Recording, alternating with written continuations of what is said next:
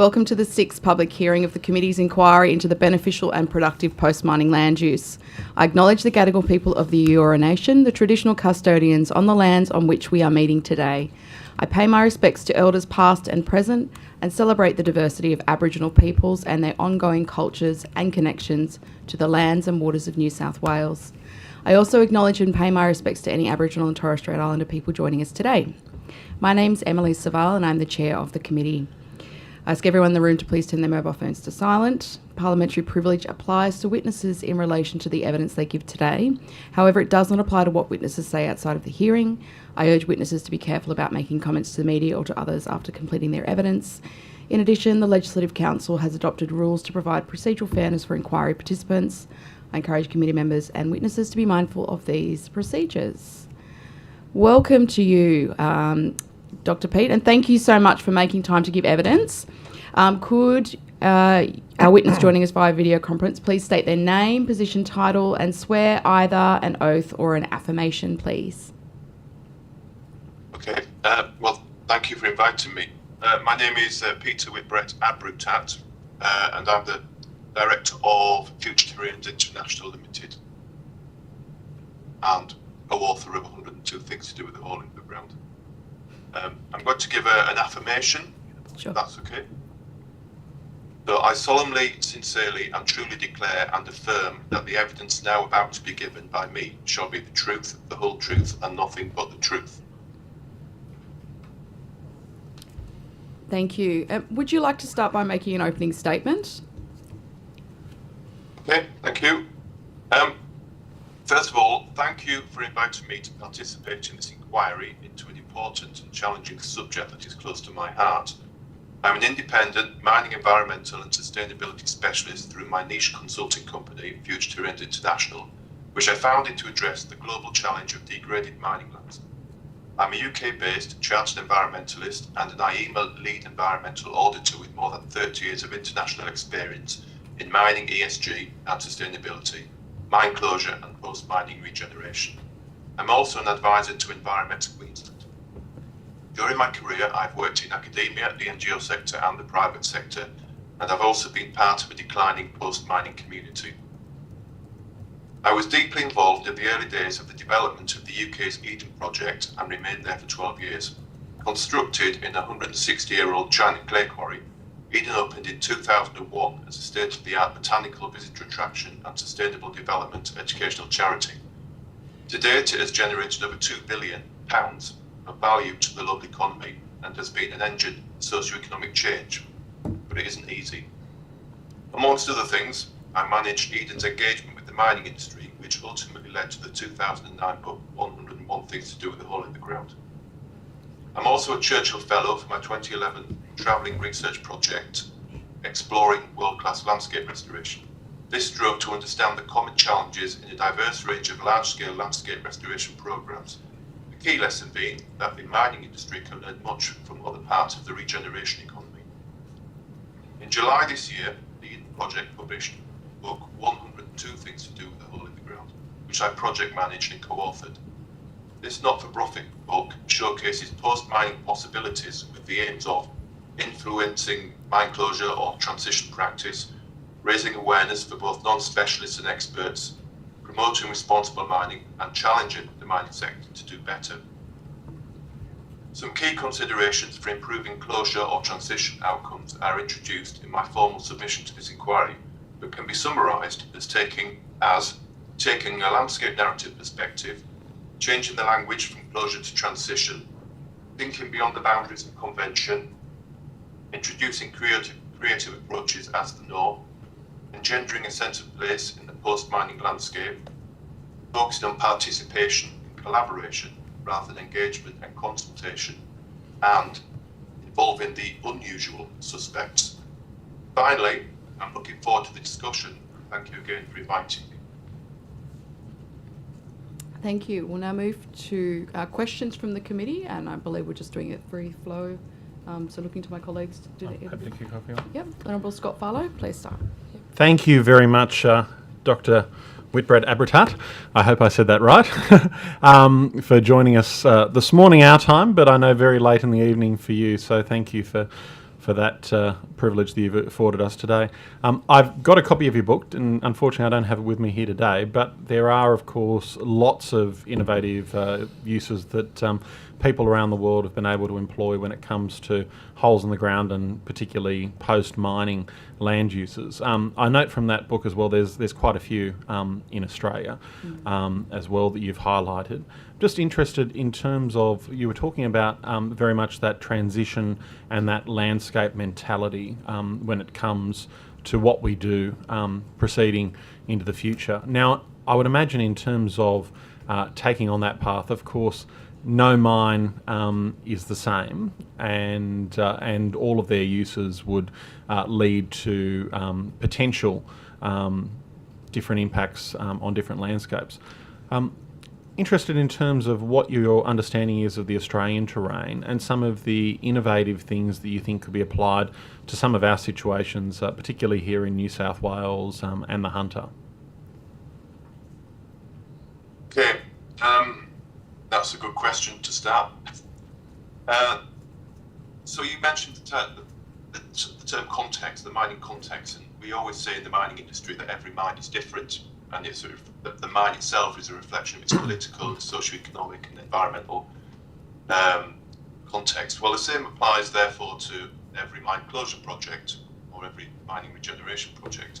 They're also unique, although when we undergo conventional mine closure planning, we try and conventional approach is to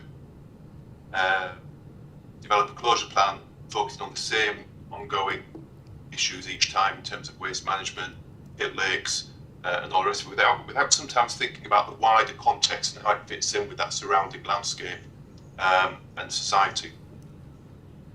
In terms of Australia, I was lucky enough last year to visit very many sites across Australia when I was researching for this book, and I think virtually all the ones that are in the book I visited and spent some time there speaking to the people on the ground. And what was really interesting from my perspective is that going back to 2009 when the first book came out, in that period of time, 15 years, or more than that because the research was done before 2009, the first book, in that period of time there's been an awful lot of development of ideas and approaches in Australia that are quite progressive in many respects, certainly as progressive as anywhere else on the planet in many respects. How would those apply to the Hunter Valley? Well, I was also fortunate enough in August this year to visit the Hunter Valley, but only for a day, so I don't have a deep understanding. But the wider context of the Hunter Valley is it's not just coal mining. You also have these other industries running along very successfully: tourism, wine, agriculture, the military, and all of it. So that context is actually much more promising than a lot of other post-mining contexts in a lot of other mining regions around the world. So in terms of what could be done with those, particularly the coal mines, long term, I don't think it'd be right for me to give specific ideas or concepts because I don't know enough about the situation. I do know some things have been postulated as and been seriously considered as well as outcomes. But I think what won't work is reducing pit lakes and grassy mounts, given that the society and economy of that area is completely different now to when those mines started. Those mines have to be used in a way that supports and benefits local people and the region, but also meets environmental and ecological requirements as well. And some of those, as you know better than me, some of those sites are huge, so there's space to do a range of different things there as well. And I guess that's the main tension that we've found through this inquiry as well in terms of post-mining land use is the productive land use and many people who would advocate that these have been productive industrial sites for, in many cases, upwards of 50 years, that there's infrastructure in place in many of these sites that could be leveraged and developed into the future into other uses that would also be productive employment lands that would be producing for the economy. And then, of course, that tension in terms of being able to rewild these areas, rehabilitate them for environmental benefit. And I guess going through your book as well, there's a great diversity of some of those options that have been used, where you have gotten potentially some more industrial uses out of some sites, or some more innovative uses that I shouldn't say necessarily industrial, but active uses, let's say, and then others where you have, and I think of potentially some of the German examples and the like, where you really have huge parts of nature that are used in some of these sites and really become tourist attractions in themselves. Just interested, have you done any research at all in terms of the benefits of both approaches? For instance, in terms of a nature positive approach, and then potentially maybe it's tourism and economic benefits that have come from those rehabilitations compared to some of those which are more active uses? Have I done any formal research into that kind of approach? In academic terms, I would say no. And I left academia for a reason. And my research, I like to think of my research as much more empirical. You know, you go to a site, speak to the people, understand what's happening on the ground, and compare that to other sites in other places, in other contexts, and try and bring out generic things that work and generic things that don't work sometimes. And like I said before, it really depends on the context for that location and the size of the site itself as well. Some of those German examples, for example, the Lusatian Lakeland, we're talking hundreds of square kilometres there, so that there's scope there for doing a myriad of different things. But some, if you're talking about an individual site itself, that might only be a couple of hundred hectares. You'll have seen some of the other German examples, and the Eden project as well in the UK is another example where you can build commercial activity and recreational tourism related activity, create lots of jobs and all the rest of it, while at the same time recognising the cultural value that remains of that mine in terms of the structures or the buildings, and provide an opportunity for nature to return, either rewilding, left alone, or by actively gardening, to promote ecological restoration. You could do all those things on many sites. The key thing is connecting them into the wider landscape context. Thank you, and to that point as well, on the point I think you made before, often it's not just one, it's often a case of one, and you can have multiple uses on these sites as well, depending on their size. Yeah, absolutely, and depending on the size of the context, and from what I've seen in the Hunter Valley, those mines are enormous. Yeah. So there's scope for doing a bunch of different things, really. Thank you very much. I'll pass you over to my colleagues. Thank you. I might just jump in with a few questions now. Dr. I'll just call you Dr. Pete, if that's all right. Dr. Pete. In your experience, whether it's internationally or locally with the Eden project, what's been the biggest barrier to beneficial and productive post-mining land use? That's a good question. So I've thought about this a lot, and we always get told regulations are the biggest barrier and the biggest hurdles. I'm sure you've heard that before. Yes. Yep. However, just in Australia alone, I've seen, many tens of sites in Australia, a wide range of different post-mining regeneration and transition projects, and they've all managed to get round or adapt or circumvent those regulatory barriers. So what's stopping that happening in other circumstances? What's stopping that process of innovation and creativity happening more commonly? Why isn't that the norm? And I would group those. There's lots of different things that feed into this, but I would group them in 3 different headings: perspective, will, and communication. So by perspective, I mean seeing the opportunity in a place rather than the conventional closure practice, which is making a safe, stable, non-polluting site and an ecologically sustainable land cover. But seeing wider opportunity in great jobs and probably better ecological circumstances. Also seeing the mine as part of a landscape narrative rather than just as a moment in time on a specific area of land, where the mine starts, operates, and then stops and closes. That's it. If we think of that piece of land and that society, that landscape as a story, then we start thinking about mine closure differently. And the important thing is, when the mine closes, that chapter of the landscape story is finished, but it shouldn't be the end of the story, right? The closure has got to provide the basis for the next chapter. So that's what I mean by perspective. Thinking about the opportunity and thinking about the landscape narrative. Then the other one is will. We can do these things if we want to. If we can be bothered to go out and find how to do it. If we want to be properly collaborative, participative with other stakeholders, give them a voice, a meaningful voice, building trust, all those things we can do if we have the will.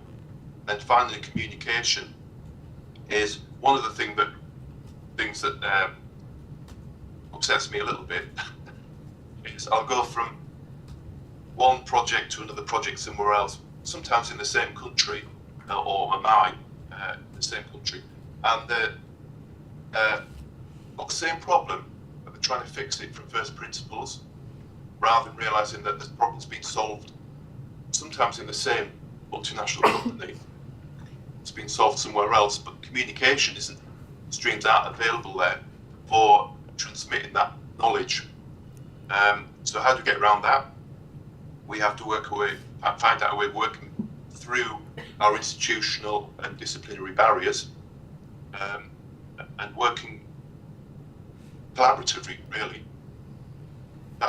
And finally, on this point, communication, there's a whole regeneration economy out there that beyond the mining industry, a bunch of foundation of knowledge and a whole host of talented people and organisations that deal with urban regeneration, post-industrial regeneration, all over the world, that the mining industry isn't really plugged into in a lot of senses. And I think there's scope there for bringing some of those players in, learning from some of those experiences. Thank you. I want to ask you now about the Eden project, and that's obviously an example of post-mining land use that you've already spoken about, but that, as I understand, you're involved with along the way. It's a really interesting example of a successful successful use of land. It just happens that it was mined previously, obviously. Could you talk to us a bit about some of the positive, particularly environmental legacies that were enabled to be realised as a result of this project, but also what would have happened if it was just left to the status quo? Okay, so Eden was built in a 160-year-old China clay quarry, and it was an open site, and it reached the end of its life. And environmentally, chemically quite benign, but it had unstable slopes, liable to flooding, water management's an issue. And the mining company, its best option for what it was going to do with that site was turn it into a landfill site. Landfill. Which, you create a couple of jobs, and that would be it. The value in that site was the fact that it was a derelict, devastated piece of land. And the story of the Eden Project is about, fundamental to its story is regeneration and renewal, and new ways of thinking. So we were looking for a piece of land where we could build this big shiny thing to tell that story about renewal. The fact that it was an old mine, as you say, is probably incidental, but it was quite a powerful basis for that story. The environmental legacies that were addressed, it's probably one of the most biodiverse mine sites in the world, if you include the non-native species in there, because it's a big global educational garden with rock plants and plants from all over the world, as well as the outer area of the site has been restored to native vegetation and managed for wildlife and ecology as well. So ecologically, it's pretty well looked after, and critically, it's an environmental education charity that attracts 1 million people a year to this big shiny thing, where we can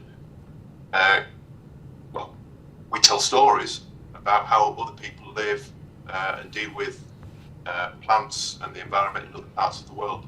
So in terms of environmental legacy, that's quite a powerful one. Thank you. Just looking to... Yeah, thank you. Sue Higginson, hello, Dr. Pete. Thank you for joining us from the UK. I was born in Cornwall. I know the place very well. But I've got a full Aussie accent now. I've kind of been here a long time. But it's a place dear to my heart, obviously. I'm super interested in 2 points. So in the Hunter Valley in particular, also the Gunnedah Basin a little bit, we have had evidence before us that what we've really done is created a nature deficit, because so many of these mine sites were sites high in biodiversity or rich in natural grasslands as well as vegetation communities. And and obviously now we've made them such jobs rich and really, really good high paying jobs communities focused around the mining exercise. So just trying to, if you've got comments, and I think you touched on it a bit earlier, but the social license that is required and the journey that is required, if the ultimate kind of highest, best social use of the land is to return, as my colleague mentioned, forward into a nature positive story, what lessons you may have learned incidentally and directly in terms of that social license of bringing communities that are used to this big economic return at the individual family and community scale, heading forward to a nature positive journey of regeneration, whether it's lakes and the things that you've talked about in some of these massive sites. How you bring communities along on that nature positive journey. It's what we're talking about, and what you're trying to do in this parliamentary inquiry is actually, really, really challenging, really difficult stuff to do sometimes, and there's no easy answers, especially when you're talking about major structural change in a region of a country. The nature deficit aspect can be addressed relatively straightforwardly. That's a technical problem about how to establish high value ecology on derelict sites. That can be addressed. But I would argue that the nature deficit exists in other parts of the Hunter Valley as well because of other types of land use. So if we want to take a holistic approach, and maybe consider the Upper Hunter Valley or the entire Hunter Valley as a zone of nature improvement or nature positive restoration, I wonder if that might be a way of raising the profile of what's possible and trying to attract local people into this thing. How do we get social license from where we are with high paid jobs, and many of them, into think we're talking about land uses. From what I've read, we're talking about land uses that things like renewable energy. They might provide high-paid jobs, but not that many compared to coal mining, and other agricultural uses. It's I don't know. It's really, really difficult to do. I would say, that whole thing about trust and how you build trust between the different stakeholders, particularly communities, companies, and government on this kind of issue is critical. And that comes down to language. It comes down to giving people power to be involved, empowering people to be involved in discussions and decisions that are going to affect their lives. That's critical. And there's many examples in the book. For example, the German example around the lignite lakelands, this huge landscape in east and central Germany, trying to reconnect local communities that have been excluded from huge tracts of land, trying to reconnect them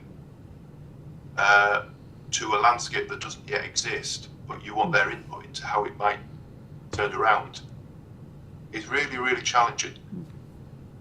There are some examples in there in the book where exactly that approach, that problem, has been addressed by creative approaches. Really quite intricate and forward-thinking approaches by people far brighter than me on creative and social engagement. And I can put you in touch with the German people that do this for a living, and they can talk with much more knowledge about how you can do this kind of thing, building that social license and getting people involved. Beautiful, thank you. I've just got one really quick last one. I know we're running out of time, but we've still got 15. Yeah, sorry. Yeah. So the other question I had was, and you did touch on it briefly, but the idea of looking beyond the local or state jurisdiction for the task in front of us, and to what extent can you do that and have further engagement? So, for example, the fact that so many places throughout the world have benefited from the extraction and the access to the coal through the export market. And I know that we normally identify that through the corporation that happens to be holding the mine tenure at the particular time of closure. But are there ways of actually engaging cross jurisdictions through the international community because of the sort of social good of regeneration or the beneficial future use of the land? And is there any scope to looking at those communities or jurisdictions that have had the direct benefit of, ultimately the kind of harm that we're seeking to remedy? And I'm just curious if you've got any views or experience in relation to that. You mean in terms of international organisations or bodies that will help transfer knowledge? Is that what you mean? Yeah, or even, dare I even go as far as saying some form of reinvestment? Is there any is there any sort of pathways for, looking at those international relationships through the regeneration broader than the corporation, that the multinational corporation that holds the tenure?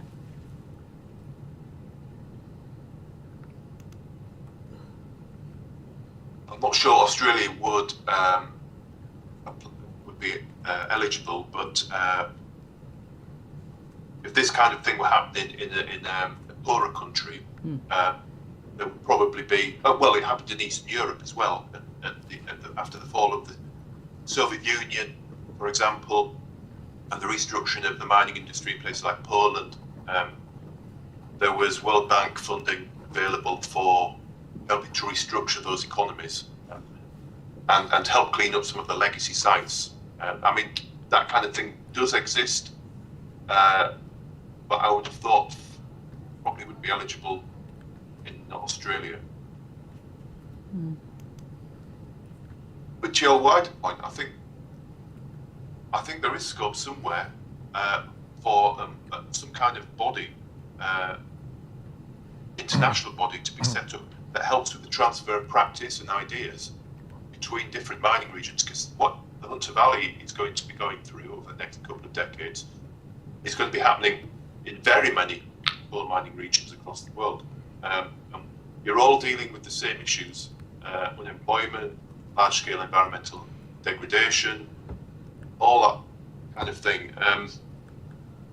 I'm not aware of any body, any international body that's placed to do that. Maybe there's a scope there for trying to facilitate something like that, some kind of forum. I mean, there's the IGF, the Intergovernmental Forum, that's based out of Ottawa. They have done some things with government around post-mining regeneration and mine closure and those sorts of things. That might be one avenue to be pursued. Thank you. I know, and yeah, given we do have a little bit more time, Yeah, please, can I ask one more? Thank you. Now I'm just super curious about the big lakes. I've been obsessed for many, many years on our government's, I call it a free pass to allow the leaving of these massive final voids, because ultimately the corporations have maintained from the outset the only reason they have to leave these final voids is because they can't afford, it would be prohibitively expensive to have to refill the voids in some way, manner or form.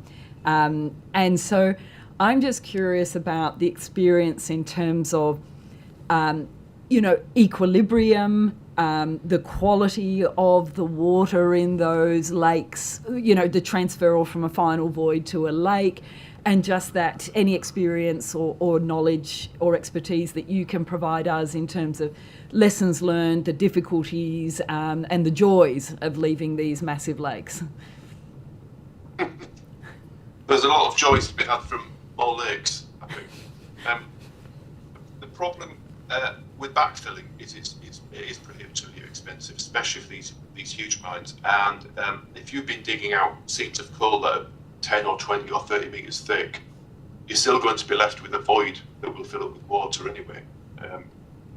And there's a huge carbon cost in trucking all that waste back into the void, which again isn't great.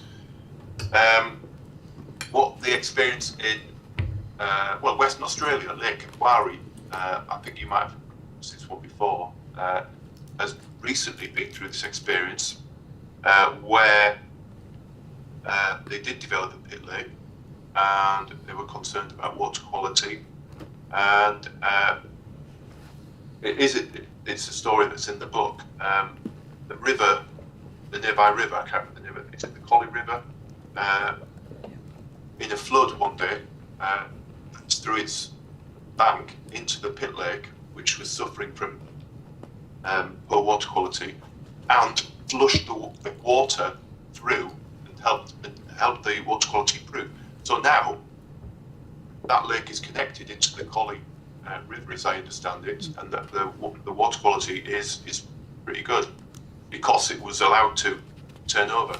What they did in Germany with these, in the Lusatian lakelands, this huge network of lakes are all connected together, and there's a slow turnover because at each end of the chain they're connected to the river systems.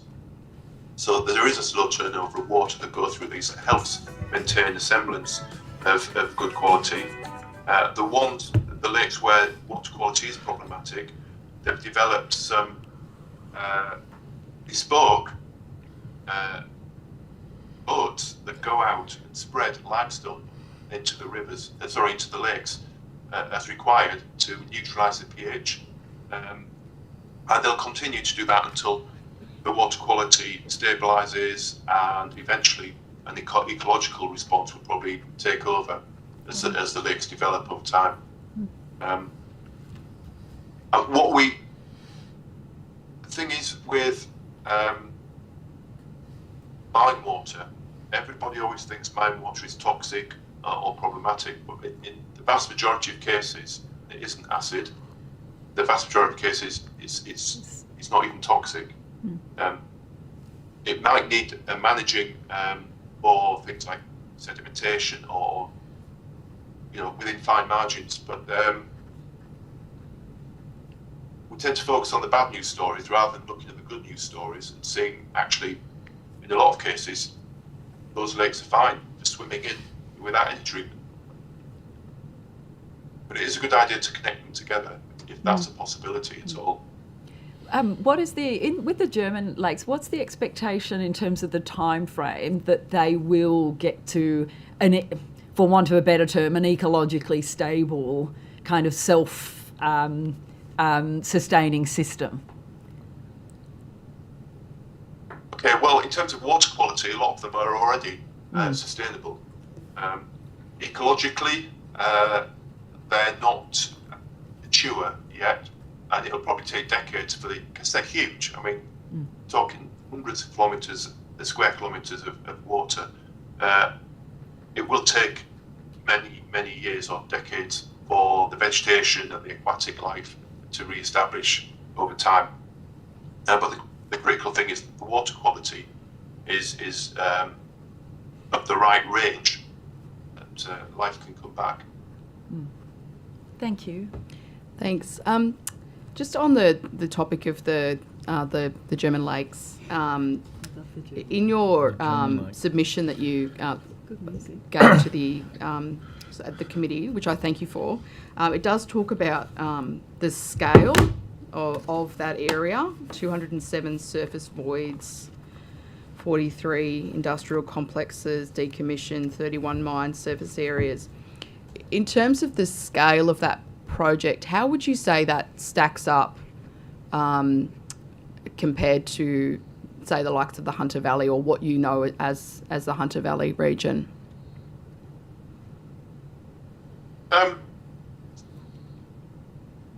Well, it's comparable.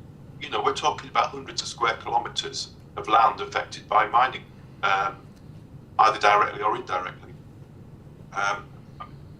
The Hunter Valley is different in that it's more hilly, and the coal is deeper in a lot of cases. Like I said, it comes back down to context ultimately. But the general approaches of what they did in developing that program from scratch, that regeneration program from scratch, and the 10-year, what they call an international building exhibition, which I write about in the book, to try and generate new ideas and connect communities to that land. They could apply anywhere, kind of approach. And in terms of that 10-year program, which I was going to move to next, actually, because it offers an interesting solution and concept that I think we could learn from here in terms of bringing local communities along with you and seeing the future. That program, how effective was that, or how crucial was that to ensuring the success of what was able to be realised in that area? Yeah, so I think there are something like 30 projects over 10 years to test new ideas around what they could do with new lake lands, what they could do with reconstructed land, cultural heritage, and how to reconnect communities that had been marginalised from the coal industry. And that's still a work in progress. But if you get the chance to visit this area, you'll be amazed at some of those lakes just sort of like completely natural systems, and they've got ferries going across and taking people, to work across the lake and back again. They've got marinas and they've got holiday parks and they've actually got beaches where people go in the summer. And there's a network of hundreds of kilometres of traffic-free trails that go through the forests and around the lakes on post-mining land. And it's still a work in progress, and it will be for another few decades. But I think that 10-year program formed the basis of the the foundation blocks for what this place will become. In terms of the transition of a mine throughout its life, your submission talks about catalysing mine transmission, and references the ICMM's good practice guidance. That is mentioned in a couple of our other submissions we've had to this inquiry. I'm just curious as to your thoughts around us needing to go further than even those good practice guidance, because there's an argument obviously here. We have quite a linear process here in New South Wales at the moment, and how effective that has been sort of canvassed across the course of the inquiry. But in terms of referring to transition as a length of mine activity that includes economic and environmental imperatives, how important do you think it is that we here locally and countries around the world really shift the way that we think about these landscapes? I think there's a paradigm shift that needs to happen, really, for the industry as a whole. We often talk, when I say we are talking about the mining industry, we often talk about being custodians of the land and stewards of the land and that kind of thing. But in practice, in most cases, we put a fence around a patch of land, we build a mine, operate a mine, close a mine, take the fence down, sometimes walk away, and that's it. So one of the critical things about mining is that the critical thing about mining is it turns mineral value into financial value and social values, and too often those new values aren't realised by the people that live most closely to that mine site and those regions. So if we start thinking differently, using a mine to generate new environment, social and economic value and cultural value for the surrounding people and the surrounding landscape, while at the same time generating economic benefits for investors and governments, I think that'd be we would remove some of the problems we're starting to talk about. What we're talking about now, the of young crime. That's not to say mines or mining companies have got all the answers, which is why we need collaboration, why we need participation. We need to bring in experts on regeneration. We need to bring in experts on how to turn that geological value into new kind of future values. And there's a really, really nice example from South Africa in the book, and it's an Anglo-American mine, big iron mine, and they've realised, I don't know how many years, many years before anticipated mine closure, that in this remote part of South Africa, it's a dominant, if not the only economic feature on that landscape, and the local community of tens of thousands of people is utterly reliant on it. So at this moment in time, they've started to look at how they can diversify that community and that economy away from mining. And what they're doing is literally catalysing transition that's starting to happen and now, and will be hopefully fulfilled before the mine closes, developing agricultural, commercial business sectors, all kinds of scales, large scale, small scale. They're looking at growing crops and tree crops on huge waste rock dumps. They're using their financial capital and convening power to, they're not the experts in agricultural development, but they bring the right people together and say, we want to sort this problem out, can you help us? So it's a huge multi-year piece of work involving hundreds of people. But that's the kind of thing that can be done if you have enough lead time.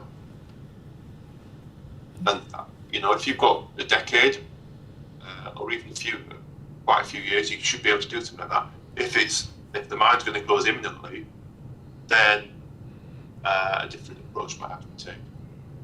because the company won't be around to catalyse that activity. Thank you. Unfortunately, that's all we have time for, Dr. Pete. We really thank you so much for making the time to give evidence to our inquiry and probably having a later night than you ordinarily would have. Thank you. If there are any questions that members have on notice, the committee secretariat will get in touch with you with regards to those. And we thank you again. Well, thank you for having me. It's been a pleasure. Thank you. Good luck with what you're doing as well. It's really important. Thank you. Thank you. Thank you. Thank you.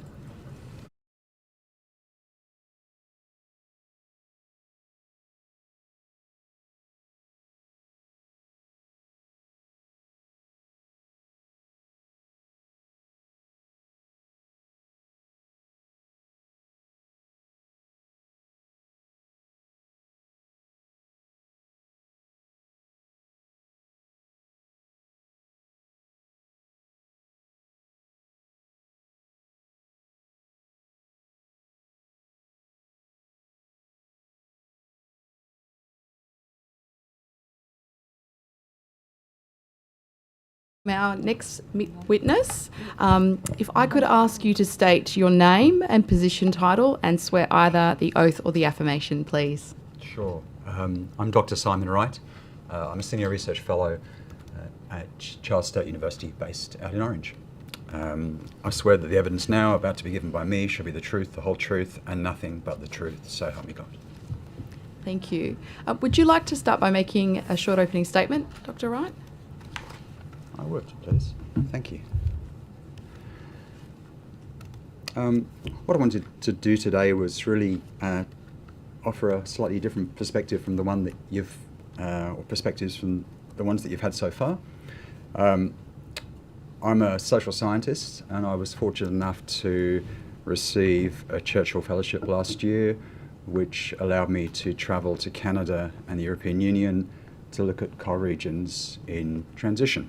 My 52-page report, I was hoping it was going to be available today, but it's going to be available in the next few days, so you'll have some more reading. It's done, but the Churchill Trust is just working through it, and we'll publish it. So apologies for that.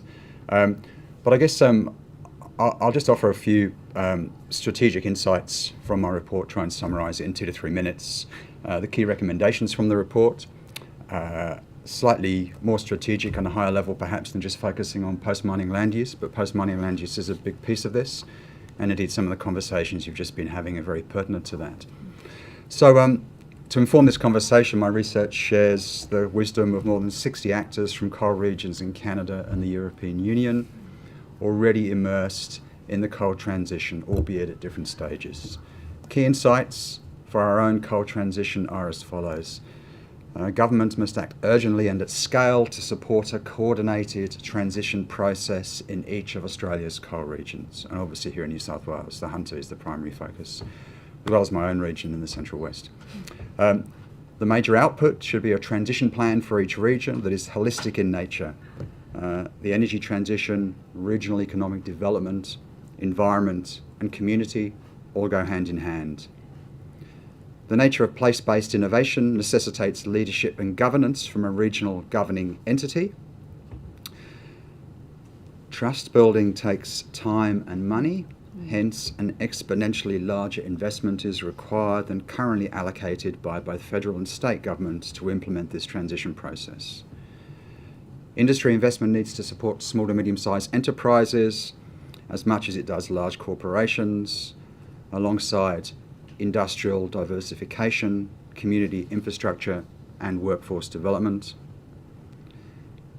These initiatives must be community-led. Local communities must be at the forefront of this process, co-creating the vision, owning the plan and shaping the outcomes. Yet they must be government-enabled. So communities need to be supported by government throughout the entire process to give them the knowledge and power to engage equitably at the negotiating table. Collaboration is the most cited determinant of transition success due to the complexity, urgency and scale of the transition opportunity in coal regions. Number 9, Young people emerge as perhaps the most important stakeholder group. Programs need to be developed to engage and support them through the transition, retain them in their home communities, and acknowledge that they have the biggest stake in the region's future. Communication about the transition must be frequent and constant to educate and inform all stakeholders, remove uncertainty and ambiguity, and retain transparency. Technical assistance to co-regions, particularly around environmental remediation, is critical. This has been particularly successful in the European Union.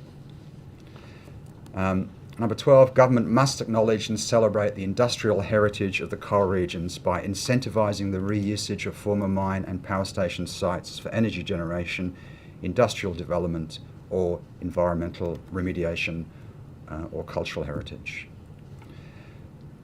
Post-mining land use obviously emerges as a key economic opportunity. There exists more than 80,000 hectares of mining land to be rehabilitated in the Hunter Valley alone, something I'm sure you're all very aware of. And a post-mining regional and restoration plan should be created as part of the transitions process, overseen by a public authority and prioritising social and environmental benefits. Last few, regulatory change is urgently required to support this long-term transition and ensure that communities are endowed with enduring benefits from this transition. Government and industry must provide a safety net for workers that is customised to the needs of each region. Governance approaches have proven to be a key determinant of successful transitions. Better practice suggests a multi-level approach involving government, community, industry and unions. And finally, a mechanism for monitoring and evaluation of these transition plans needs to be established from the outset, ensuring that economic, social and environmental objectives are realised, and industry in particular is held to account either by government or by NGOs. And a final point I would make is that we do, albeit in different contexts, have some really excellent examples in Australia of communities, industry, government working together on regional transitions that we can draw on to shape our approach in the Hunter. Thanks. Thank you. We'll now move to questions. The committee is just adopted to have free-flowing questions, so I'll look to my colleagues if they want to start. I'll kick off on just a question that came straight from your last sentence, was about the great examples that exist already in Australia, and whether you could outline some of those and what you think has been critical in those examples as well that have made them potentially something that is good for the community but also good for the economy as well. Sure. One of the points that I made was that collaboration is absolutely critical to the success of these regional transitions, and collaboration is at the heart of those examples. So two that I would cite, one from New South Wales, one from Victoria. So down in the Riverina in Hay, Hay has very much taken the opportunity that it has in terms of being inundated by energy developers and potentially, like other communities, not being really at the table to saying we want to lead this conversation and we really want to shape this process. So Hay, largely led by the local council, they have created a collaboration across industry, particularly wind developers and solar developers. There are a whole number looking to develop assets close to Hay in that part of the Riverina. NGOs, community groups, and a few key local consultants, and they have said this is a great opportunity, but we as a community want to be able to share and experience not just token payments, token community payments, but we want to create an arrangement with the developers that delivers enduring benefits to the communities, that we can address the issues that are really big in this community. And like most regional communities, the big issues are workforce, housing, infrastructure. I'm sure you're familiar with the list. And they are very much driving that process and facilitating that conversation. And they've built a methodology to ensure that conversations, targets, aspirations around those key indicators are emerging. And the ultimate goal is to make sure that the energy developers can build a credible social license. Social license is an area I spend a lot of time researching. They can build credible social license, and the way they do that is by engaging deeply, consistently over the life of the project with the community through this community forum, and enduring benefits. So long-term, enduring financial benefits will be experienced by that community from this transition. So it's a really great example of a multi-stakeholder collaborative process that is being built for the long term, a long-term conversation where community is at the table. I love that expression, not mine, I might add, of if you're not at the table, you're probably on the menu, and the community is making sure that it's at the table and not on the menu. And we've seen in regional communities pockets of dissatisfaction around this energy transition process, and quite understandably in some instances. The other example that's really good is in Wimmera, southern Mallee. They have taken a similar approach. I won't go through the detail there, but it's broadly similar in terms of bringing people together, identifying the big issues for the community, and essentially saying to industry, if you want to build in this community, you need to work with us to help us solve some of these long-term challenges that we as a regional community face. So two very similar approaches where collaboration is absolutely at the heart of it, and where there is a long-term ongoing conversation with the community, and the community feels that they can be part of the solution, they can benefit from the conversation, and thereby building enduring social license. Thank you. Now, going through your recommendations, or as I put them down, you have quite a large role for government to play, I think, in terms of working with communities, facilitating, enabling, and that. Just interested in terms of your perspectives through that process as well about the companies that are leaving these communities as well, and the role that they have to play. And I guess we've heard of different examples throughout this inquiry as well. Some where certain companies, and I think of, and I always get the name incorrect in my pronunciation, but Itametsu, where they had, I got it right this time, where they played a very positive role in terms of developing with the community a plan for what should occur in that site, and engage the community, engage stakeholders, as you're talking about as well, like unions, local government, as well as state and federal government. Just in terms of that experience you've had internationally, what you found from how we can keep companies involved in that transition, and what are some mechanisms that have been successful in being able to leverage them into the future in still playing a role? Yeah, look, it's a great question, and I think this doesn't fall, again, to any one party. This is all about collaboration. These are complex issues that need collaborative minds applied to them. Probably where I can add most value is talk about very specific examples. And so I draw on two or three that are all driven very much by the local context. Spain, Asturias, biggest coal mining region in Spain, northern Spain, beautiful part of the world. In Spain, industry, government and the unions signed a tripartite agreement which essentially underwrote the transition, and a big part of that was land remediation. And the companies are very much engaged. They're engaged in terms of funding some of that transition. A lot of the funds are coming from the European Union Just Transition Fund, which is absolutely enormous. And the Spanish government, and indeed regional government in Asturias, is also providing money. So a lot of money is being thrown at these opportunities. But the corporations are involved throughout the process. And Asturias is really an amazing example of where former mine workers, the mining industry there, shut down in a period of 6 years. It was very abrupt, mostly because of the corporations. The coal there had become very marginal from an economic perspective, and most of these corporations were busy transitioning to renewables, and they wanted to be seen to be moving quickly.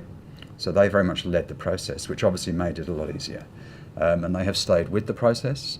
And now, for example, many of the mine workers who were made redundant with the closure of the mines, they were offered salary guarantees, and then they were offered new jobs as part of the remediation process of the former mine sites, restoring them back to to their former glory, adjacent to a lot of national parks in that area.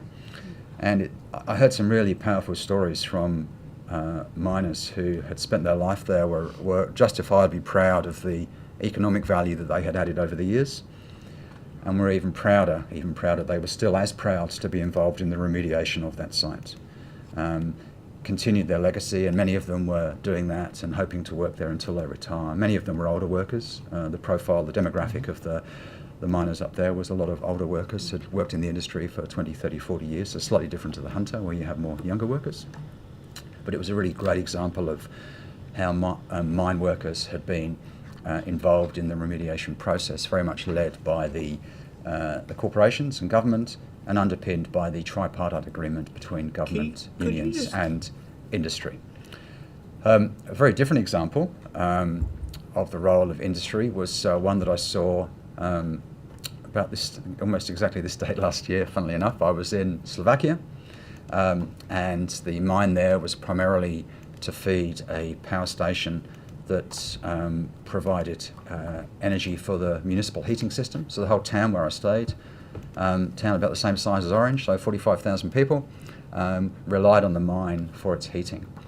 And on that mine site, the mining company, HPB, one of the largest mining companies, in fact the largest mining company I think in Slovakia, they had worked with local and regional government and created a new entity which was 51% owned by the community to transition that site from dirty coal to a clean energy site. And really referring to your previous speaker, what they used primarily was they used the mine water. So the mine water, they built a plant in 2 years that is fueled so on the old mine site, retaining many of the workers and using the old mine water as a source of geothermal power to run that through the municipal heating system.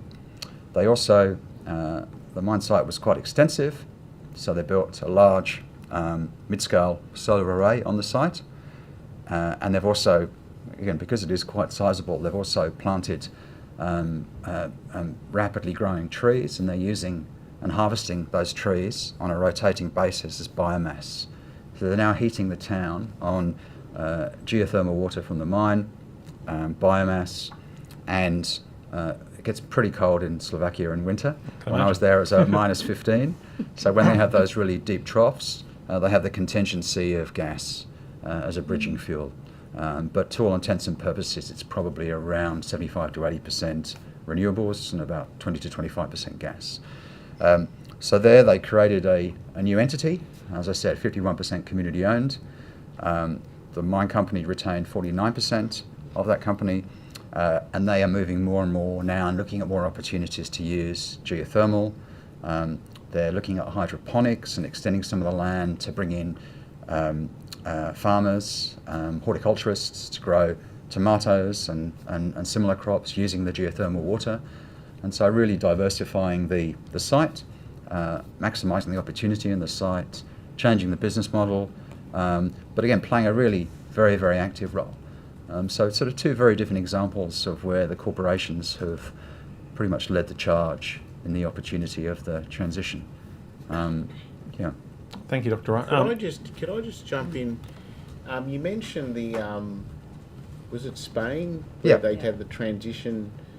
This transition problem is fascinating and rolls off the tongue very easily, but I'm interested to know where it's been successful, and it sounds like it has been here. So you said that they were guaranteed salaries and offered new roles. I'm assuming that match and the synchronisation of that match is not seamless in terms of it's difficult to create the volume of jobs to cater for people seamlessly straight away.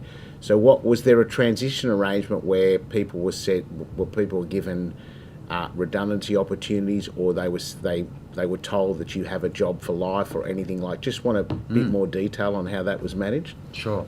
So there's a lot of detail in my report, but I'm very happy to talk to that.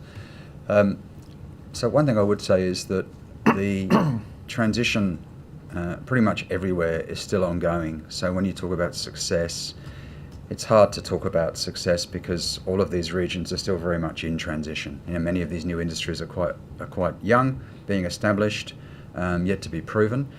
But in terms of the remuneration process, Asturias was lucky because, as I mentioned earlier, it had a high profile of older workers, and so many of those workers that were impacted saw retirement as a reasonable option, and they were very well remunerated and given early access to retirement, and they were given some bridging finance, and indeed in other regions. In Poland, for example, Poland and Silesia. Silesia is very comparable to the Hunter. Massive coal region, as I'm sure you're aware.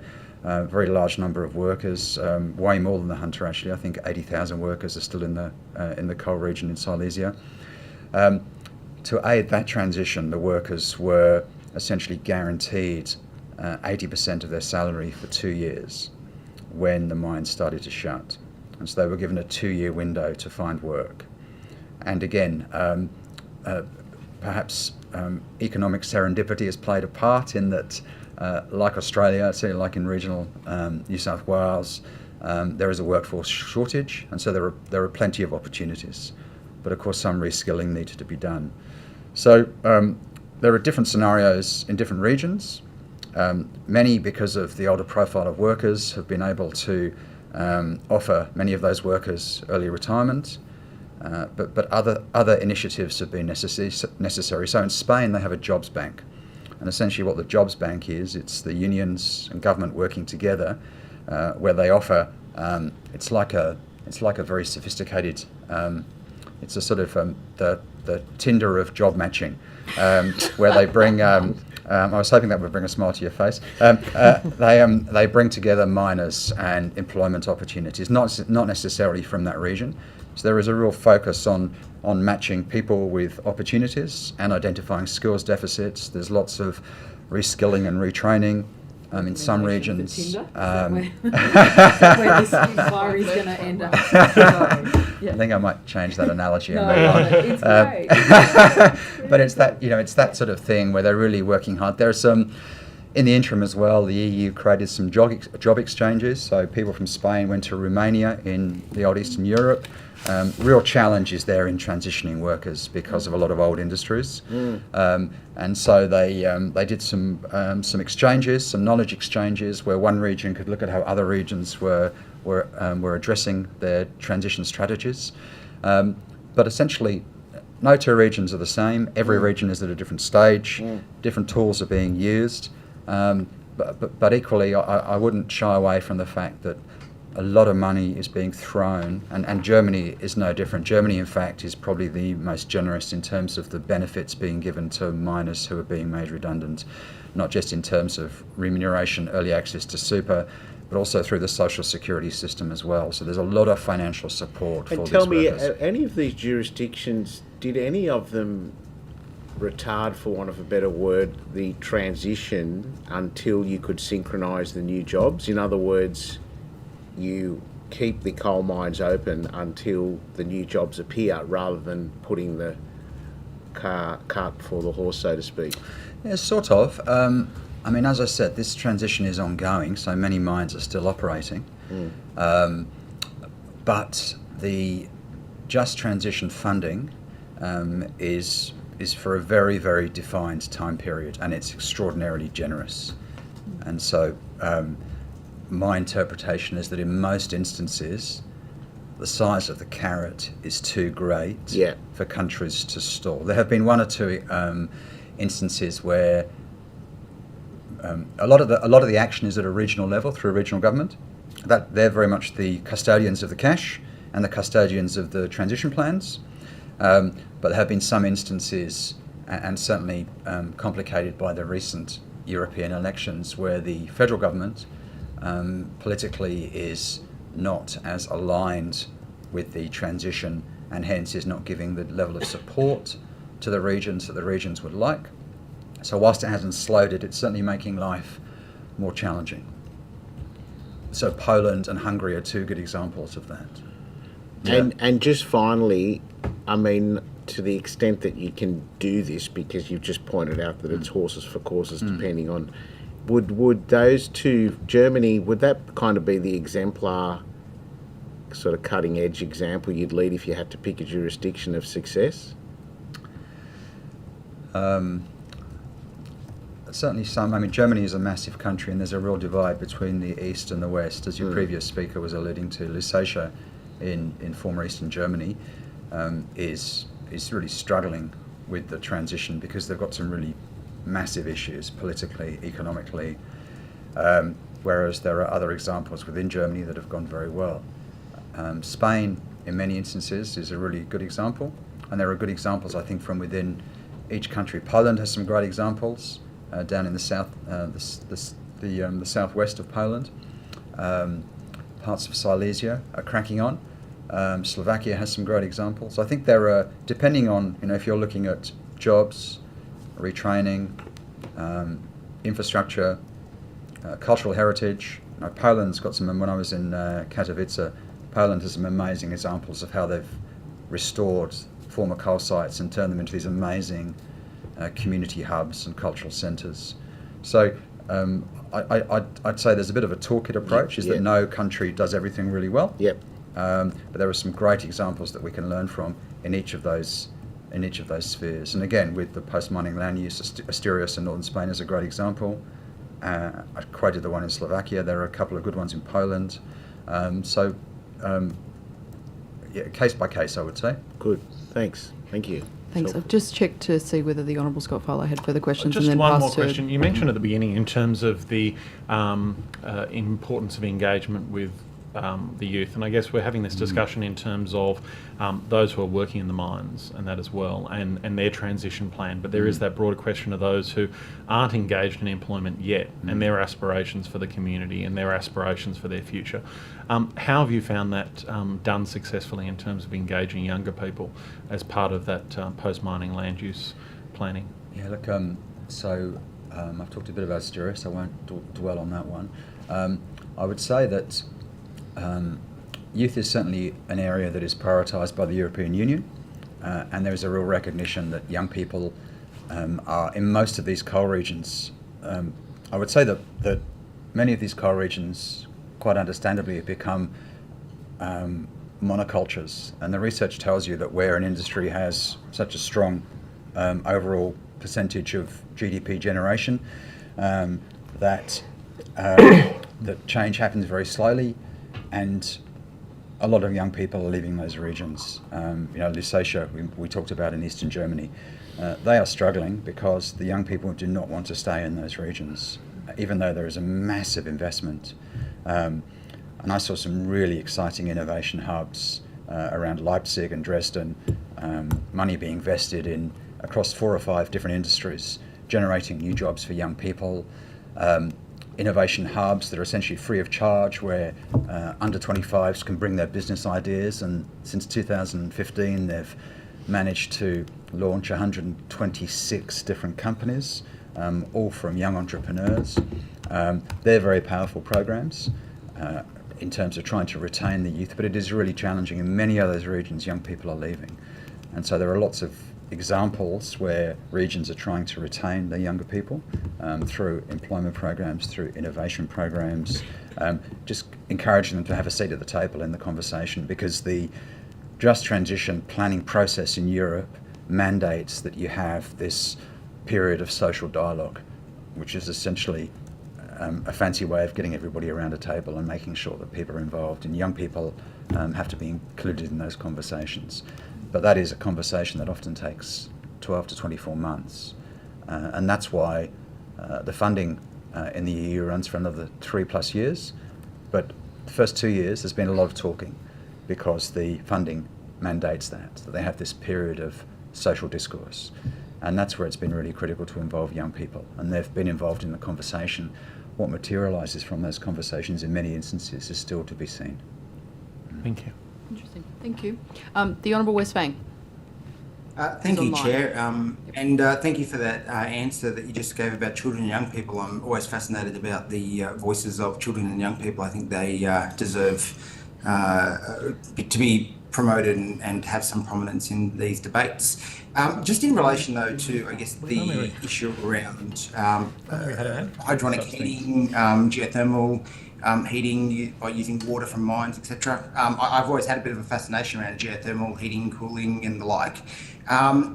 When, I guess, that was looked at in relation to the project overseas, what was the regulatory barriers that were in place? Did anything need to be removed? Were there dispensations that needed to be, I guess, implemented for a project like that to be harnessed and to be progressed? You know, I could imagine that doing something similar here in Australia would be met with any degree of red tape and with green tape, indeed. I'm curious as to what happened in overseas. There was a dispensation type process, or was it the regulation was a lot easier? Really great question. So I spent a day with the chief engineer at the power plant, and he took me around and we talked a lot about this. And it's not something that I've researched for myself, but he explained that because they were working with regional government, they were able to accelerate the planning processes for the region. And so they did have to get special dispensation. It was a whole new project, I think the first of its kind in Slovakia. But obviously, because they are working so closely with regional government and funding tied through regional government, they had the relationships. And yeah, so that's the extent of what I know about that process, I'm afraid. So would it be fair to say then that if we were to do something similar here, try and exploit, a ready-made resource that ultimately is providing renewable, I'll say, or harnessing, effectively a waste or a used site for another purpose, and doing so quite effectively, we could expect that there would be a number of regulatory barriers that are, currently in place that we might need to look to change if we're going to adopt this philosophy moving forward. Yeah, I mean, one of the points of my research that I made was that the regulation needs to support these sorts of innovations, and it needs to be more nimble. I can certainly draw on my experience around, I'm involved in a few biomass projects around the state, and very involved with the Bega Circular Project down on the south coast of New South Wales. I'm on their steering committee, and certainly part of an innovation process, particularly using natural resources, inevitably means that you're challenging some of those regulations. And so certainly, we have to be more nimble and adapt where it makes economic, social and environmental sense to support these new opportunities. I'll ask an opinion of you. Do you think that the current governments, both state and federal, would operate with the culture that you indicate would be required, i.e. Looking to be nimble and responsive to what industry and communities might need if we're to progress these sorts of projects into the future? Or do you think that it's likely the current regimes of environmental planning and assessment of environmental offsets is likely to be a handbrake in us as a nation and as a state, progressing innovative land uses to the maximum extent possible? I mean, if you're asking, is our planning process too slow, then I think it's pretty evident that the pace that we are moving in terms of, if we just focus on renewable energy, for example, the pace that we are moving, the single biggest delay in New South Wales is the planning approvals process. Now, again, I just put some caveats on that. I think it's quite appropriate that those developments are bound by the same environmental and community obligations as any other project. So I wouldn't want to see those compromise. But equally, we have a fairly ambitious climate and transition goal, and at the moment we are running well behind schedule, and a major part of that is the planning process.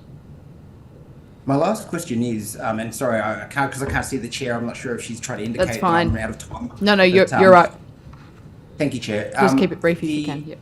I guess in relation to issues in Australia and New South Wales versus overseas, obviously we've got the EDO, the Environmental Defenders Office, who, they effectively like to wage lawfare on projects that are outside of the narrow bandwidth that they're prepared to support.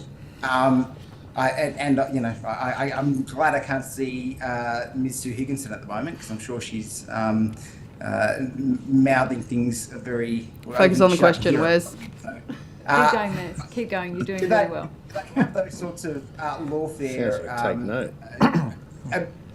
Organisations that seek to abuse the legal process to wage, environmental lawfare through the courts overseas, and if so, how does their government deal with it? So maybe I'll just draw on my experience from the EU. Canada is slightly different, but drawing on the European Union is that the transition process was all about action, go, go, go, and there wasn't a lot of monitoring and evaluation set up front. And so because of that deficit, we've seen some very large, powerful and pretty effective NGOs step into that gap. And so you have organisations such as WWF and Bankwatch, who are essentially evaluating and again, this is included in my report, it's really quite insightful, their data. They evaluate the economic, social and environmental aspects of each region's transition plan for effectiveness. And so they monitor and report back on that, and that has been highly effective in prompting regions to act. So I would say that, I think it's probably fair to say that in Australia we don't have that scale of NGO in terms of the power and networks of the Bankwatches or the WWF, but they have a seat at the table. They are an equal partner, and the European Union takes their reporting very seriously, as do the regions. Thank you. Thank you. Ms. Sue Higginson. Yeah, thanks so much. I'm just curious about, where you were talking about, the requirement at the seat at the table, and if you're not at the table, you're at the menu, on the menu. I love that. One of the things I'm curious about is, there is no one table, so to speak, when it comes to community, and sometimes there has to be a bunch of tables. Yep. Because there's all sorts of different views, and how do you navigate? What is the learnings, I suppose, or the lessons from other places, in terms of how the New South Wales government, particularly looking at the hunter, can best kind of encompass all the different tables, but help everyone feel that they are part of that conversation? Because I think you said that trust early on, that's the only way you garner it. And I think that possibly there is a view out there that we may not be doing that very well at this point in time. I think there's a view that we're trying and we're engaging, and we've got transition authorities happening, and we're starting. But I'm genuinely concerned, and I'm hearing voices that there are different tables and that we're not finding cohesion, and I'm just very curious about your views on that. Sure. Well, I would say I think you're right. I think that trust, and part of that reason for that social dialogue is really to spend time with people, building trust and building relationships, because trust is the currency of action and collaboration. If you don't have that, you can't collaborate. Again, I would perhaps cite a couple of examples. So I saw up in Brandenburg, which is adjacent to the Lausitz in Germany, and a similar process in other places. There were indeed multiple tables. Actually, I'm going to talk. Set that to one side. Let's talk about something different. Let's talk about Slovakia. Slovakia was really interesting because they had a particularly charismatic mayor of a local town who saw the writing on the wall, convened a community group to start talking about the transition in the region.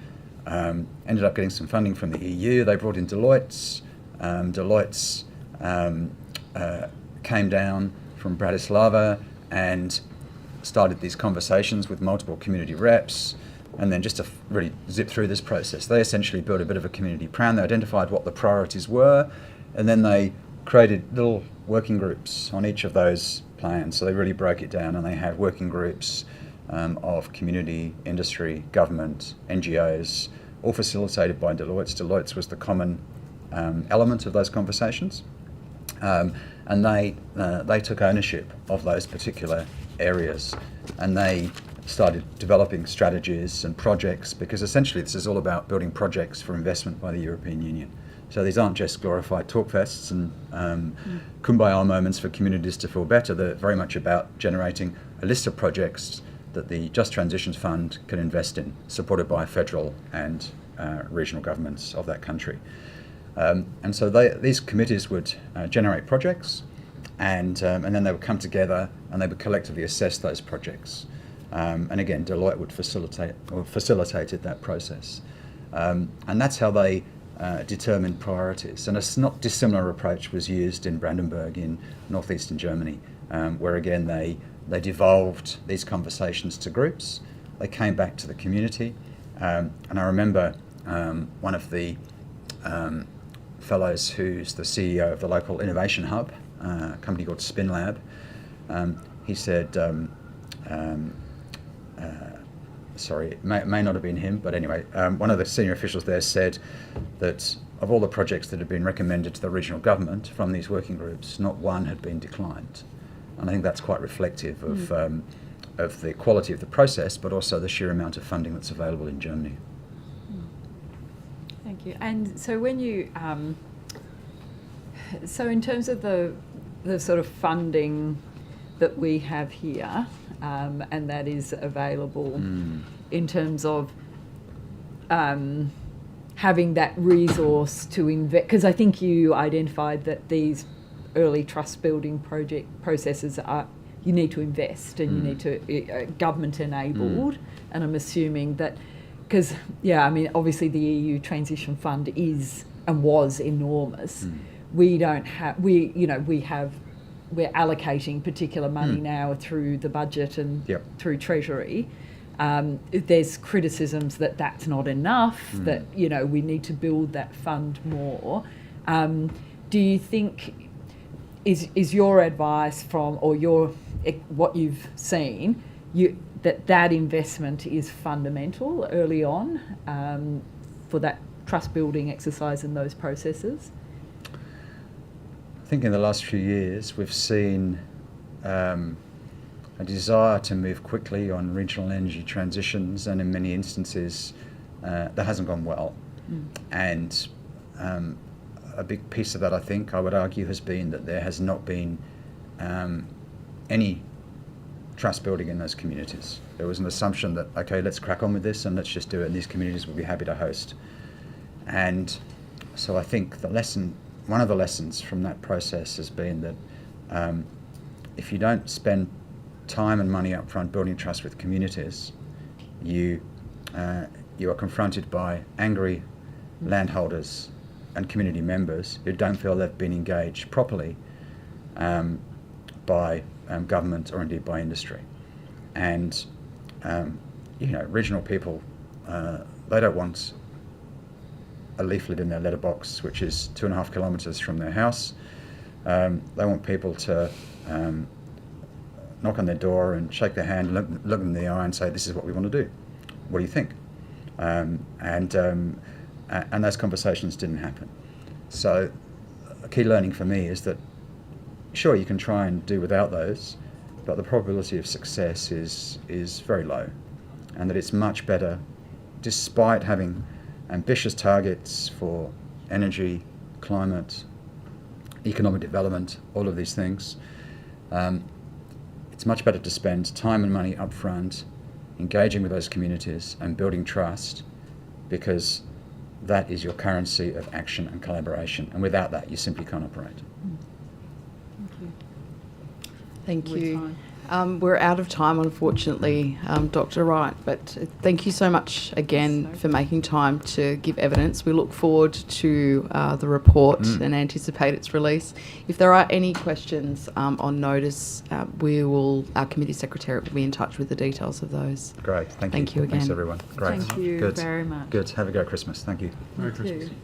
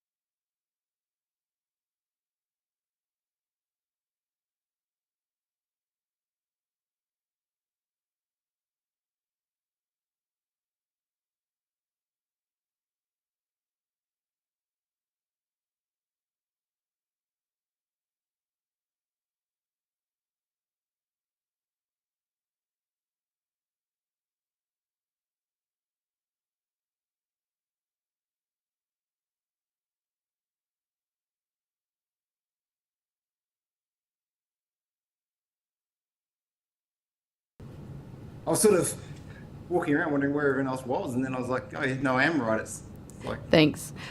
Welcome to our next witness. Thank you for making time to be here today for this inquiry. Could you please state your name, position, title, and swear either an oath or an affirmation? Yes, good morning. My name's Bob Hawes. I'm CEO of Business Hunter, and I swear that the evidence now about to be given by me shall be the truth, the whole truth, and nothing but the truth. So help me God. Thank you. Would you like to start by making a short opening statement? I would. Thank you, Chair. Please proceed. I just would like to commend the inquiry to our submission firstly. And secondly, just note that since July 2024, when submissions were given, I think some important things have happened in the region that are worth emphasising, and I think they have some importance to the subject of this inquiry. Firstly, and I think what that drives at is the need for data, the need for understanding the capability and the capacity of the economy that we have in the Hunters to support the outcomes of what this inquiry could deliver, which are very exciting but will be challenging, and also understanding the business ecosystem that needs to be in place to support that. I do note that the agencies that have been established since then or are now well up and going is the Future Jobs and Investment Authority at a state level, and also the Net Zero Economy Agency at a federal level, and they're running around doing what they should be doing, making the community aware of their existence and their terms of reference, as well as making their own inquiries in relation to understanding better how the economy ticks. But I think it is worth noting that since July, some of the data that we've seen, particularly in employment, are leading to becoming trends, and that is, first of all, a skills shortage that does exist in the region, and secondly, some employment rates that are historically low and seem to be continuing to be low, as well as a stickiness in the job ads that we have in the region, that businesses looking for people. That's shown up that there are some significant disconnects in what we currently have in our economy. We have some serious ambition to move forward, to morph and change. But if these statistics keep on growing the way they are, some of those disconnects are going to be a constraint on our ability to achieve our ambition, and that of the state and the nation for that matter. In terms of geography, we're still seeing that businesses are telling us that the constraints they have in moving people across the region to fill those employment opportunities are also constrained by the lack of housing and the lack of transport connections, which I know is not a matter of subject for this inquiry, but once again goes to the problem of fulfilling that ambition should some opportunity be realised. I think one of the other important things to note in terms of the skills gap is that at the moment, and over the last 20 years, the region has grown substantially in terms of its capacity to provide professional services, high skilled jobs, particularly jobs that are after graduate or bachelor qualifications to be able to fulfil those qualifications or those job opportunities. At the moment, based on the number of job ads that we have out there in the Hunter, about 30% of those are requiring bachelor qualifications to fill those positions, which is about 1,650 ads. If we look at the Jobs and Skills Australia cohort of people of the pool of unemployed, there's 25,000 roughly in the Hunter currently on income support, and of those, around just over 19,500 are actually actively looking for work. 7% of those have graduate qualifications, which amounts to about 1,350 of the people that are actually in the pool of unemployed. So it does suggest that where we're looking for higher paid, higher skilled jobs, we not only have a gap now, but we will have a gap into the future to think about how we fulfil that if we're going to realise some of this ambition. It's by way of background. I appreciate it's not in the terms of reference of this inquiry, but I think it's worth bearing in mind that the build and they will come type attitude that sometimes prevails may have some serious constraints and challenges that lay before it. But I do commend the committee, or the inquiry, for the task before them, and I'm excited about the opportunity, ambition it might bring, notwithstanding these constraints. Thank you. Thank you, Mr. Hawes. We'll now move to questions. Just looking at my colleagues to see whether either of you want Sure. to start first. Thank you very much, Mr. Hawes, for being with us here today and for turning your mind and Business Hunter's mind to the big challenge that we have ahead with the transition. Interested in terms of your submission, one of the areas that you highlight, and I won't say you're alone in highlighting, is the challenge in the planning system in terms of adaptive reuse. While you've talked about the two bodies set up, have you seen any improvements in that area, or what do you see as the prescription for what we need to do in changing the planning system to allow for adaptive reuse in many of these sites? We're not seeing a pattern of change at the moment, and I appreciate that it's still early days, and the minds and the interests that are turning their attention to looking at life after mining is still early days. But we would still advocate that whole system of where there are a number of disconnects that show up as a consequence of overlapping in different regimes that apply for different agencies will need to be addressed. And we're certainly supportive. Other submissions have suggested that looking at a state-based system where the state government has authority to bring all that together is going to be very, very important. I think the opportunity for uncertainty, the opportunity for that overlap between what residual responsibilities there are under mine leases before another and probably unrelated company takes on the next course of action with whatever is proposed on some of those mine sites is going to be significant, and that connection or that oversight of bearing in mind the outcome, what the end game is in terms of it's envisaged for that particular piece of land or parcel of land, and then working out a way of system to best get there, as opposed to starting at this point and saying, well, there's an end point up there, how do we accommodate that within the existing system? I don't think that sounds very efficient, and I think in hindsight, if we did do that, we'd find that there was probably a better way of doing it. Now, one of the discussions we've had often is about tripartite agreements when it comes to post-mining land use, and that often is a case of the government, the community and business, but largely when it's discussed about business, it's the holder of that land, which I take it would typically not be your members in terms of, or they might have some membership, but your membership is much broader in terms of those who support the extractive industries in particular. Just interested in terms of what you found in Business Hunter as being successful models that have actually involved the broader business supply chain when it comes to mining and their role in any adaptive reuse as well. It's a good question in terms of, our membership we're a very broad church, does encompass a lot of different businesses and a lot of different sectors. And I think it's fair to say that from a business point of view, is part of the risk in that entire journey that we could experience in the adaptive reuse of some of these sites. And I say that by virtue of the capacity and capability of an individual business to take on a significant project and deliver it, and that's no different than anything now in land development across the region, or for that matter the state and the nation, or any other property project that someone takes on with the best intentions of fulfilling that task, of fulfilling the ambition or the realising the dream, but for one reason or another, be it changing interest rates, changing market conditions, the identification of a constraint that was initially underestimated or whatever, can slip up a project of any nature in that capacity. As far as the existing businesses are concerned within some of these areas, they're not in and of themselves, particularly the small and medium-sized businesses, of a capacity to take on a project, or might be able to take on a part of a project or contribute or participate.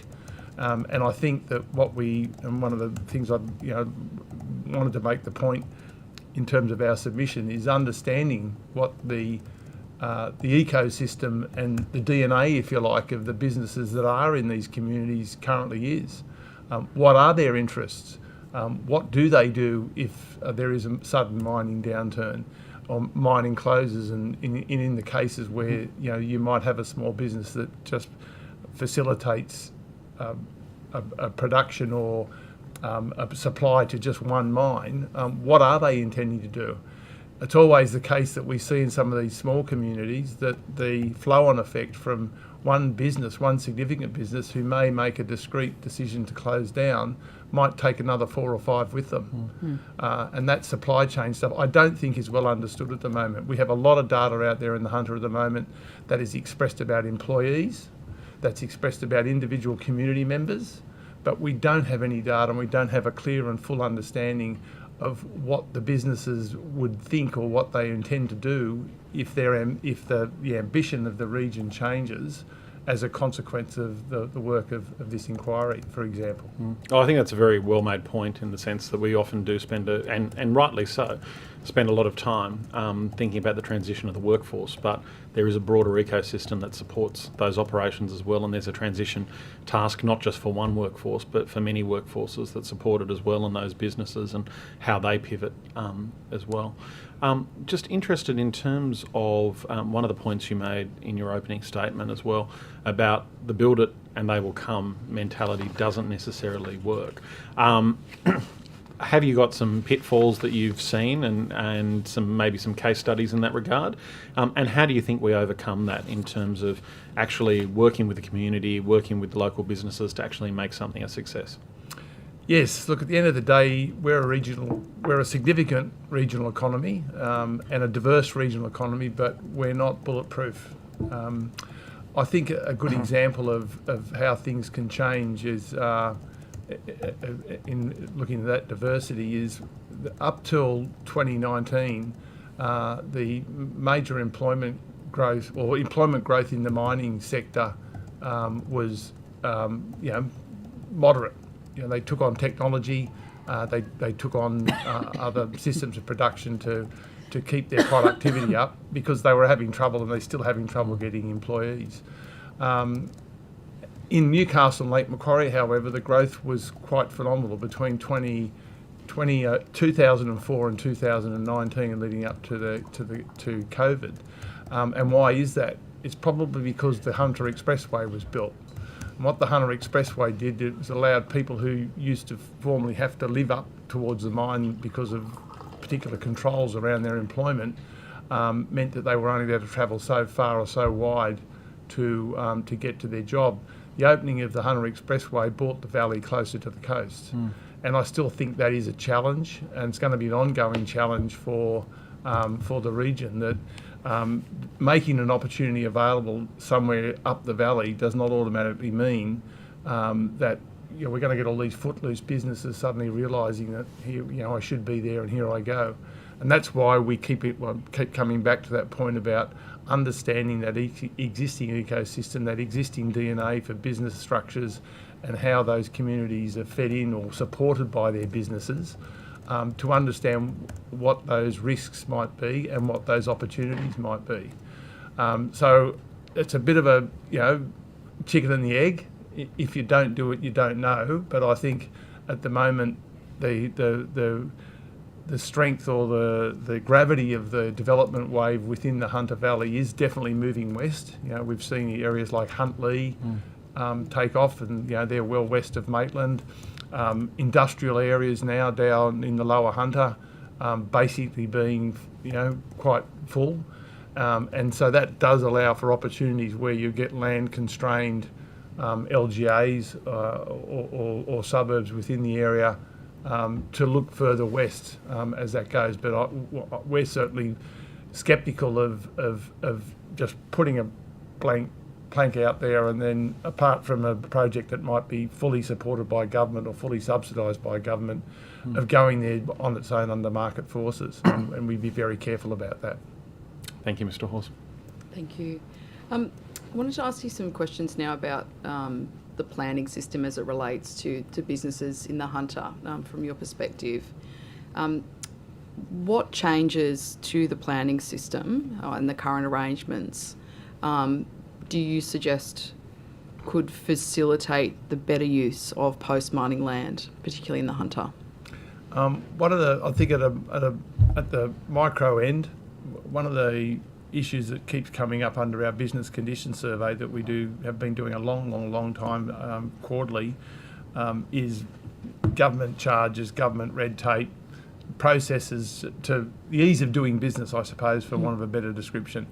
And I think this folds into that. We have heard stories or anecdotal reports of people wanting to do things quite small by scale, but encountering issues in the planning system, particularly around things like the environment, the Federal Act, and that working in with the state requirements, as well as just the time that it takes to get things done. And I do note that it should be regarded that a lot of the businesses that take this on, that isn't what they do. That isn't what they do for a core activity. If they don't employ the services of planning advice, or they don't employ a multidisciplined consultant to help them run through that, it's probably going to be new to them, and it's always going to present problems.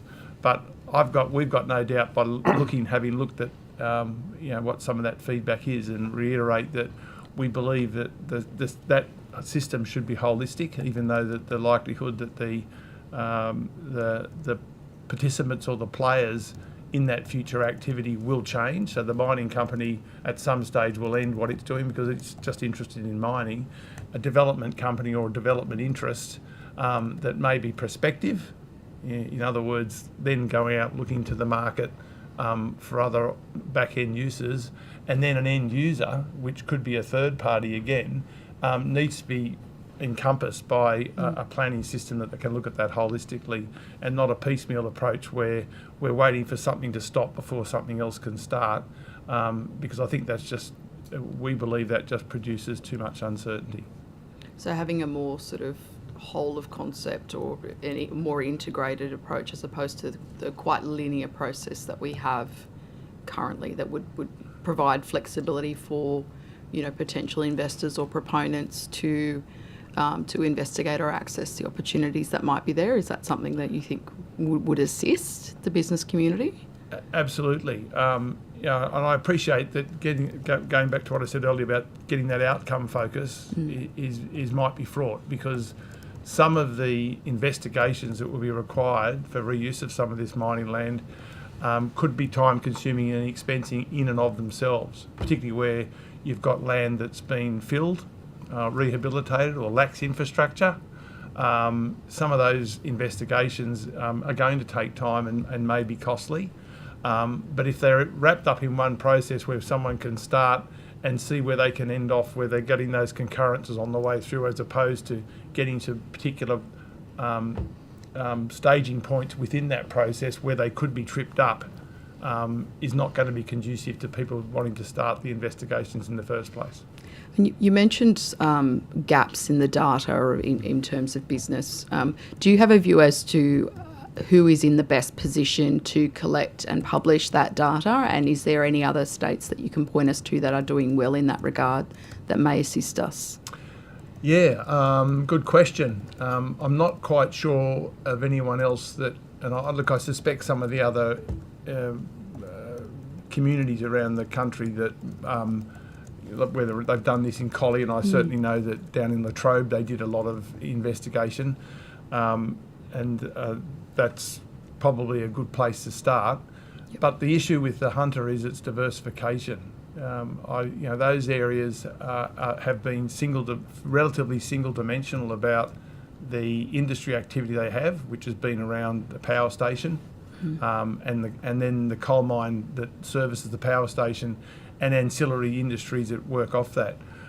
What we've got, particularly as you move to the eastern end of the Hunter Valley, is a much more diversified economy where, right up the extremities of the mining areas, yes, there will be a large representation of companies that are more dependent on that activity than other activity. But as you come east, we've seen it. We've seen areas that used to be pit heads for mines, and the community existed solely to support that mine.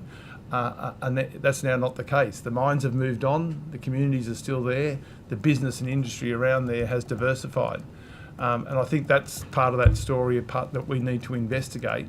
And I don't think it's going to be easy. I'm not it'll be a combination of looking at ABS data, looking at business data, but also a lot of wearing out shoe leather to go and knock on doors and talk to some of the businesses to find out what makes them tick and what their ambitions are for the future. In terms of other witnesses to this inquiry from the Hunter, of which we've had several, the local council, so Lake Macquarie Council, Muswellbrook, and I'm sure the others mentioned it also, talked to us about the lack of industrial land or commercial land, and that being a barrier to investment in the region. When we look at a mining lease, for example, there are areas within a mine.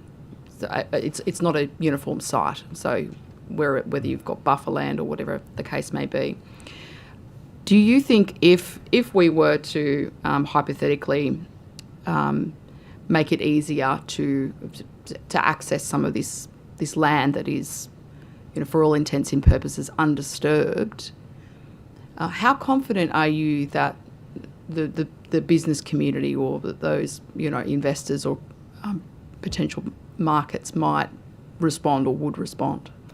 I think the conditions now are as good as they've ever been.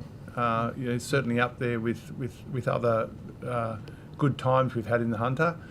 The price escalation in industrial land over the last 5 years has been quite spectacular. Sort of going from a nominal rate of around $200 a square metre, generally speaking. I mean, there's differences across the region, peaking at around $600 a square metre. I understand that's coming back a little bit now. Some of those areas, speculators or prospective users moved in, don't need the land, they're putting it back on the market.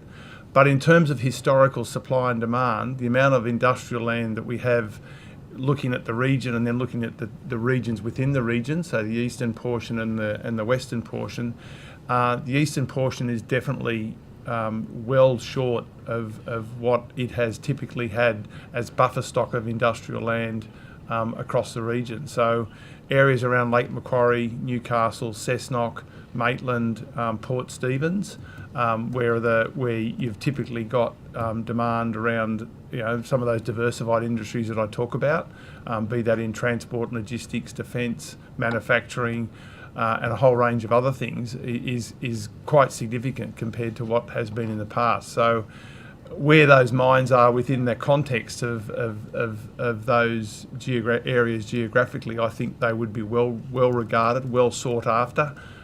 If that opportunity to pick some low-hanging fruit and get some land redesignated and onto the market, I think that would help that relatively short shortage of land and shortage of opportunity that's been apparent in the region, particularly given growth that we're forecasting, not only to get back to business as usual in some of those industries, but growth pulses that are coming from the new energy economy, growth pulses that are coming from defence industry, growth pulses that are coming from medtech, advanced manufacturing, and so on.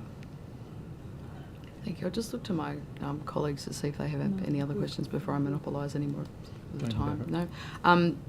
In terms of the business opportunities for the, obviously for the Hunter, if we were to look at a system whereby there were, because one of the things that I think witnesses have spoken to us about is about the risk and about the liabilities that may lie within these sites.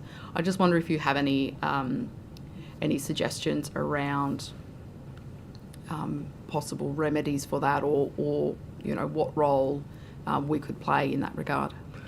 Yeah, it's a difficult one, and we have had, if you look back when BHP left Newcastle and the Steel River project and other land holdings, and now we've got Pasmico's not much different, whereby the opportunity for land to be reused, while there is a contingent liability on it that's beholden by somebody else and not the project proponent that wants to take it on, doesn't work. That disconnect mostly happens within the finance industry. So you go to get finance, and unless you can show that it's very, very clean, there's going to be no institution or no bank that's going to lend you any money where there's a contingent liability that you can't describe, you can't define, We've had it also with mine subsidence in the region, where old mines haven't fully collapsed, and I think you probably know the story fairly well about that, Chair.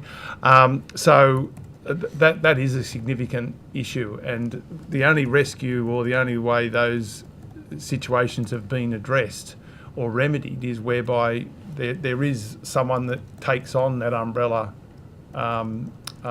liability. In the case of Steel River, BHP came back in. In the case of Pasminco, the government's become the developer and has finished the remediation of the site. In the case of mine subsidence, there's been funds developed to protect developers so that they can define that liability, or if there is an issue, there's a fallback. And I think where you've got degraded mine sites that have been rehabilitated, and as I said, one of the things is going to be about how they're being filled, what sort of infrastructure is in place and what sort of condition is it in. The advantage is that there might not be environmental factors to worry about, but you've got to be able to define those issues around the development imperatives to redevelop the site, to build roads on it, to put in services and whatever. And if you can't, I suspect that continuous drag particularly on the finance sector to want to get involved and lend people money to do so. That's an interesting point. If I can just pick up on Yeah, that. One, please. I guess you're outlining one of the big challenges in terms of the person who's responsible for the remediation doesn't necessarily have skin in the game in terms of the future of the site. How do you see sort of an incentive being in place? And I know I won't say necessarily out of corporate goodwill or the like, but there have been some very good examples where they have come to the party, and I will say as a shout out, all indicators with BHP at Mount Arthur, for instance, is that they have a significant plan for the future of that site as well. But in saying that, how do you see an incentive effectively being there for those who don't really have a responsibility for the site into its future, apart from its remediation, to actually be looking at what is a productive asset for the community? Yeah, I think there's going to have to be some innovation in the way that some of those remediation and some of those liabilities are addressed. Not expecting that, particularly where a development imperative becomes the norm for a piece of land that's well located adjacent to an urban area, for example, can be reused. But understanding, and getting engineers on board to say, well, how do we think laterally about this? What else can be done? Because I know there's been other parts of older mines going back to perhaps the 90s and the noughties, and if they had their time again, because where they are located, they might have done some of that remediation differently. So we've got a start point, and what's happened, and you're not going to dig up metres and metres and metres of ground to then recompact it, for example, to get it right. But there might be other engineering solutions that could come up or could be developed that could look at that. And I think the region has a lot of skills and talent in that regard. Remediation isn't something that we're scared of. With some of the biggest projects we have up there that we've had to contemplate with contamination remediation, and that's also combined with disturbed earth, as it were, to get to a point where you can then think about and justify a subsequent use for that land. So I don't think there's one easy answer for it. But it will be a case-by-case basis to understand what that constraint is and see if there is an engineering or some other innovative solution to try and not overcome it, but to accommodate it so that next use can occur. And I guess the great incentive in terms of that next use that's already on the table is often the infrastructure that's existing in those locations, which is why people look at those sites and say, well, we can make something of this because there is either the electricity infrastructure or the road infrastructure that's in place there to be able to leverage off of. What sort of threat do you see to losing some of that infrastructure in place in the Hunter as we move forward? It's a big cost, because at the end of the day, the subsequent users are going to be doing their sums backwards. What's the market prepared to accommodate here? What use can I justify on the basis of either a sell or a lease or a reuse, or if it's a business that wants to own and operate, to keep within context their property costs? And if they've got to re-establish infrastructure links that could have been otherwise used and pay for those, it's just going to dent the feasibility and send it backwards. We've already got land up in the region that's case in point, where it's gone to a point where it just isn't yet feasible to do anything with it because the market's not there. So if you've got the head start by having some savings on infrastructure costs or remediation costs or whatever it is, you'd be mad if you didn't do your darndest to take advantage of it and try and make it worth your while. But are you seeing delays in the planning system, for instance, or what people see as the potential permissibility leading to some of that infrastructure being removed on some sites today? We've only heard the stories. I've only heard the stories anecdotally that investigations being made in this context about trying to finish off one section of an approval before you start the next, and not, as I said, have that thing that we made the point earlier, and the chair made the point, to try and get that to carry on through, so that you don't get that clunkiness in the system and the potential for it to fall off stage by stage, simply because you're going to rip things out and then come back and have to put them in again, back in again in the next stage. Doesn't make sense. Yeah. Thank you. It's been put to us, Mr. Horst, in terms of the evidence given to the inquiry, that we should be rethinking the way that we currently look at mines and consider the post-mining land use at all stages throughout the mining cycle. Now, that's all well and good for the Hunter Valley to say that, but a lot of our mines are obviously historical, are operating and have a lifespan existing. What would you say would be some of the benefits for business in starting to look at and encourage a conversation around what those post-mining land uses are? And is there anything that you would recommend the state government do to better facilitate some of those conversations to fully realise the opportunities that may exist in some of these sites? I think the advantage of doing it through life of mine would be that it could add additional step-off points that might become available as a consequence of change in that industry in and of itself. That's not to suggest that someone says, look, we've got a hole that's 300 metres deep. We think we can stop here now, and someone else will come down here and build a factory and start making things. I'm not quite sure it will reach that point. But I am aware of the width and breadth of many opportunities that people are talking about for the reuse of some of the mine sites, that some of which could be accommodated by that physical characteristic, and some of the others that don't. I think to the use, there's a lot of things that have been suggested. There's a lot of talk out there about what it can do to facilitate activity in the renewable energy industry, for example. We're talking about pumped hydro, solar, a whole bunch of other things on some of those sites. And that'll reach a point where, like you said, either will or it won't work because of access to the grid, saturation of the market, and so on. I think the other components comes back to that point I made initially, which is about understanding the ecosystems within and of those communities that are around these sites. Because I don't foreshadow that simply because they're in the case of sites have to be remediated, that land is going to be able to be produced cheaply or necessarily more economically than other land that exists within the market, particularly undisturbed land that's adjacent to existing urban areas that councils or the state government may have already identified for future urban opportunity. So you've got to bear that in mind. And if there aren't advantages from an economic point of view, you've got to ask yourself, well, what will the market do? Well, it's if two pieces of site are equally characteristically favourable because of their location or their infrastructure characteristics, and one's twice the price of the other, I think I know where a market economy is going to send its energy. So those sort of things will come into consideration, as will what those communities and the businesses that are there now, and the businesses that we foreshadow coming, are capable of supporting. Thank you. I'm just looking to my colleagues to see if they had any final questions before we finish up with Mr. Horst. Beautiful.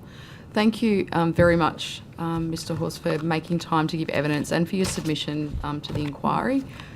If there are any questions on notice, our committee secretariat will be in touch with you in terms of the details of that, but we thank you for your evidence today. No problem. Thank you for allowing me the time to talk with you today. Thanks. Good luck with the rest of it. Thank you. Thank you.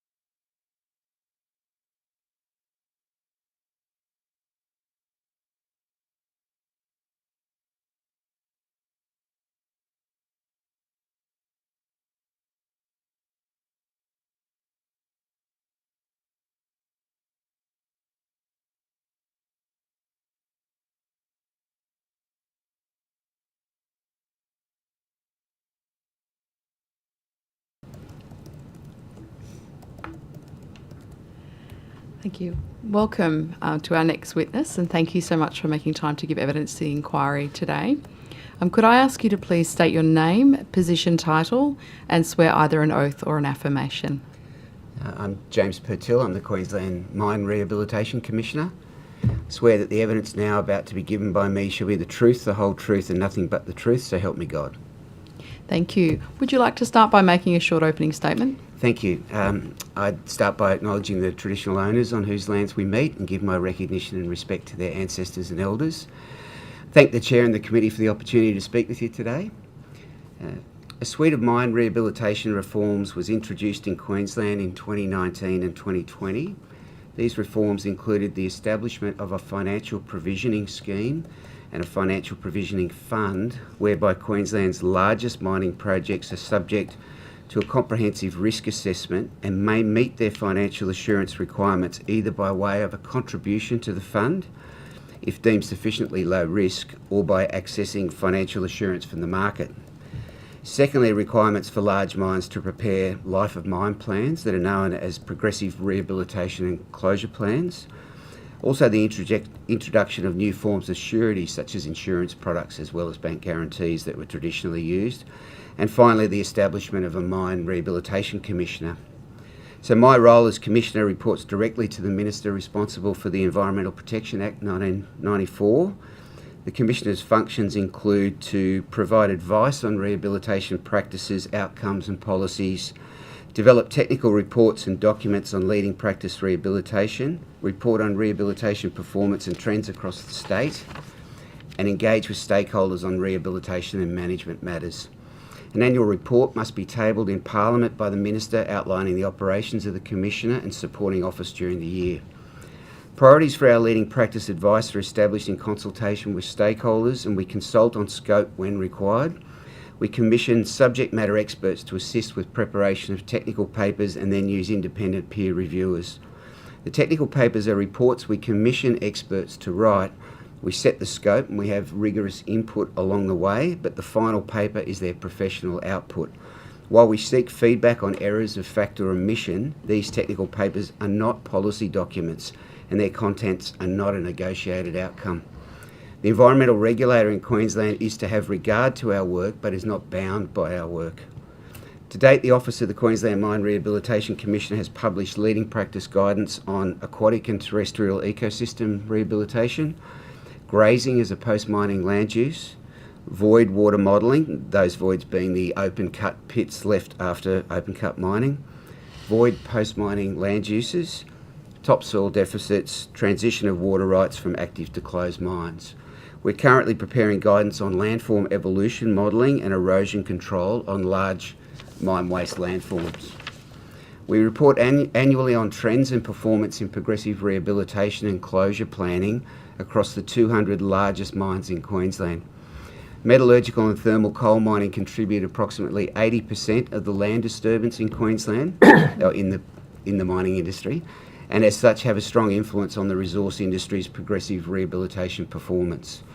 As a non-regulatory advisory entity, we are able to hold candid and constructive dialogue with both industry and other interested stakeholders.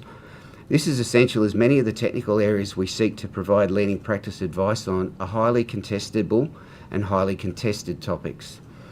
While the Office has a primarily technical focus, mine rehabilitation and post-mining land uses inevitably arrive at a junction between technical solutions and matters of policy. As Commissioner, I participate in a financial provisioning scheme interdepartmental committee that seeks to provide advice to government across portfolio interests in mining, petroleum, environmental management and risk management to ensure community confidence in mine rehabilitation and transitions to post-mining land uses. The current regulatory settings in most jurisdictions seek to render mined lands safe, stable, non-polluting and able to sustain a productive post-mining land use. Large, complex, multi-decadal operations can host complex environmental, social and economic challenges for the communities in which they operate. Cross-portfolio engagement is essential to ensure the benefits of resource extraction can provide enduring value. I look forward to answering any questions the committee may have. Thank you very much, Mr. Pertell. We'll now move to questions. Any of my colleagues like to start? Happy to start off. Sure. Honourable Scott Farlow. Mr. Pertell, thank you very much for coming down here to address the committee today. I guess as the committee looks to make recommendations, and if we were to contemplate potentially creating a role like yours in New South Wales, what do you see that are the advantages of having a commissioner role such as the one that you have? I'd start by reflecting on the advantage of the role being non-regulatory in nature. Its origin was steeped in a concept of the commissioner being the regulator of the regulator, if you like, and that's not unlike the US example of the Federal Surface Mine Control and Reclamation Act. The Office of Surface Mining Control and Enforcement is a federal authority that effectively walks around tapping on the shoulder of each state jurisdiction and the way that they go about their coal mining. I believe, and I mentioned in my opening address, that the ability to have very candid conversations about what works and doesn't work without, if you like, any spectre of regulatory intervention has been incredibly helpful. The industry has been able to host us. I've visited over 100 sites, both in Queensland and elsewhere, and been able to have very constructive dialogue and then feed that back to government in a, if you like, systemic way. So rather than the specifics of a particular issue at a particular site, to be able to then look for what are those systemic issues that keep appearing and what might be some of the structural changes that could be made to improve the situation across the board. Sometimes it can be frustrating to keep the commentary at a sectoral level or even at a broader industry level. Typically sectoral level, because I think the idiosyncrasies of particularly thermal and metallurgical coal versus, say, metals mines are very, very fundamentally different. And I see a lot of parallels here in New South Wales as well. You know, very, very strong coal industry in relatively more sensitive environments than the metals mines, very similar to Queensland. The ability for progressive rehabilitation to be a reality is there for open cut strip mining techniques, whereas for typical hard rock, stable vertical ore bodies, the ability to progressively rehabilitate is far more limited. So they have those differences. They're definitely some of the advantages. Being able to collate information at a sectoral level and provide advice to government on the performance of trends, not just around progressive rehabilitation, but hopefully around some of those technical issues and perhaps where those policies where those technical issues start to abut against policy issues has been very, very useful. New South Wales is in the process, and you'll hear from the resources regulator, I think, this afternoon. New South Wales will have a much more sophisticated way of identifying the progressive rehabilitation performance of the industry when that system sees the light of day. At the moment, Queensland's the only one that has a system like that, but it is very crude. And Mr. Pirtle, in terms of your staffing and the like, what sort of, is it a standalone position? Do you have an office to support you in your activities, or is that provided by the department? It's the role is independent of the department. I report directly to the minister. I have a staff of only 6, okay, and hence the vast majority of our work is done in partnership with either universities or consultants or other experts. So we will shop out work to industry experts and have that peer reviewed, and we're really, if you like, project managing those technical experts into those positions. Most people will put out a plaintive cry for more resources. I like the fact that it's tight. It makes us very judicious around what subject matter we pursue, but also what technical experts we go after. And I did mention it is highly contestable and contested. So everything that we put out, there's people that are happy and people that are unhappy. It's just the nature of the beast. You know, I've definitely referred to the whole progressive rehabilitation and mine closure post-mining land use task as a wicked problem because of the plurality of stakeholders, the differing aspirations right across the spectrum. It's very, very hard to ultimately land on some, ultimately satisfying end position. I think satisficing is probably the best description of the way that these decisions need to be made. You have very strong advocates. I'm sure you've had witnesses who would like to see, if you like, nature positive be progressed 100%, everything back to ecological rehabilitation. You have other people who see that resource communities need to see an economic future. And I'm certainly an advocate for a healthy mosaic of post-mining land uses, looking at the constraints and opportunities of every mine. They're all different. They might look the same, but they're all different. And being able then to create a setting in which those various post-mining land uses can logically find their fit without it being sort of forced. We've heard lots of evidence throughout the inquiry in terms of, well, I shouldn't say evidence, but necessarily advocacy for those discrete transition plans for each mine. Do you or your office have any role in terms of working for transition plans for existing mines throughout Queensland? So our relationship to the progressive rehabilitation and closure plans is to provide those technical papers, and the Environment Department is to have regard to them, and I also mentioned they don't have to follow them. But the Chair mentioned in the last session, and it's spot on, that conceptually the idea of starting with the end of mine is a wonderful concept, but we're all where we are with the legacy of mines that have operated for many, many decades. So the ability to retrofit leading practice advice into existing legacy assets can be very, very challenging, hence the comment around contested views. If we could all start again with a clean slate, we might be able to produce landforms that are more stable in different ways, but we are where we are in all jurisdictions. And Mr. Piddle, finally, from me, in terms of recommendations that you've made to government, what are some of the key ones that they've actually taken up since you've been in the role? So it's a combination of not only my role but other parts of government. So if I can give you a composite answer. Composite example or composite answer is always great. Because they're always highly integrated views. We each come with our own, I suppose, little slice of the equation, but having to put those together. So we're trying to shine a light on the performance of progressive rehabilitation, particularly for those strip mining operations, both open cut and underground.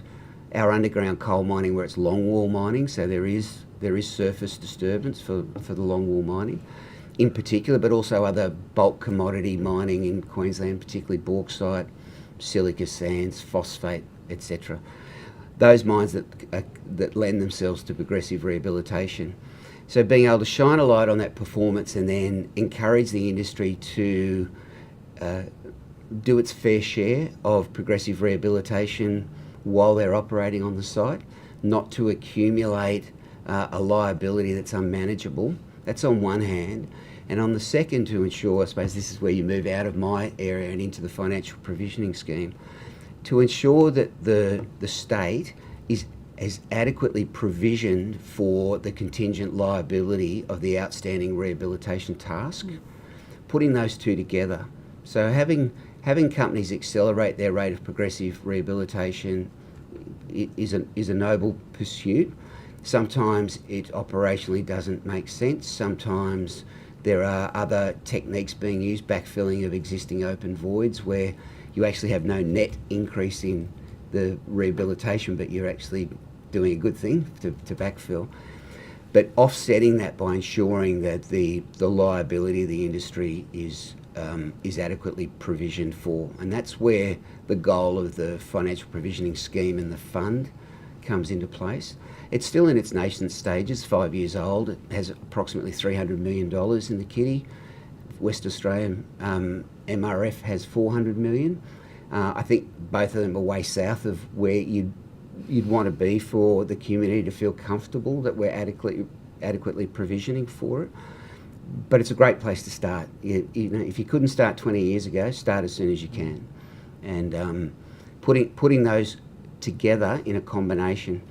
The other part of the fair share of progressive rehabilitation is to ensure that those companies, particularly while they're cash flow positive, continue to invest in those communities to make sure that when the day that they are no longer there, or the day that they're no longer producing free cash flow and things get, if you like, logically, from a business sense, more difficult, that a fair share of that work has been undertaken. Thank you very much, Mr. Purtle. Thank you. Thank you, Mr. Purtle, for making time to attend in person. It's really appreciated. I was very excited when I learned that Queensland had a mining rehabilitation commissioner. Tell me, and noting obviously the infancy of the commission in relative terms, are there any? Is there any advice that you would impart upon us in terms of recommendations we could make to our government about what has been necessary to make sure that your role is effective, and indeed further to that, is there anything more that needs to be done to make the role of Rehabilitation Commissioner a more effective one? Every Quango in government wants to report into central agencies, and I'm no different. So reporting to the Environment Minister is excellent, but the nature of post-mining land uses and mine rehabilitation is across so many different portfolios, particularly when you start to talk about the dislocation of communities, resource communities. And it's obviously very alive for you in the Hunter. It's alive for us in Ipswich, in the Bowen Basin, Collie in Western Australia, Latrobe Valley. You see plenty of examples coming through. The ability of the environment portfolio to embrace that full breadth, I believe, is quite challenging.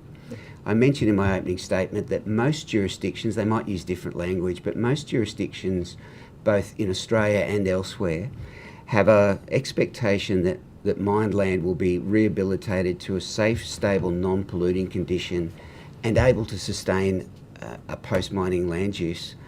Most environmental protection legislation, even though they articulate those 4 elements of mine rehabilitation,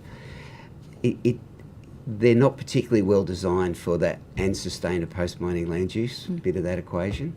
So it stretches the object of the Environmental Protection Act in Queensland specifically, but even more generally. Most Environmental Protection Acts don't encompass that, if you like, social or socio-economic element, and I'd say that's certainly a challenge.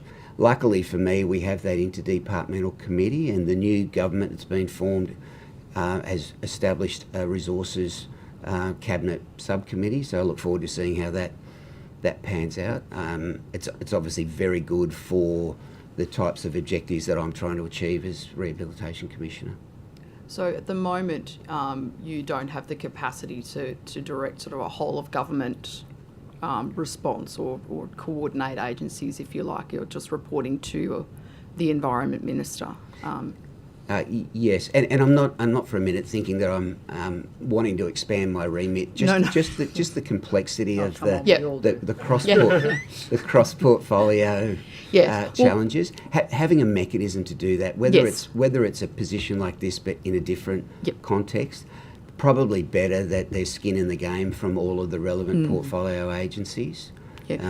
We have heard that from previous witnesses, so that does correlate with some of the industry witnesses, but also some of the other actors in this space. There are some 17 sort of different government agencies that they have had to engage with, even in developing a plan for post-mining land use. In terms of there was obviously underpinning legislation that had a broader suite of reforms, and the commissioner role, as you outlined, was one of those. How much are we sort of looking at? Like, was there a sum of money, seed funding, to sort of start this up and it go on further, or? I couldn't really give you an accurate estimate of that. The development of the original discussion paper from 2017 called Better Mine Rehabilitation in Queensland was undertaken by the Queensland Treasury Corporation, certainly had consultants assisting with the development of that, and then the construct of the financial provisioning scheme. In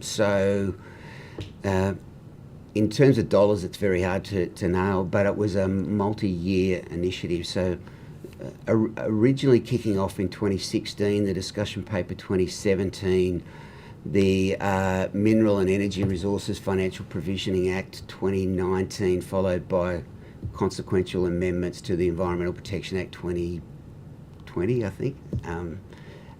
So quite a gestation period.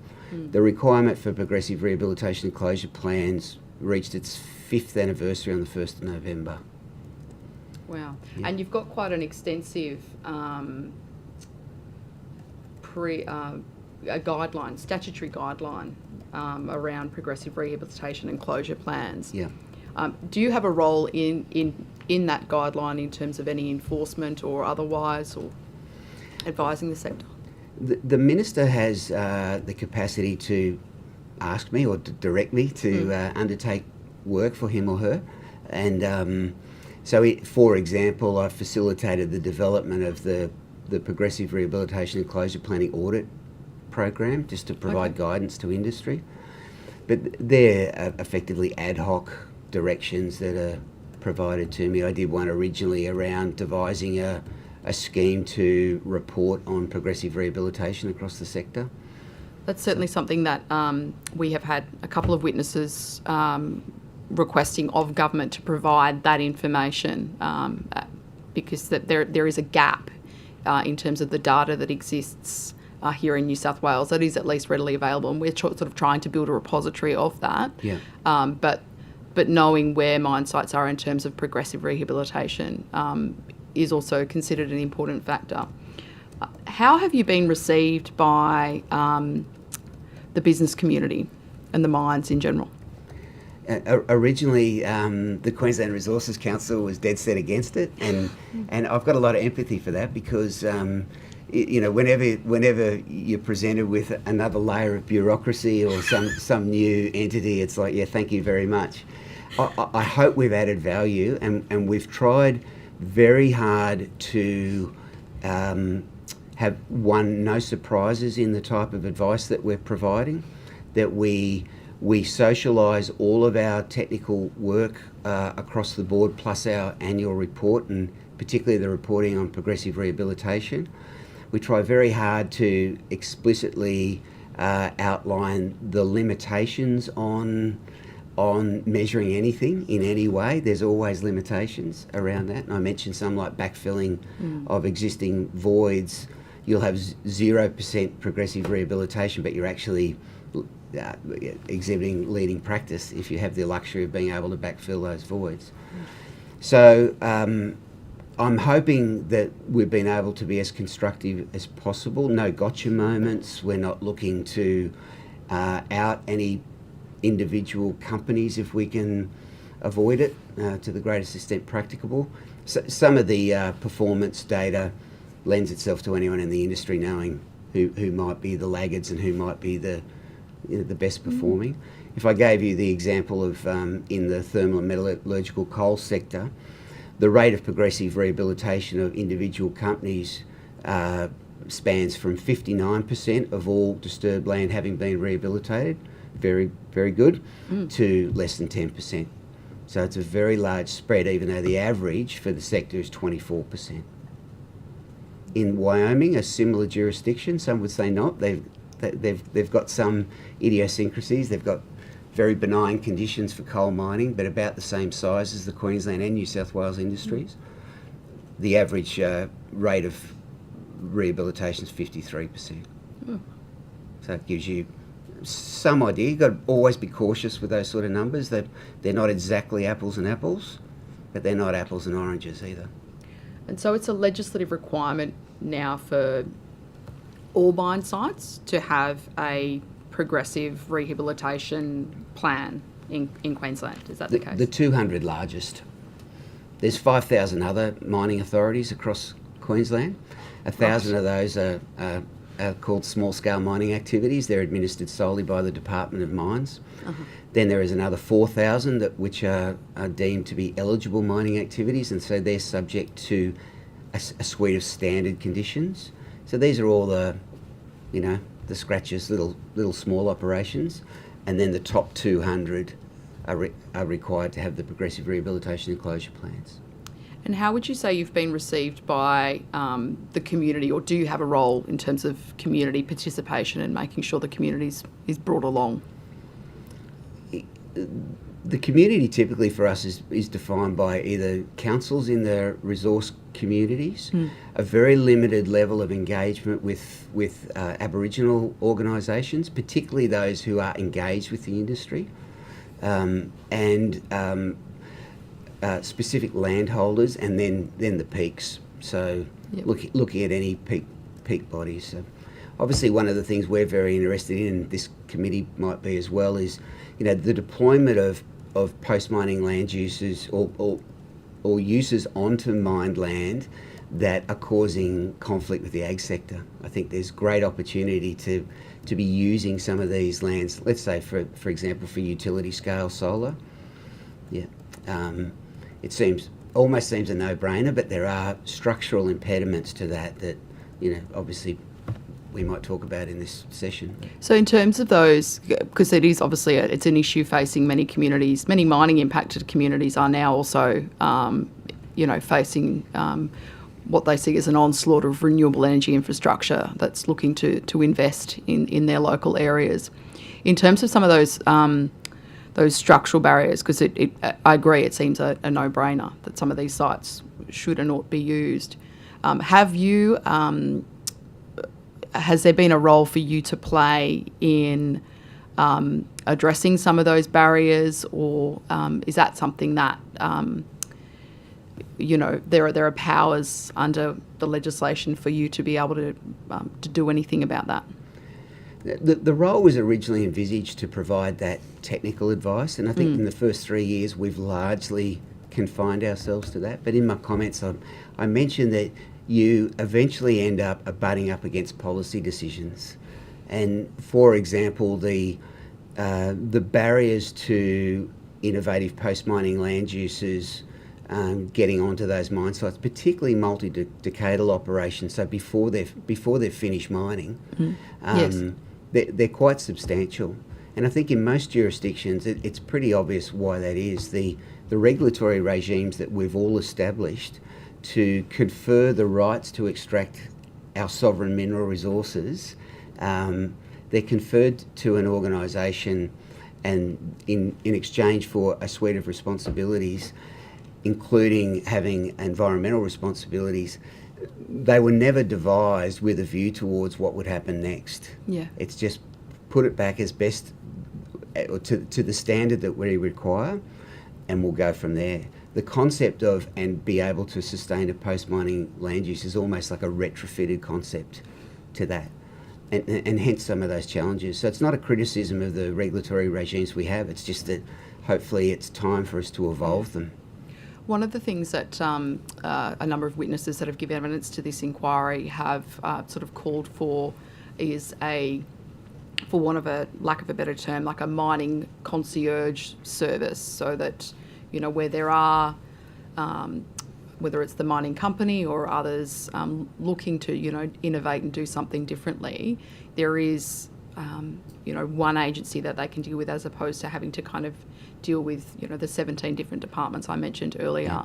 Is that something that your role, would you say, does or could do? Or in Queensland, we have a role called the Coordinator General, and so the Coordinator General would be more appropriate for that role and would take on that concierge role. Yep. But I would say to the committee that regardless of whether there's a sort of one-stop shop or a single point of entry into government for this stuff, it's the systemic barriers underneath, and people will be talking about how residual risk is managed, how contingent liability is managed, how does a mining company fulfil its requirements for safe, stable, non-polluting. So not keys under the mat at midnight, but walking away head held high. That can take decades to get there. If we want to move these lands into their next post-mining land use in a timely fashion, so that not just the land moves to a productive use, but all of the intellectual and social capital of the workforces that are in town, they haven't left by the time that happens. Somebody in the previous session mentioned the linear model that we have at the moment, and that's the problem, I think. It's mine, do some rehab, stop mining, do the rehab, think about what happens next. In that interim period, which can be decades, well, if you're a mining engineer or any type of skilled person, you have to go looking for work. When that next post-mining land use comes along, the town might have lost a significant amount of its intellectual and social capital by the time that happens. The imperative to be able to get those post-mining land uses to dovetail in to healthy mining communities, to me, is really essential. The role in government, though, I think eventually we have to really seriously look at tenure, and we have to look at the way that the liability, the residual risk is managed. It's one thing to have a residual risk framework or a residual risk calculator that can do it, but if the bill at the end of that calculation is so extraordinarily high, it's very difficult for companies to exit. So what that magic balance is for government to be able to ensure that the industry, while it's healthy and strong, is paying its fair share on the way through, but not crippling economic activity by imposing extraordinarily high residual risk costs, is definitely a challenge. Sorry, you've got questions. I would love Sue to. Higginson. Yeah, I'd love to. Well, the costs was something that I would love to ask you some things about in terms of rehabilitation bonds and holdings, what the Queensland experience has been, whether there's been, ample or under, and if so, what the Queensland, increases to bonds and how the calculator, whether that's similar to what we have in New South Wales, if you're aware of that. And also, I know Queensland went quite heavy some thought it was quite heavy in terms of its mining royalties increases a few years ago. And if you could give us any kind of context around what that looked like from your sitting and whether you think we're looking at shortfalls or you're looking at shortfalls in Queensland for the task in front of you. So I'll start with the royalties part. The royalties and royalties policy are completely separate from the estimated rehabilitation cost in the fund, so they operate separately. The estimated rehabilitation cost, which is the calculated liability of rehabilitation yet to occur in Queensland, is $13.7 billion at the moment. It's in my annual report. You can see, and you can see the growth in that. The growth in that over time has many constituent elements to it. So it's not only an increase in the area of disturbance, but it's also it has a contingency that's been placed. The discount system was removed. There's been escalation in calculated costs. There's a whole raft of reasons why that might happen.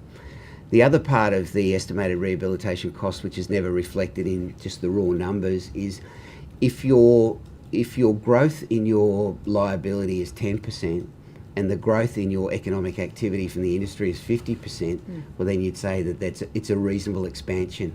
So the relationship between that liability and the economic activity is not part of what the estimated rehabilitation cost looks at. It's just raw numbers, that's how much is there. So just under 50% of that 13.7 billion is held by way of contributions to the fund, and the remainder, now about 55-56%, is deemed to be has to go to the market to get traditional bank guarantees or insurance products for the funding. The adequacy of those funds, it's always a very, very difficult one to question. The likelihood of a call on those funds that exceeds the amount held, the $13.7 billion held, is extraordinarily low. It's a matter of whether there is a particular event that puts strain onto that fund. So a black swan event for the fund. So there's $300 million in the fund. If there was an event that was worth $350 million, well, we're in trouble. But while that fund grows and gets stronger, I think the likelihood of that, the fact that the contributors to the fund are risk assessed, is I think a prudent risk management response. Yeah, obviously you can tell I'm a huge fan of the fund. A huge fan of the fund. So when you say, what would you consider as a black swan event? What do you have in that? What's your threshold for something that? I don't really have a dollar threshold, because obviously if there was I'm sort of thinking not necessarily the dollar threshold, but the kind of event that a large mining company files for Chapter 11. It goes bankrupt. And you think that that's just very remote. It's very remote. Abandonment of mines is not remote, of course. No, but, all it's a jurisdictions massive have to. issue. But typically, of course, they're smaller, less capable, weaker balance sheet type entities that get themselves to that point where they're on that edge. The companies that contribute to the financial provisioning fund in Queensland are risk assessed by a risk consortium. They're assessed 80% on their balance sheet strength, their financial strength, and 20% on the operations. For example, do they have a resaleable mine, and so forth. So it's a fairly conservative view of who gets to contribute to the fund and who has to go out to the market. So many of the people in the market, the 50%, would be looking for cashback guarantees. So if they have a $30 million liability, they've got $30 million in the bank. And so with the so that fund, you're saying you can do a clear analysis that will pay for the cost of the rehabilitation that is currently expected of each mine. But where we're sort of looking at the moment in terms, and what we've had presented to us as a committee here is, well, this is the current mining rehabilitation obligation. What if we want to pivot, or somebody wants to use this land and pivot to something else? And then that becomes a much more expensive liability to pivot. Like, say it's a current operation is then going to look at doing a pumped hydro project and develop it more intensively or something like that. Have you ever contemplated, or have you had the circumstance in Queensland where you're having to contemplate that, and what then happens to that rehabilitation bond requirement if the nature is changing? Would you anticipate you would need to then re-look at the costs of the money that's being held and so on? I think in the first instance, the new project, you could petition off that part of the calculated liability that was, say for example, an open cut gold mine is going to use the pit as the lower reservoir for a pumped hydro project. The cost of the liability that's being calculated for the pit versus, say, the tailings dam or the waste rock dump or other infrastructure could be petitioned and then allocated to the new project. Those proponents could then take on that liability. That works when you have large, capable counterparties. If I looked at one of the very best examples, and it comes from New South Wales, the Woodlawn, where you have Veolia. So you have a company that is a large, capable entity. So the community here can have confidence that counterparty has taken it on. When the entities become smaller and less capable, it becomes difficult. Listening to the examples from the Hunter experience just previously, I just thought I might contextualise it for it. Say, for example, there's a shed and it's worth $250,000. It would be a really useful piece of infrastructure for someone to use in a post-mining context for an industrial setting. That $250,000 liability on the mining company's books, if they're producing 10 million tonnes a year of thermal coal at $150 per tonne, that's a $1.5 billion per annum operation. That shed is a 0.016% value on their financials.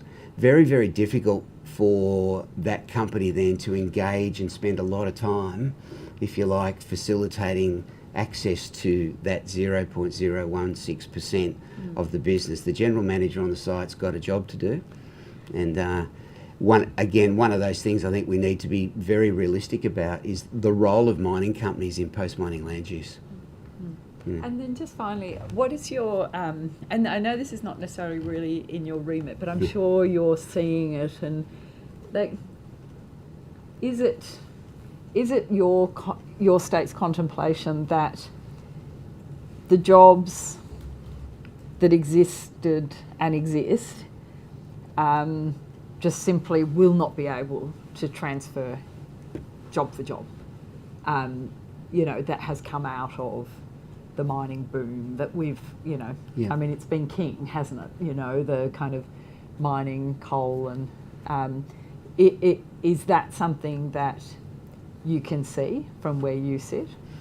I think at face value to look at the economic benefit per hectare of land that comes from Hunter Valley coal versus, say, broadacre pastoral activity, then at face value you're going to say no, it'll never be the same, it'll never make that same sort of money. But as we see industries evolve, if I took, for example, the development of say the renewables industry, I know there's very few jobs in an operating solar farm, but when we look at the demand for all of the technology that makes it possible to introduce intermittent renewables into our national electricity market, you start to see the jobs growth quite phenomenal. Transmission infrastructure, hopefully the manufacturing of all of that infrastructure.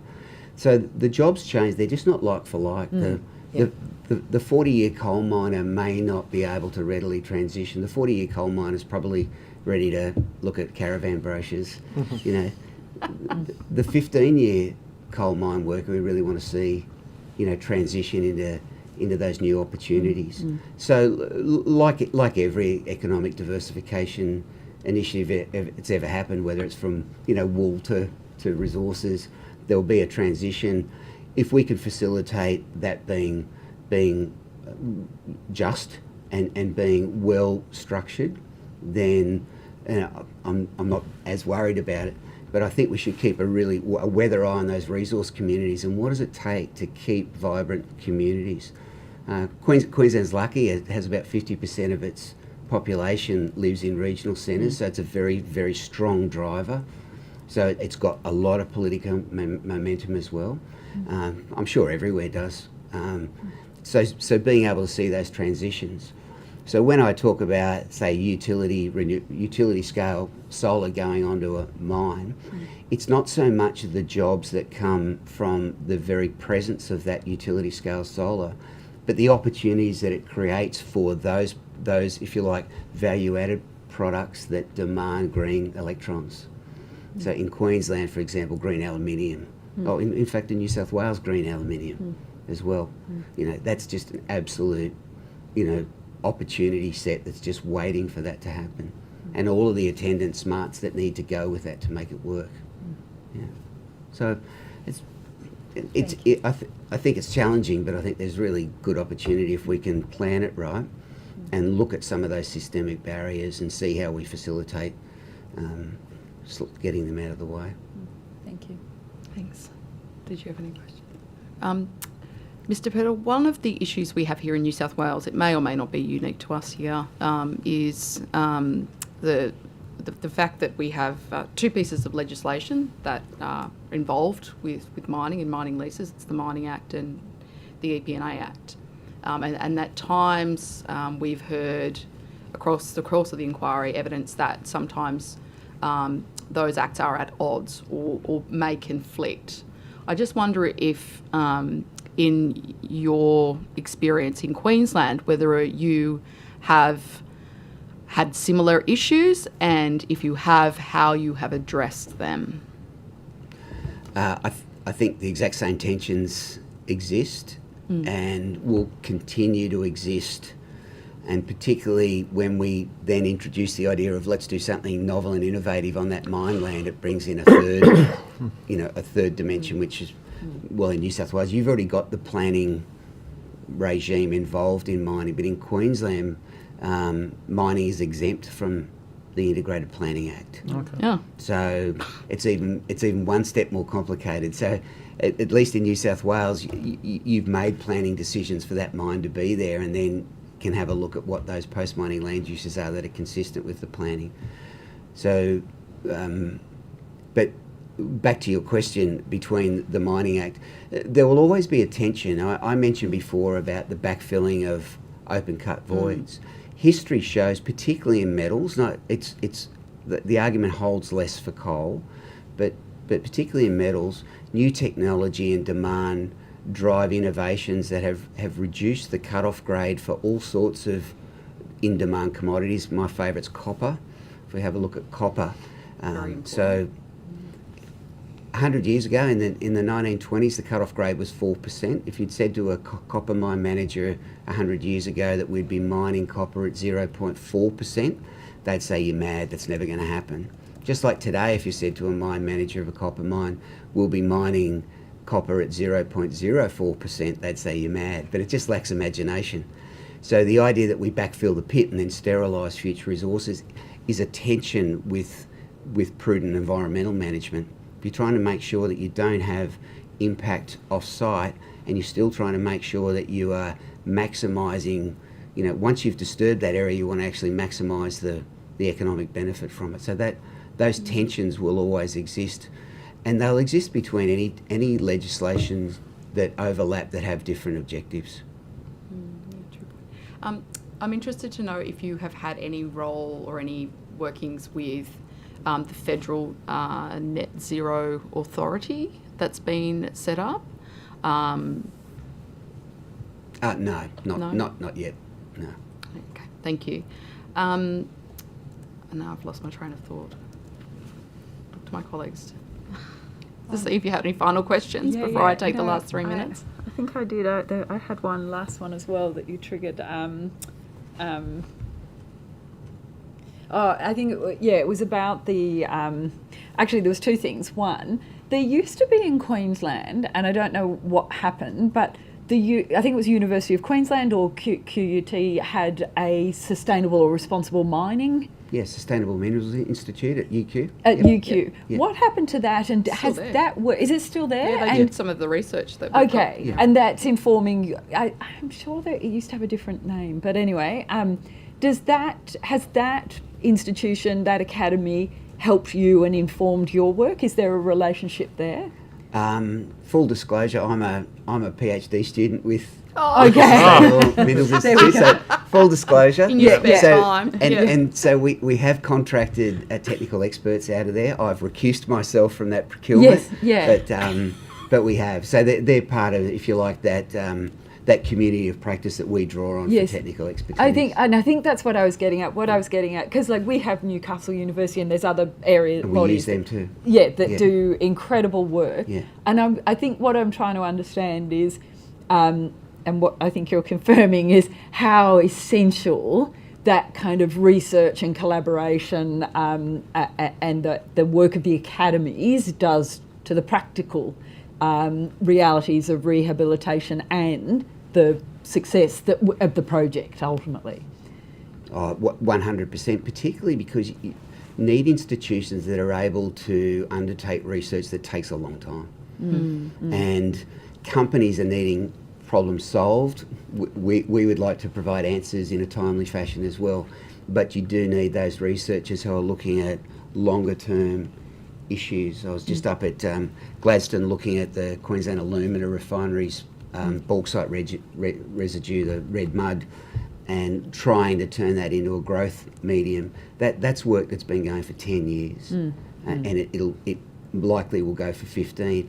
If it can actually produce what it aims to achieve, it's a game changer. So it's worth it, but someone has to stay the course, and credit to Rio for supporting that for that decade. And just finally, the other thing that you provided evidence around very earlier, but just touched on it about not so much engagement with Aboriginal organisations. I'm just wondering about, we heard earlier from Dr. Wright about how important community-led rehabilitation and transition is, and I'm just curious about the opportunities your role has had in relation to community trust building, to community engagement, including First Nations, and if there is anything you would be doing differently.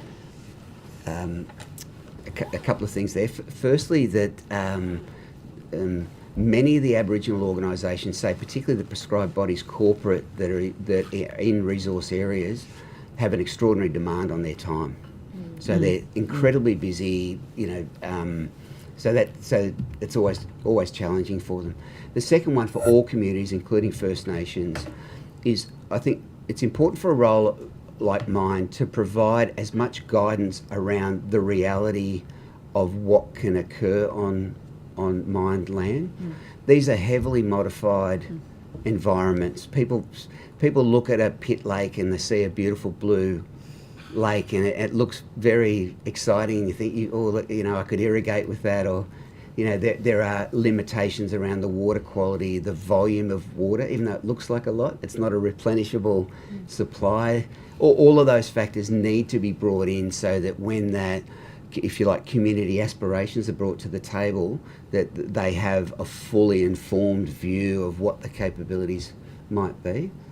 And there are examples from around the world. I use the example of the Old Dominion mine in Arizona, where a community-led program led to wonderful outcomes. BHP had taken on a mine, a legacy mine, never mined it, turned it into a historic park with jogging tracks and walking tracks and so forth. And then it had a shaft collapse in the middle of it. For safety reasons, they had to close the park after investing significant funds and doing, I think, everything that they could have possibly done. The community was very hostile towards that, saw an agenda that they were looking to recommence mining. They're heavily modified environments, they have limitations, and we have to be very realistic about what goes on to them and how it's managed into the future. Thank you. Thanks. I'm sure it's agreed. I could pick your brains all day, Mr. Purcell, Yeah, but that's right. we are out of time. I hope that was useful. Thank you. It's Very extremely useful, So good. actually. If there are any questions on notice, I don't believe you took any questions on notice, but if the committee has additional questions, our committee secretariat will be in touch with you in due course. Thank you so much again for making time to appear today. We really appreciate it. Pleasure. Thank Good you. luck with the deliberations. Thank you. Thanks very much. We'll now have a short lunch break. Great. Thank you. Thank you.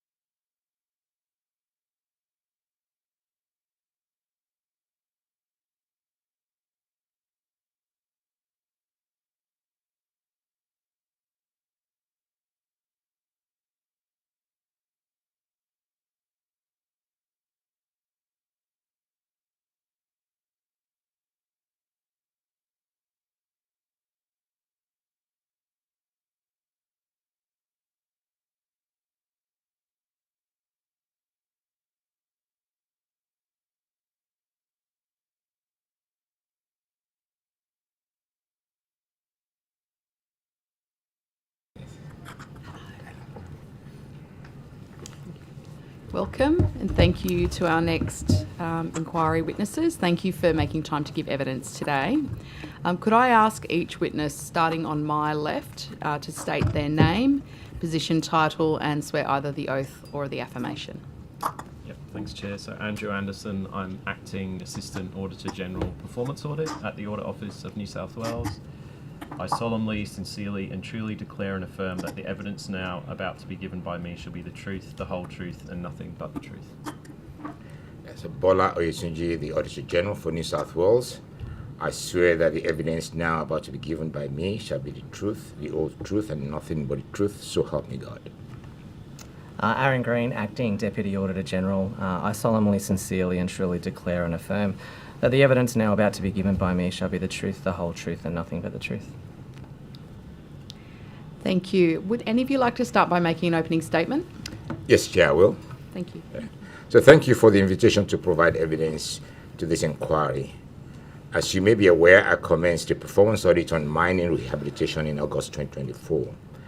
This audit will report whether the Department of Primary Industries and Regional Development is effectively regulating mining rehabilitation requirements. It will also assess whether the department effectively monitors rehabilitation progress and ensures compliance with rehabilitation requirements. This audit is planned to be tabled in June 2025.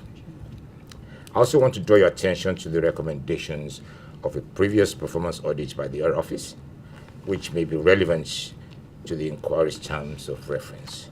In 2017, we tabled a performance audit on mining rehabilitation security deposits. The audit assessed whether the then Department of Planning and Environment maintained adequate security deposits to cover the liabilities associated with mine closures, including rehabilitation. The audit found that mining rehabilitation security deposits were not likely to be sufficient to cover the full cost of each mine's rehabilitation in the event of a default. The security deposits did not include sufficient contingency given the substantial risk and uncertainties associated with mine rehabilitation, and there was limited independent verification of mining company claims of rehabilitation tasks and associated risks. The department could not show it was monitoring mine sites effectively to gauge progress with ongoing site rehabilitation and management of closure risks. There was no financial assurance held over the risk of significant environmental degradation in the long term after effect of mine that is deemed to have been rehabilitated. So this 2017 report made recommendations including improving the quality of rehabilitation and closure plans, collaboration with relevant agencies to establish a financial assurance mechanism, and improving assurance that security deposits are sufficient. I should say that this report was 7 years ago, and we understand there have been changes in the way the department regulates mining rehabilitation since then. But the scope of our current audit, which we will table in June 2025, will enable us to explore what progress the department has made in implementing the recommendations from our last report. So we're happy to take any questions, Chair. Thank you. And I read with interest about the planned audit. It's something that has come up, I suppose, over the course of our inquiry in terms of the rehabilitation of mining sites. You may not have heard one of our previous witnesses was the Queensland Mine Rehabilitation Commissioner, and they mentioned part of their role was to provide transparency or at least publish where some of the major mines are up to in terms of their rehabilitation. Do you envisage part of this review that, or audit, sorry, I should say, that you're doing in the department, would that have the same impact? Would that be able to produce that level of transparency? Because that's something that we have heard is really needed in order to move New South Wales forward and realise the beneficial and productive use of post-mining land. Okay, I'll ask Mr. Anderson to take that question, Chair. Yep. So, so part of the scope of our audit will look at how the department is to what extent it's effectively monitoring the rehabilitation progress by the mining operators. So we'll be looking at what frameworks, processes, systems they have in place to make sure that they're getting regular reports from the operators on progress, and also the adequacy of those reports, whether and to what extent they're verifying that information. So that's definitely part of the scope of our current audit, and it was also, we made findings about that particular aspect in our previous report. So we'll also be looking at what's happened since that report was published, and what action has been taken. I mean, I note that there's been some quite significant reforms since that report. So we would be looking at how they've been implemented. Certainly, in terms of the rehabilitation requirements, we've also heard that. There's obviously this requirement for safe, stable and non-polluting under the legislation. But there appears to be a gap, if you like, because the social and economic factors are not considered as a part of the site or the legacy impacts of the site.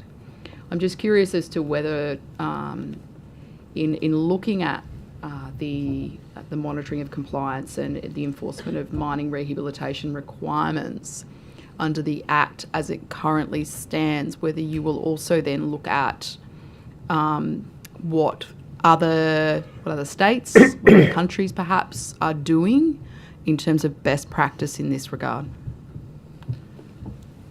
Yeah, I mean, certainly we have looked as part of scoping the audit. We've looked at what's happening in other jurisdictions.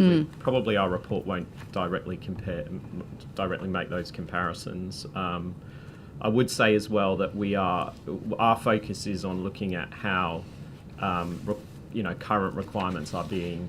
Or how effectively the department is monitoring the implementation of current requirements. So we wouldn't be commenting on whether those requirements are effective, right or not.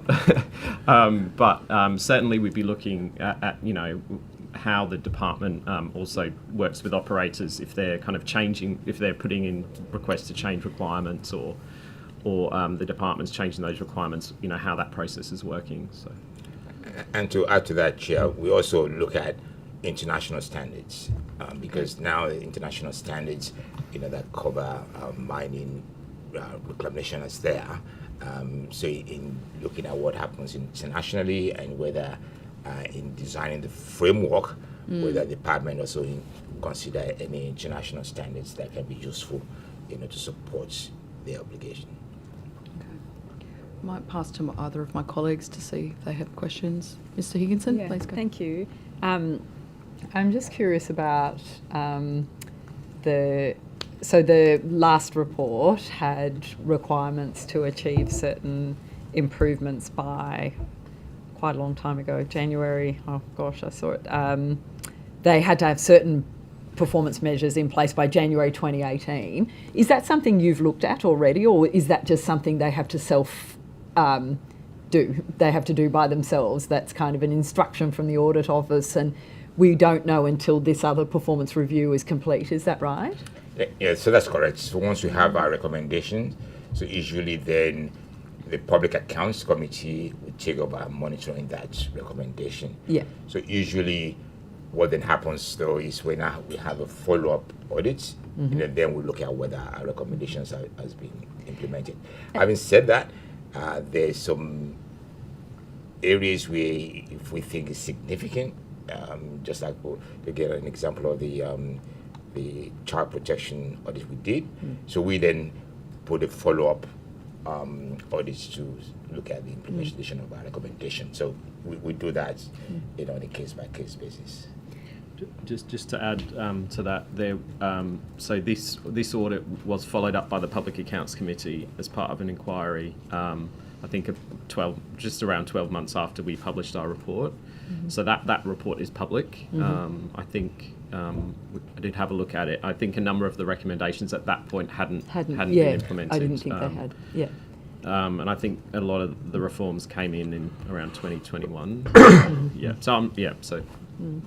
And so with the the recommendation, or the finding about that there really wasn't adequate assurances over assurances for environmental protection or rehabilitation going forward, is that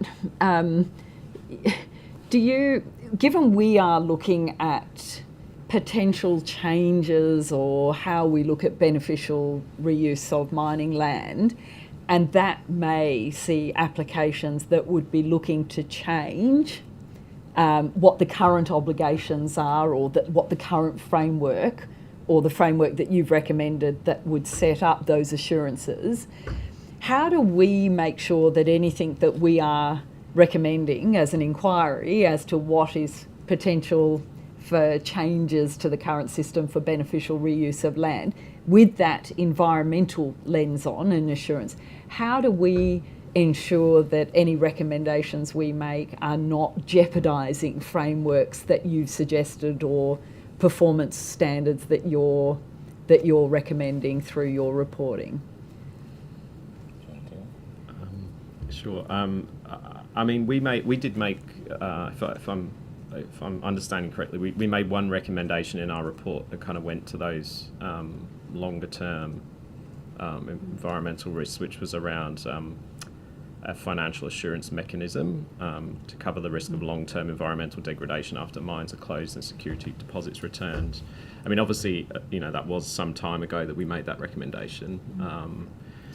Yeah. So I suppose what I'm asking is, from your perspective, in terms of your assurance, is the real matrix or the measure there just has to be enough money?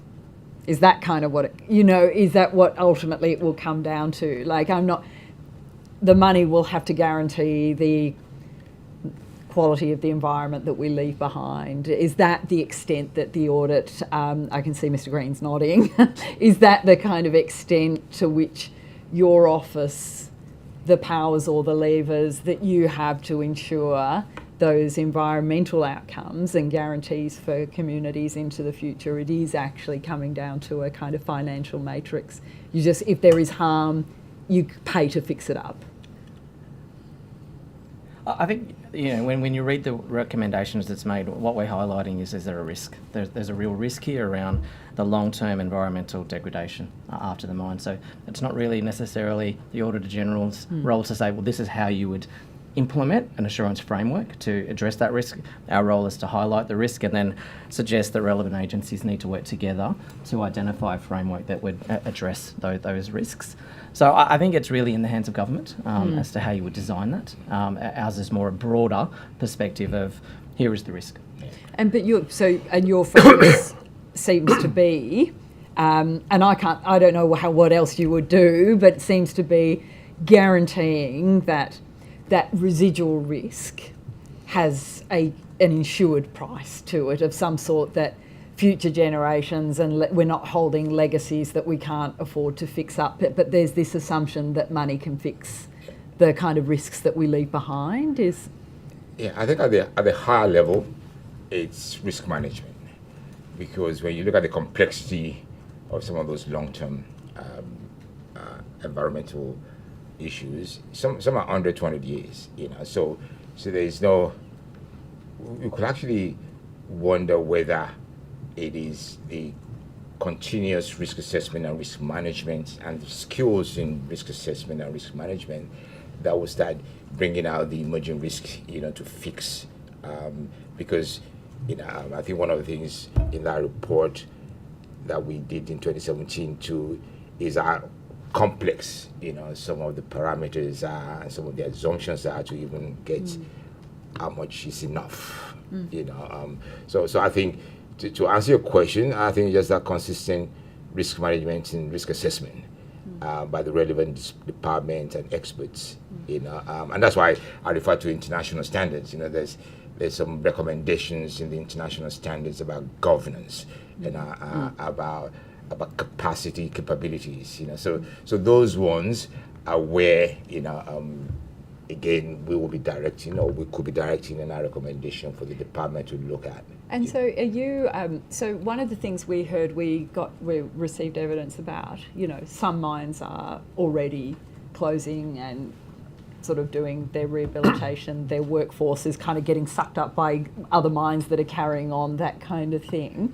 Do you think that we have the settings, that the settings are right for those final exit, those big mine operators that will exit the kind of landscape last, so to speak, the big ones, that we will have the right kind of residual risk frameworks to deal with that? Because we've had evidence that we're talking about these permanently disfigured landscapes, these massive things that we've never really had to contemplate at this scale before. Do you think, from what you've looked at, that we can get the assurances that we need? Yeah, I mean, we are still kind of in the middle of this performance audit. I mean, all I can say is that we will be looking at how the department assures itself of those things. So we'll be looking at those risk management processes, like the improved ones that they put in place, and those kind of things. So we'll be I suppose our focus will be more around how the department is assuring itself of those matters. Yeah.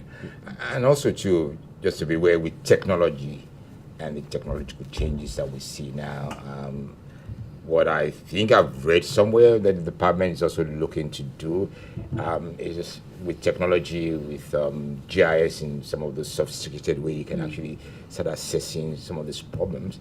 Technology, again, could be something that will help so that the risks, is not exacerbated.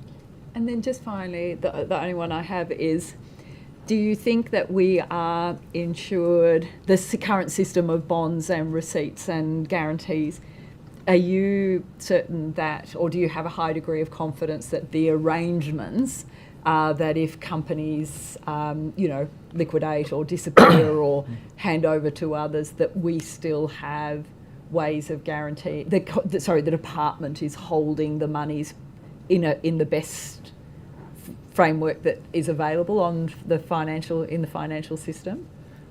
To the best of our knowledge, yes, because the security guarantees are between the department and the banks, so that even if there's any insolvency or any of the mines disappear, so the department still has a direct claim to the banks. So what we try to assure, what we try to look at, which is important for the department to do, is to make sure that those security guarantees are current. And so that's part of what they do. In our audits, we also make sure that we look at some of those assumptions. So every cash will get a direct confirmation from the banks.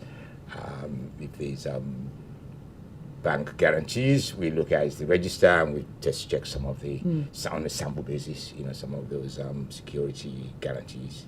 Sorry, I've just got one last one really quick. Do you have also in relation to the financial and the enviro kind of lens, probably the social lens too now, do you look at all, do you have a way of factoring climate change into the way you look at things? Like literally the way, is that playing into your review at all? Yeah, I mean, we certainly, one of the things that we'll be looking at how the department is factoring, climate change risks into their, overall approach and processes and their risk assessment. So, but yes, it's something that we are starting to look at in many of our performance audits where it's relevant, which in most cases it is. So, yeah. Yeah, and the international standard again talks about the social, economical, and sustainability of climate change in that environment. So hopefully, the department is looking at that and making sure that they have systems, to ensure that if there's any risk, they can capture it early. Thank you.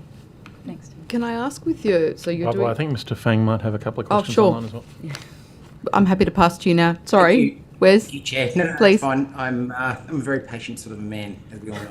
Well, I was waiting for the text message. Usually message me, but no, please go ahead. Sorry. That's my fault. We were communicating, so don't worry. That's okay. Yeah, I didn't want to bother you, Chair. I know how important and busy you are. It's very kind. But anyway, I just wanted to ask a couple of questions, just in relation to, I guess, findings around issues of preparedness for eventualities where a company might fall over and then the rehabilitation of land. How do we go about ensuring that where we've got a post-mining land use that's also going to require rehabilitation at a future point, that we're capturing that? For example, we might have a post-mining site that's going to be reconfigured for a renewable energy project, maybe solar farm or wind farm or even pumped hydro, that will have a limited lifespan and will require then further rehabilitation at another point. Is there a way to capture that change of use that still requires a rehabilitation? We can take that on notice. I think the aspect we then look at, I think there is a requirement for the legacy and derelict mines. But we can take that on notice and look at that, Mr. West. Thank you, because I think that's there's a lot of concern in the community around, I guess the post-mining land use, but also in relation to renewable energy projects where there's perhaps going to be a legacy requirement. So where we've got a capturing of funding and of commitment from those mining companies to have the land rehabilitated, I imagine that there's going to be additional captures later on. You've identified there's some risks there. I'm just wondering how those risks might be managed through other projects then coming onto the land. I guess if I'm looking at that issue, have you done any work in relation to some of those issues around renewable energy projects and the way of ensuring that those companies that do put those projects on land don't just cut and run when the projects have reached their end of life, and that there's a way of uninstalling thousands upon thousands of solar panels and wind farms that have blades that we have to amend roads to get the things in there. How are we going to get them out, etc.?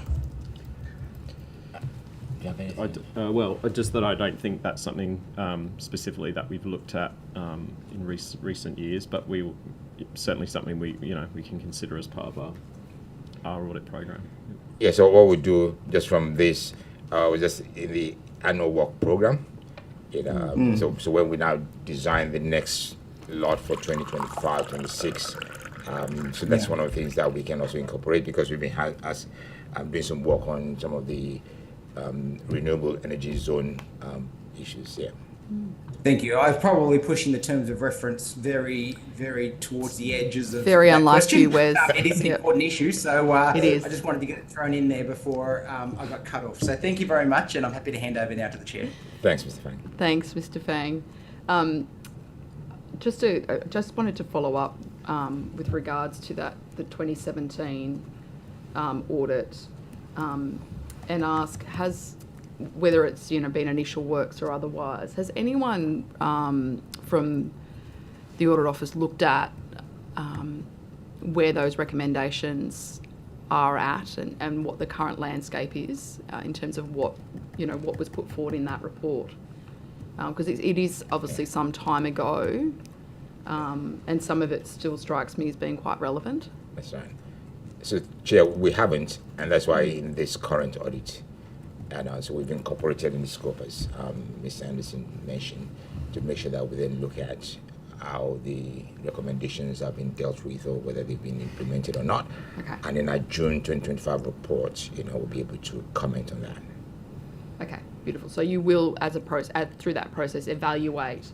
One of the ones that was of particular interest, it was all of interest to me to read, but around the care and maintenance, and there being no clear timeframes around care and maintenance, and this was an issue that has been canvassed over the course of the inquiry, and the fact that for some of these companies, it is there is no. They aren't incentivised at all to relinquish the site. It is easier to sell it off to a smaller company to keep it in care and maintenance. And as we, sort of only half joke about in the Hunter Valley. You know, you pay someone to come turn the lights on and shovel some dirt around every now and again. Do you know if there's been any work that's been done to progress that particular aspect? No, not currently from our knowledge. I've also traveled to a lot of the local councils. Yep. There's a lot of concern for them, and so but as part of this audit, we'll look at again a specific recommendation and determine how it's been dealt with or implemented or not. Yeah. And in terms of the cost calculation tool, again, I suppose, is that subject to the findings of what you're doing at the moment in terms of whether that new calculation tool that was recommended has been taken up and is indeed effective? Yeah, so we'll be looking. I know there's been updates to that tool, so we'll be looking at, you know, at those changes and how, you know, effectively that tool assists the department in determining accurate costs, rehabilitation costs. So. Okay, and you mentioned looking at international examples. One of the international examples that's been mentioned in a couple of submissions to the inquiry is the ICMM integrated mine closure, and they are. I'm not saying it's a one size fits all, but it's been put forward as an example of good practice. There are some gaps that are identified in what it has put forward, but it is also, or at least from the submissions we've received, it seems to be one that is consistently mentioned through the course of the inquiry. So just perhaps if you could take on notice whether or not you'll have regard to that in particular. Yeah, thank you. You can do that. Thanks. Mr. Farlow, did you have any questions? Look, only looking back to your former report on the security deposits, and I think one of your findings out of that was that there weren't sufficient security deposits. And my apologies, I was a little bit late in for your opening statement, so you may have dealt with this as well. So I'm always reticent to be asking questions when I haven't listened to an opening statement. But in terms of the initial work you're doing as part of this audit, are you looking at the security deposits issue? And have you seen any noticeable improvement since, I think, what was that, 2016? When you made that assessment? Yes, we are. And part of the thing, so I think 2016, our report, we talk about $2.2 billion. I think currently in our financial audit for June 2024 is $3.9 billion. So again, that's part of what we'll be looking at. And when we look at the recommendations to specifically zone in to make sure that we get, you know, what the department has done since that recommendation. So yes, we will. Thank you. That's it from me. Thank you. Ms. Higginson, did you have any further questions? No, I'm okay. You'd like to ask about witnesses? Where's the Honourable Wes Fang online? Did you have any further questions in relation to the terms of reference from the inquiry? And the lack of rigour around what this government's doing in relation to ensuring that the land can be Nice try, Wes. Nice try. It's the audit office. That's what you're asking. Yes, I'm happy to ask plenty of questions about that. And certainly, I trust that the Auditor General will look to, perhaps look at the way the government's failing to protect prime agricultural land in relation to the issues of security deposits around renewable energy projects, but I'm not sure that's probably going to be part of the terms of reference. So on that aspect, Chair, I will, unless you give permission, I'm happy to perhaps ask that at another point. I'll take that as a comment. Thanks, Wes. It was definitely a comment. Did you have any final remarks or observations for us before we conclude this session a little bit early? No, I think we're fine. I think what the audit we're doing will complement, what the inquiry is doing. So, and some of the comments we've heard from you, we'll also make sure that if within our remit, we'll include in the scope, so that we have a full balanced report. Can I just make one comment? Please do. I don't know the extent to which it is relevant to the report or the remit over this kind of sector, the mining and rehabilitation sector, but we heard some really strong evidence about how mining has generated a nature deficit because so many of the mining projects have been very intensive land uses, and they were often on sites that were of high biodiversity to regions for all sorts of various, reasons, just because of their proximity.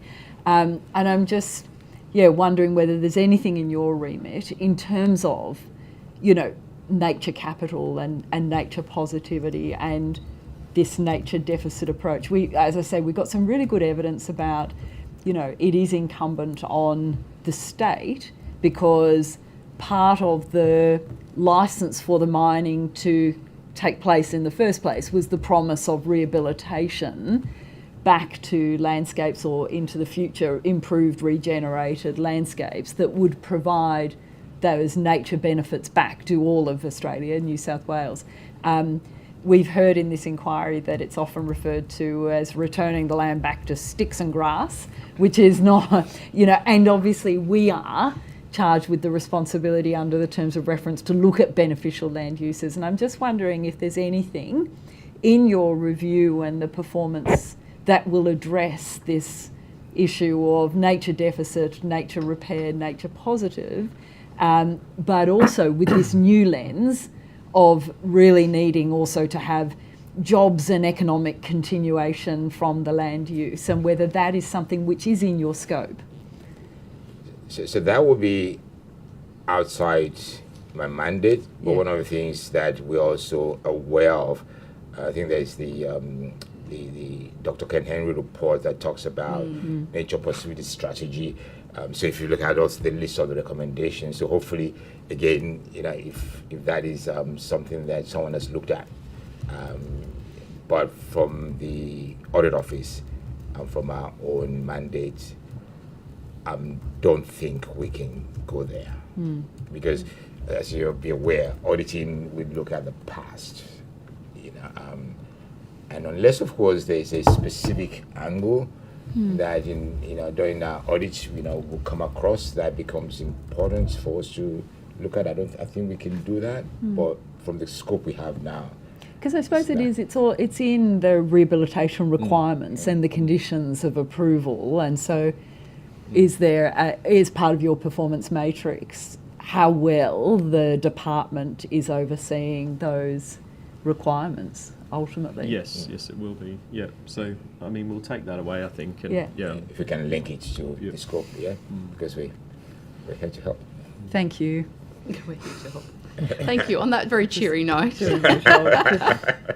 thank you so much for your evidence. The Secretariat will contact you in relation to the questions that were taken on notice. I believe there was one. And we eagerly look forward to reading your report in June 2025. Thank you very much. We'll be sure to send you a copy of ours too. Thank you very much. Cross-reference. Thank you so much. Thank you. Thanks very much. Thank you.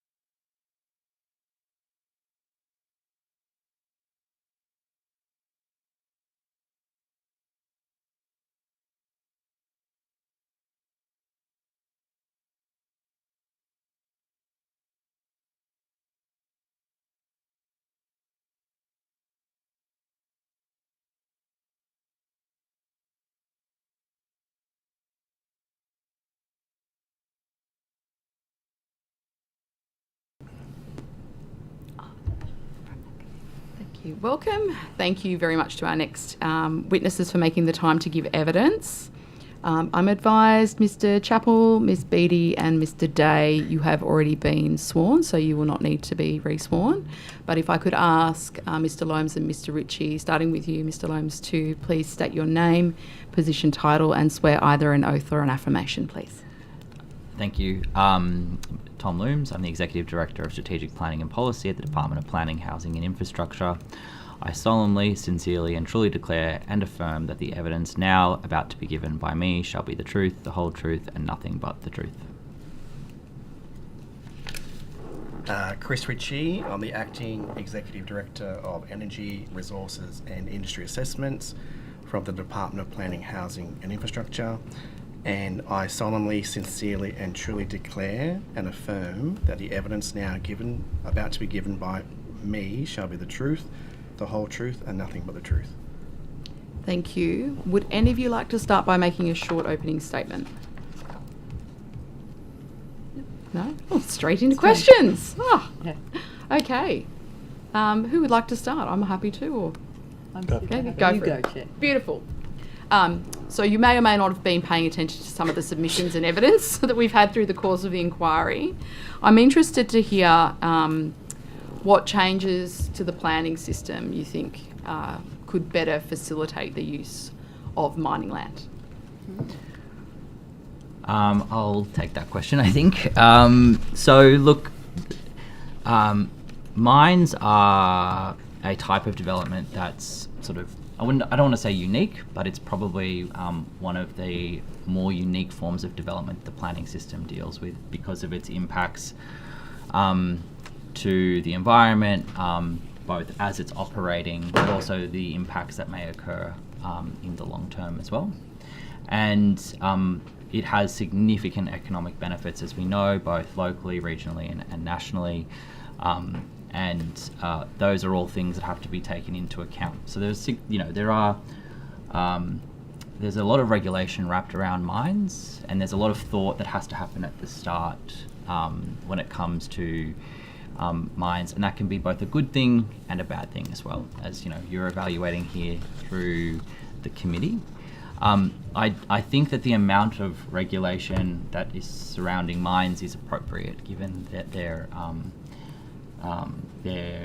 intensity, and so at this table you have a number of people who are responsible for that process, and there are others as well. And so I think but when we take into account I guess the historical decisions that have been made on mines, you are required to consider the future uses right up the front, which and if those consents are granted decades ago, maybe even half a century ago in some cases, it becomes really hard to think about what the appropriate land use could be.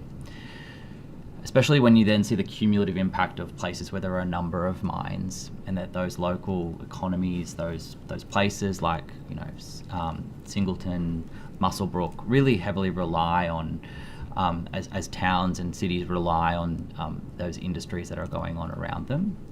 So it is hard to do that planning up front, and those historical consents do create some challenges for those future land uses, which you will identify through this process. And they vary as well based on how old they are, what is the appropriate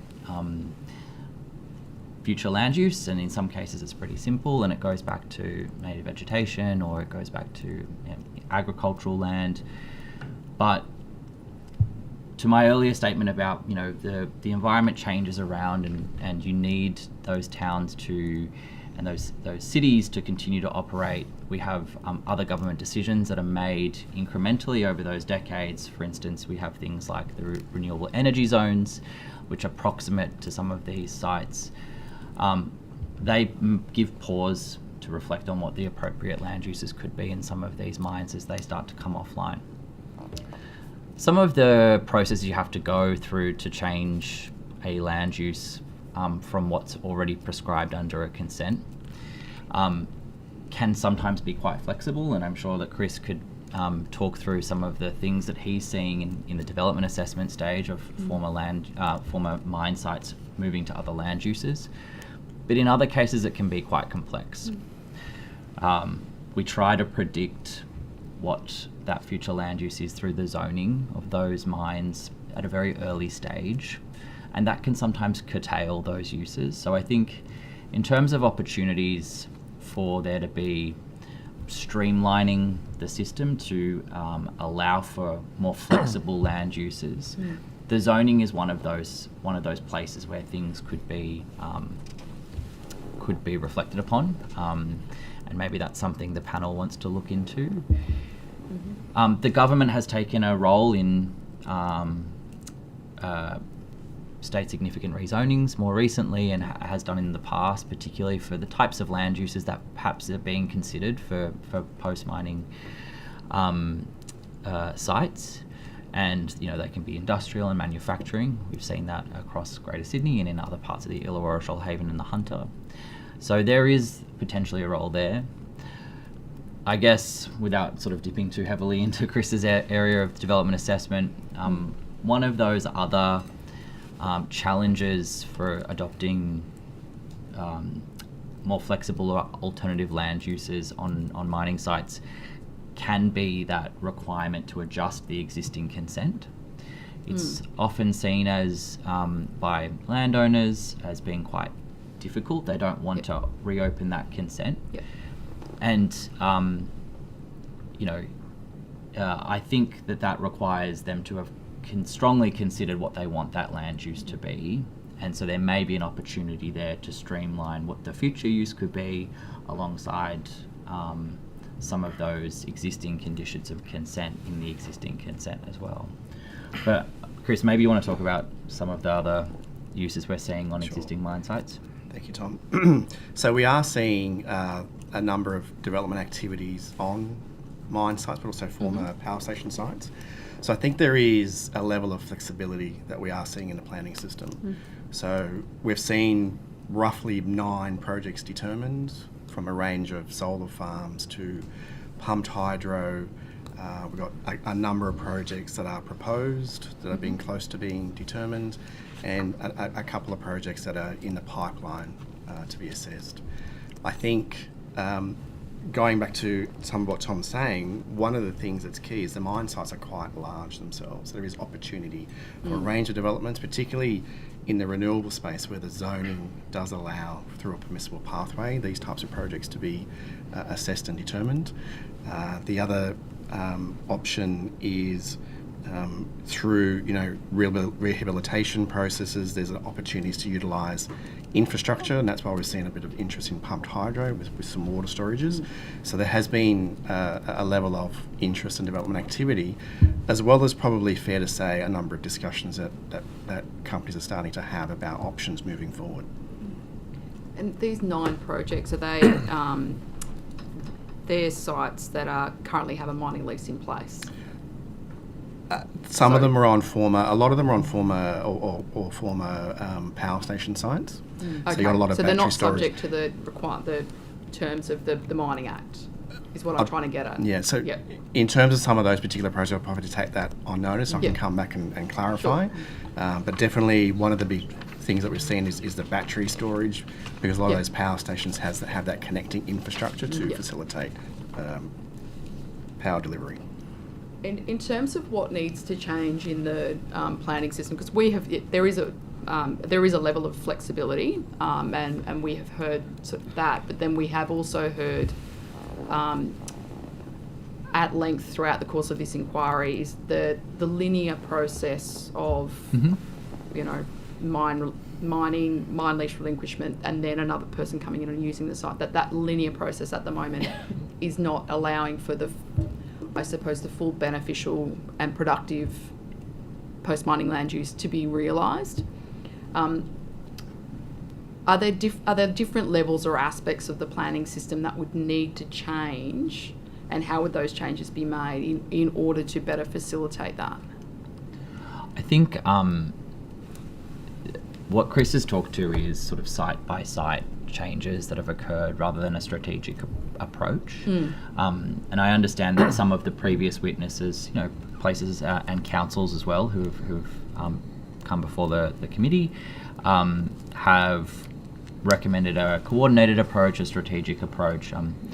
A regional approach. Yeah, exactly. And so, look, I think the Hunter Regional Plan, which, Chair, you'd be more familiar with than I am in a lot of ways, really did take that first step towards trying to take a more strategic approach, really evaluating, particularly in the Upper Hunter district as they describe, where there are areas of interest on those former mine sites and power stations, trying to collect and understand what's possible. It's really a matter for government to decide whether it wants to take a strategic approach. There are obviously benefits to doing so, but I think there's also a bit of a reality that there are lots of mine sites, particularly in the Upper Hunter, and I think that there's probably only a handful that can sort of realise a post-mining land use that will contribute significantly to that regional economy. Some of them will be, able to, as predicted, return to agricultural purposes or are better off playing a role in that in their biodiversity offset. But there are definitely those that are strategically located, that have access to road, rail, freight infrastructure, have freight corridors running through them, both existing and proposed. Those that have enabling infrastructure, like Chris has described, rail loops, hard stands that allow for us to consider what they could accommodate on site. So in terms of something that could be done, Chair, the strategic approach is something that government could consider, which we would probably want to reflect on the how the Hunter Regional Plan is going and what it's learnt from its work and how we could adopt that elsewhere. What the barriers would be in those sites that do have opportunities in the planning system, and whether there is a systemic issue that needs to be resolved, or whether it is better off sort of playing within the system that exists around, site-specific rezonings. But government would have to consider those opportunities. I think the development assessment phase, and without speaking out of turn, is probably pretty robust and flexible, as Chris has described. It is really making sure that the zoning doesn't curtail any potential future use if that is the primary area of concern. And does the development assessment phase take into account now the use of the land post-mine? So often in a mining approval, one of the requirements through a condition is to have a rehab strategy, and that will look at things like ensuring post-mining that the land is safe, is not polluting, is stable, looks at things like sets broad objectives in terms of what are some future activities that might occur here. Then it looks at developing a conceptual sort of plan of what that might look like moving forward. That generally forms part of a higher level consideration the department does as part of that process. There is often a review process every few years to review that, to check that. And then there is a bit more of a detailed resource regulator process of being sort of more the nuts and bolts and details of that process. At what point during the life cycle of a mine should the conversation, this is a question I suppose for all of you, should the conversation about post-use occur? Do you mind if I jump in with just one question before we go to that? Is that possible? Yep. Just Mr. Ritchie, in terms of that answer, you said that most often this happens as a condition of consent. Is there anything that actually governs that it has to happen as a condition of consent? Is there a legislative requirement or the like, or is it just typically guidelines that within the department that you would issue a condition of consent? Well, typically it's in a conditional requirement of the consent, and it has been like that for some time. I think there's more of a mining Act requirement to have a bit more specificity around some of those requirements. But in terms of the implementation, that's through the consent process. And then going to some of those previous points too, often what the rehab strategy will look at is things like potential future uses, which obviously can evolve over time. And I know in some instances, some of those discussions are happening now where mines are looking at the end of life period and starting to have some of those discussions around some ideas for post activities, such as what we've seen as renewables, and as Tom touched on, utilising infrastructure that might be existing, such as rail infrastructure or hard stands. Can I ask one clarifying question too? Is it more, just from a understanding, the kind of actual systems approach, is it more the resources regulator is looking at, or the first place to come and actually talk about changing from what is existing in the requirements on a site? It's your job, and the planning system kind of comes in after in real terms. Is that kind of... Not exactly. So if you think of systems approach, the very beginning, the planning system, as Chris and Tom explained, sets out the final end land use, and then the Mining Act requires rehabilitation in accordance with that final end land use. And we require, to minimise risk to the state, financial risk, that there's progressive rehabilitation occurring every year to get to that final end land use. And then when a mine closes, it can take many years after that before the title under the mining legislation can be relinquished. I think where there's along the way an intention to change or modify or look at alternative uses, and I agree with Tom's comment that there's really only a small number of sites that provide excellent opportunities actually, and I think being able to focus on a few sites and do them well is really an exciting opportunity for some of these coal-reliant regions. But on those particular sites, it does require a change to the planning consent, and there are some, to pick up on I think the earlier question, that do have mining titles. There's the Stratford operation, there's the Muswellbrook coal, Mount Arthur's looking at alternatives.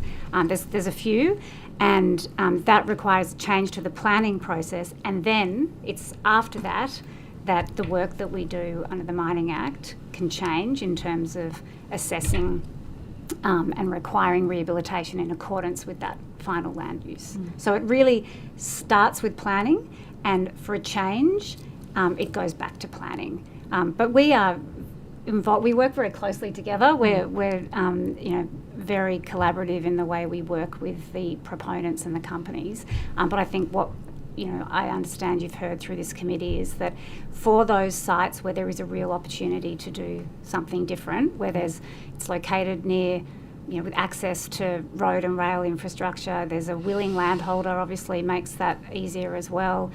We think that it might be attractive for new investors, for new, uses that could be job creating for that region. Any opportunities to streamline and make it clearer for those particular projects in terms of timing, but also tenure, I think, because the timing to sign off rehabilitation can take some time after closure, and that is linked to the title holder.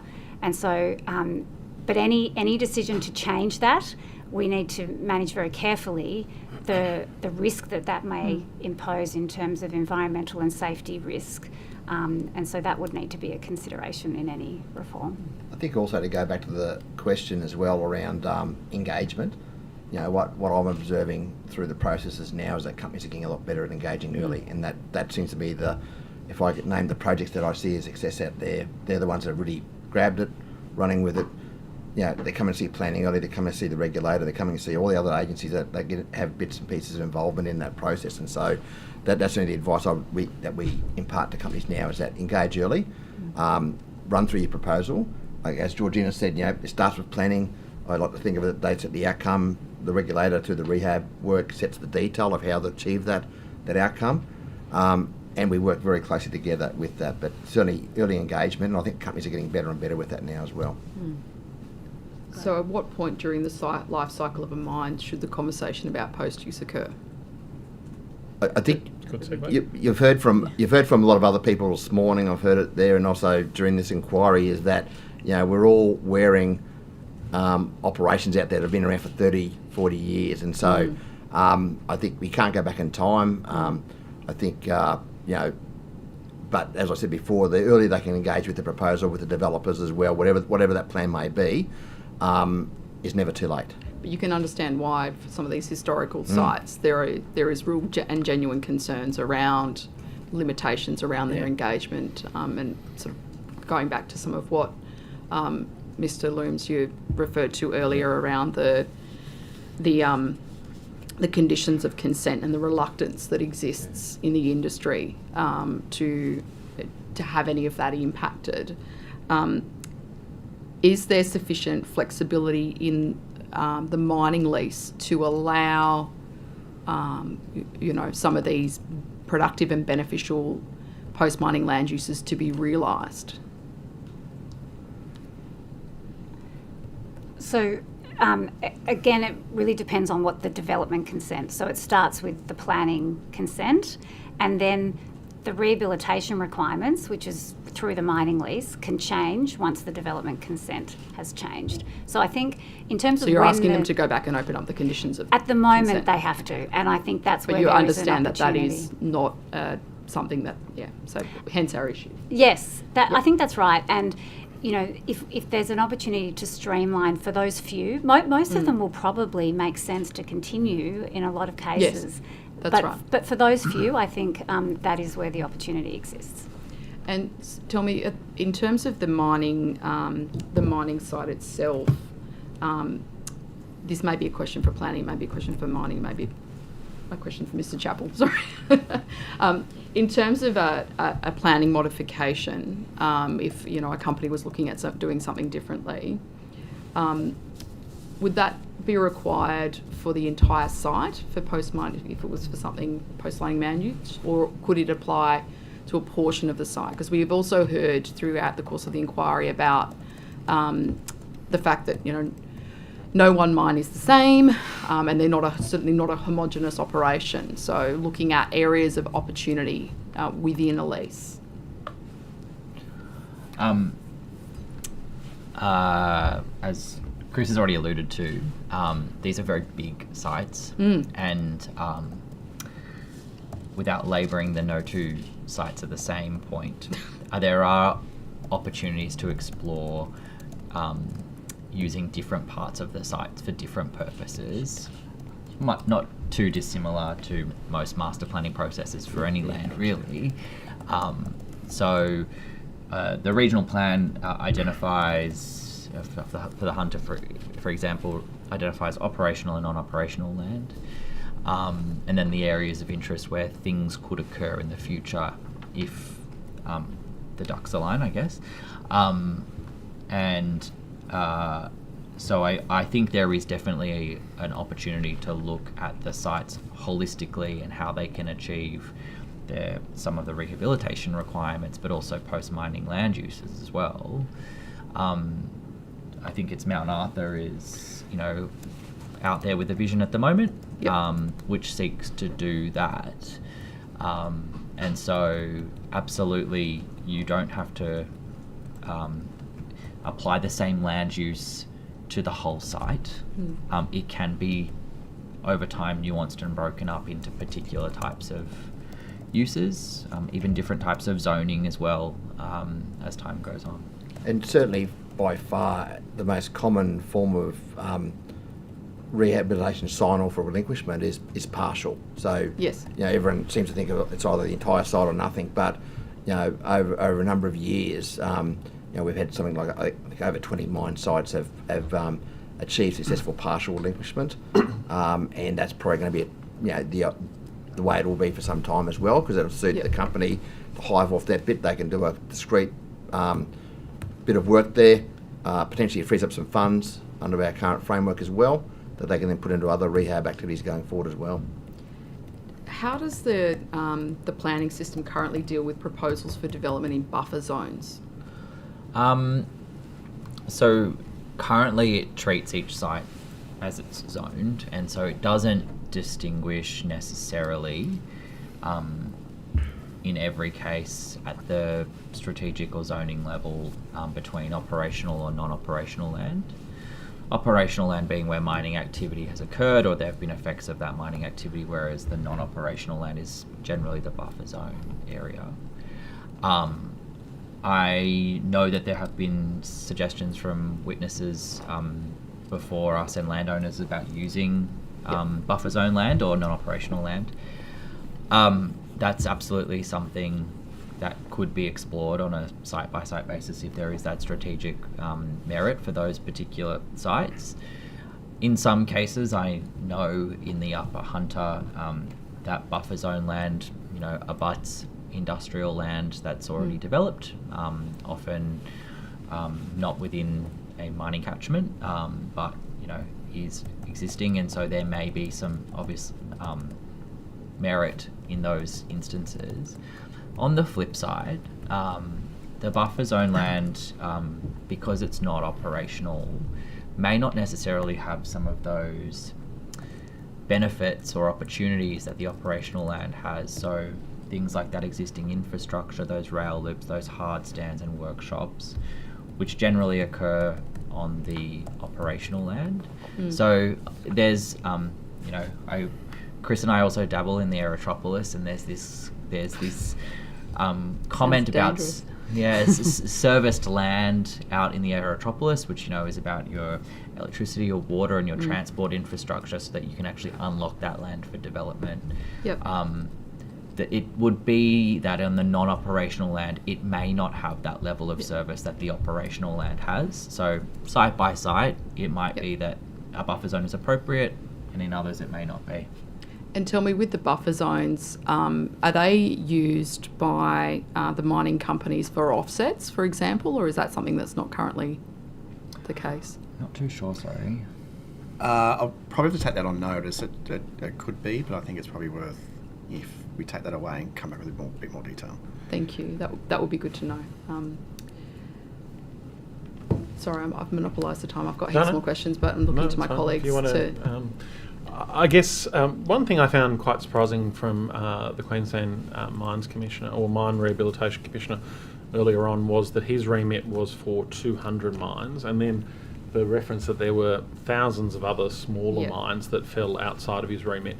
Looking back to your submission in the mine closures, and there seems to be, from memory, maybe about 20 or so in there. I would have thought New South Wales has significantly more mines, but maybe not the same number as Queensland. But what are we looking at in terms of the amount of mines that may be closing in, let's say, the next 10 years? And I guess that there's the point of those where there's an opportunity, those larger sites, but also smaller mining activity as well. I'll give you the numbers of sites, and then Georgina will go into the ones around potential closure. But I mean, we define a large mine under our legislation as one having an EPL through the EPA, and we've got about 147 of those mines currently in New South Wales, and then we've got about 153 small mines as well, and they're the ones without an EPL, but they've still got to comply with the rehabilitation requirements as well, and they do everything the large mines do, except submit spatial data that would go into our seed portal for to progressively to monitor how they're rehabilitating like that. We've also got other sites, but they're not mines as per the Mining Act. They're quarries and a whole range of things, extractive industries, but they're not defined as a mine under the actual Mining Act legislation. Thank you. Another question that's come throughout the inquiry as well has been, and I take the point before about how you all work very closely together in terms of how you navigate the mine rehabilitation and closures, but in terms of what people are actually interacting with, whether it be the community or whether it be a potential proponent. We have heard frustration in terms of the merry-go-round of departments and the like that they have to deal with.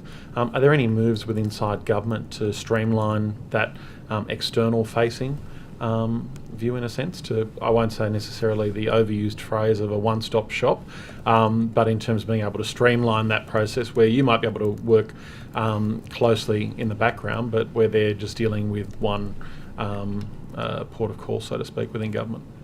Can I just clarify, are you talking about in terms of mine closure? In terms of mine closures, yeah. Yeah, look, we have a concierge. Well, look, I should say in terms of mine closures, but the opportunities that flow from that as well, in Yes. terms of proponents looking to, activate in the future as well. I think there's a couple of things to comment on there. The first one is the government's made a commitment to establish future jobs and investment authorities, which are about supporting coal communities into the future. And as part of that, opportunities for land development and job creating industries would be part of that proposal. And so, mining sites that offer those opportunities and power stations would fall into that remit. And I think the other thing to mention is that we have a concierge service to support investors or mining companies looking to establish in New South Wales, and we connect across government. And we are, recently looking at a similar approach for mine closure along the lines of what you talk about, where they're considering alternatives and looking at what their consent says, looking at what the mining lease and the rehabilitation obligations are. But it's really just at this stage we're looking at the data analysis around what the opportunities might be.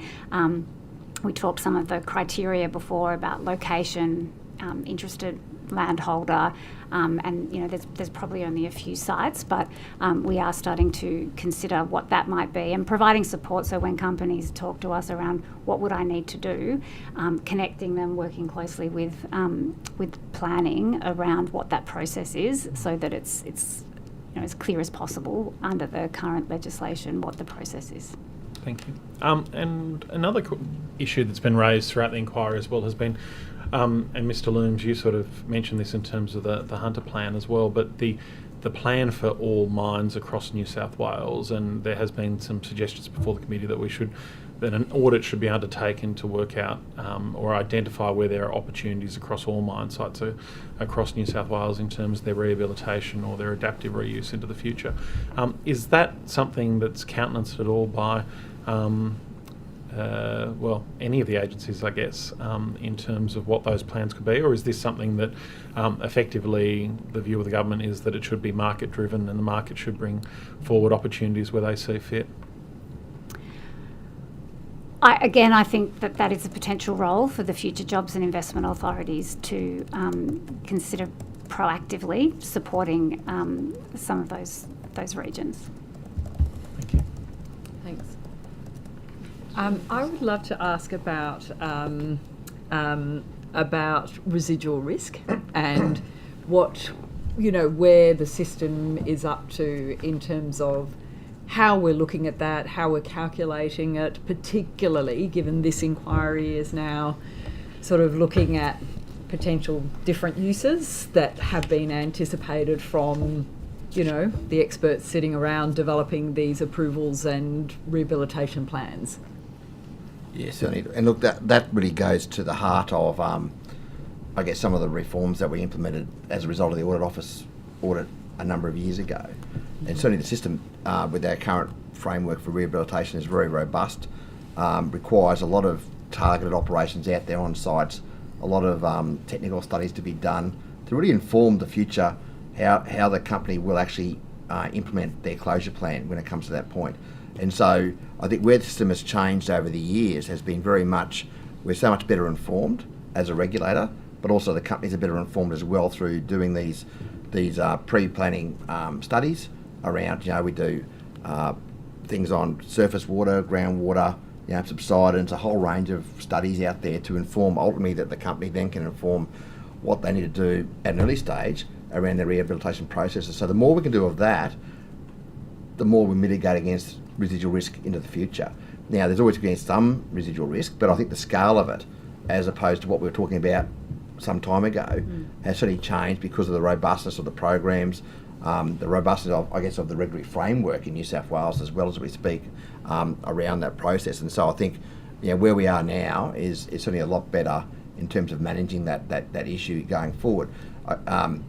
In terms of sign-off of the rehab, that's one of our critical things, is to make sure that if there's significant risk identified, that we've got to be satisfied that's been addressed, so before we can sign off that project itself. So do you anticipate that, are there any particular mines at the moment in the Hunter that you're looking at that you anticipate will have, are there any outliers? I suppose I'm trying to, in terms of that, I know all residual risk is a bit of an outlier, but are there any that you're looking at that have some sort of big red lines around them, thinking, gosh, this one is... We look at all of them, and we look at them through a targeted process every year where we'll focus on an area to look at in terms of how they're operating from a rehabilitation point of view, but also to really focus on how they're achieving their requirements in terms of revegetation or groundwater control, tailings dams, a whole range of things like that. So we look at all of them and then we'll put measures in place if we find any deficiencies, not to address an immediate problem, but more to that the company then can address that longer term. And so I'd say there's no real outliers. What there is a whole range of case by case differences in terms of each operation out there, what they've got to focus on. And our job as the regulator to be proactive is to identify that at the start of the process and during the process, not at the end of the process where the old system was years ago. Sorry. So if I can add to that, that's sometimes why it takes, sometimes decades before a site is relinquished, because the regulator won't sign it off until there's confidence that there won't be ongoing environmental risks. And so for the sites that offer alternative potential in terms of new investment, if there's a willingness to sign that off earlier, then that's where we need to look at how we would manage that residual risk to avoid any situation in future that the state may be left with any liability. Can I ask a follow-up for that? Yeah, of course. How do you envisage that to happen? Because it's fair to say that, yes, it is a process where there is decades for sign-off at the moment, but given the scale of the shift that we're going to be seeing, particularly in the Hunter Valley, what would you propose would be a solution or a way around that? We would need to look at options, but the partial relinquishment model that Peter mentioned earlier is one of those options where we can work with, and if a landholder is interested in pursuing rehabilitation in a particular area with the view of signing that off earlier than some of the other areas. And there's an example of that with the Black Rock Motor Park, where part of that site was relinquished and is now being developed for a different use. And I believe part of that site is still under title, and rehabilitation is still occurring. And there would be other options as well, but they would require more detailed consideration and reform.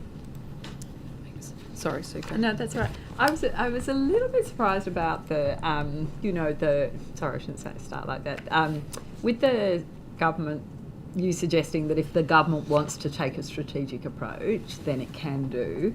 I sort of thought that there was a bit of an effort to be trying to look at taking a strategic approach, and actually I'm curious to know, is there actually any work happening within the Department of Planning that is looking at what are the strategic opportunities and how they're working with all of the existing infrastructure and conversations with the resource sector department to say, hey, actually, this works really well with this other infrastructure project, or this work, so that then, and the question, I suppose, is, are you making approaches to these operators and these tenure holders to say, actually, before you start ripping out all of this rail infrastructure and all of this, perhaps we should talk about future uses for that. Is that sort of thing happening?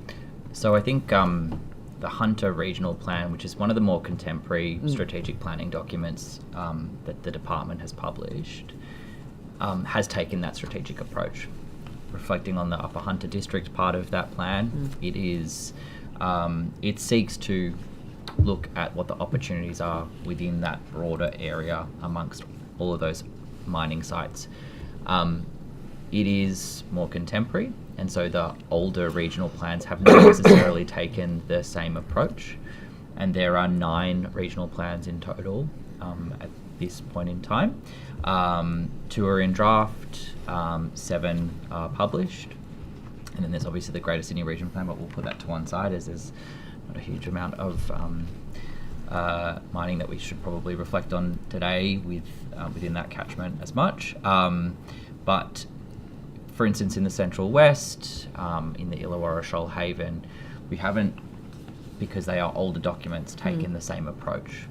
So if there is a view that we take a similar approach as we go to review, and which we have commenced some of those documents, I'm very open and willing. I think it's a great way to start to categorise and think about the future of that land. I would just say strategic planning is something that occurs iteratively over sort of every 5 years with that long-term vision. So harking back to the Chair's original question about when should a company approach the government about what it wants to do with its site in a post-mining sense, strategic planning continues to review and reflect sort of every 5 years. And I think that's a great opportunity for us to reflect on changes to that locality and that region and the needs of that region.